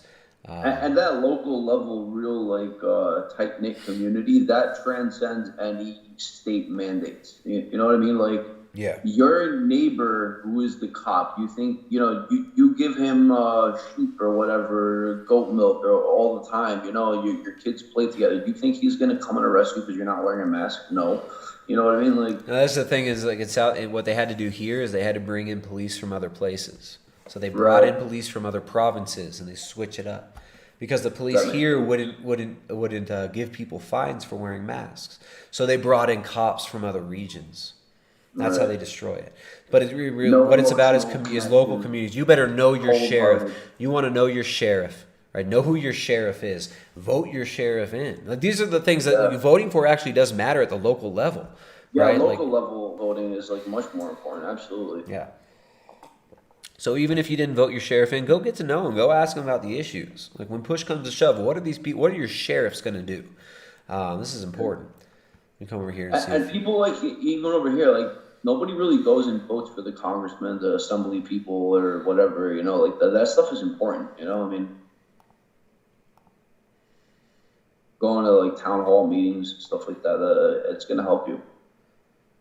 And they talk about Agenda 30 and 2030 and all these things, like all these like talking points that starts at the local level. Like they start creeping things in the small towns, and nobody goes to these meetings, and things just get passed, and things slowly start sliding more left and left until it becomes like a really big problem. Yeah, man. All right, let's wrap it up. It's almost 11 o'clock. It is 11 Let's o'clock, do it, man. actually. It was really nice talking to you, Tristan. Yeah, always nice chatting, man. I think you called in a couple times now. Paul the Carnivore. Yeah, second time. Paul the Carnivore, thanks for calling in, man. It's been a weird night. It's been a crazy night. Let's see what happens with this whole presidential election thing. We got 2 weeks out. Yeah. I don't know. I'm I not think gonna lose any sleep over it, but exactly. I think democracy in and of itself is absolutely flawed. The fact that vegan activists' votes count just like you and my votes count, to me, is absolutely ridiculous. The fact that Cardi B's vote counts just as much as Paul here's vote counts is absolutely absurd. So I know. I'm totally not for liberal democracy. I think it's absolutely absurd. But yeah, I think there's obviously it's been overrun. There's obviously one choice that's way more insane than the other choice. So we'll see what happens. I'm obviously biased towards one side of the narrative at this point. Same here. And we'll see what happens. We'll see what goes down. So I want to thank everybody for watching. Thank everybody for supporting. Hope for the best. Sometimes we do get some support via the Streamlabs and Super Chats tonight. We got some okay support. So let's thank you guys at the end. The Art of Truth and Love, Ryan, Alanis Morissette, Fab, Luthien, Sad, Ian, Gerald, Sivo, Erica, Sideshow Bob, Keto Miner, Autistic Spectrum Warrior, DB, G-Dub, all of you guys, John McCrae, thank you guys all, Liberty Not Licensed, DB, thank you guys all for supporting the channel. Thank you guys for supporting via the Streamlabs. That's the way we keep these streams going. I'll probably be back Saturday. I think either Saturday afternoon or Saturday night. We'll see what's up. I'm not going to stream tomorrow. Taking the day off of streaming. We'll see what's up, guys. Thank you for supporting. Support this channel while it's still able to stream on YouTube. And you go over and follow me on Instagram as well if you want to find links for these YouTube live streams. Instagram, I always post links on there, and you don't always get notified on YouTube. And they might unsubscribe you. I got people who told me they've been unsubscribed 5-6 times from this channel, and they regularly send fat super chats. So YouTube is they don't really care about that revenue. Apparently, it's all about social engineering. But it's almost like they're picking a side. Almost like that. But you know what? Those dang Iranians. Iran is trying to mess with your election and undermine your democracy. But yeah, big tech, they don't count. They don't count. But yeah, dude. Paul, you got any last words, man? No, man, that's it. Let's all just hope for the best, and let's eat meat. There you go. Eat meat, make families, and pray to God. Pray to God. That's it. I think, unfortunately, we might deserve what's coming. I hope I'm wrong, but I think we deserve what's coming. I hope you're wrong too, man. All right, I hope it doesn't come anytime soon. Yeah, I think we do deserve what's coming down the line. So I think we all got to repent, and we all got to say, we all got to repent, and we all got to realize that we're all culpable in this. So because Trump is not going to save you, whatever you do. Trump's not going to save you, but Biden's definitely going to try to put his pee-pee in the poo-poo. But that's hey, guys, we'll see you guys next time. Streaming Saturday or Sunday rather. And support the stream. If you got any last comments or if you just want to support, use the Streamlabs link and become a member. PrimalEdgeHealth.com/membership. There's a link down in the description below. You can become a member. We did our coaching call today for the week. We do weekly coaching calls in there.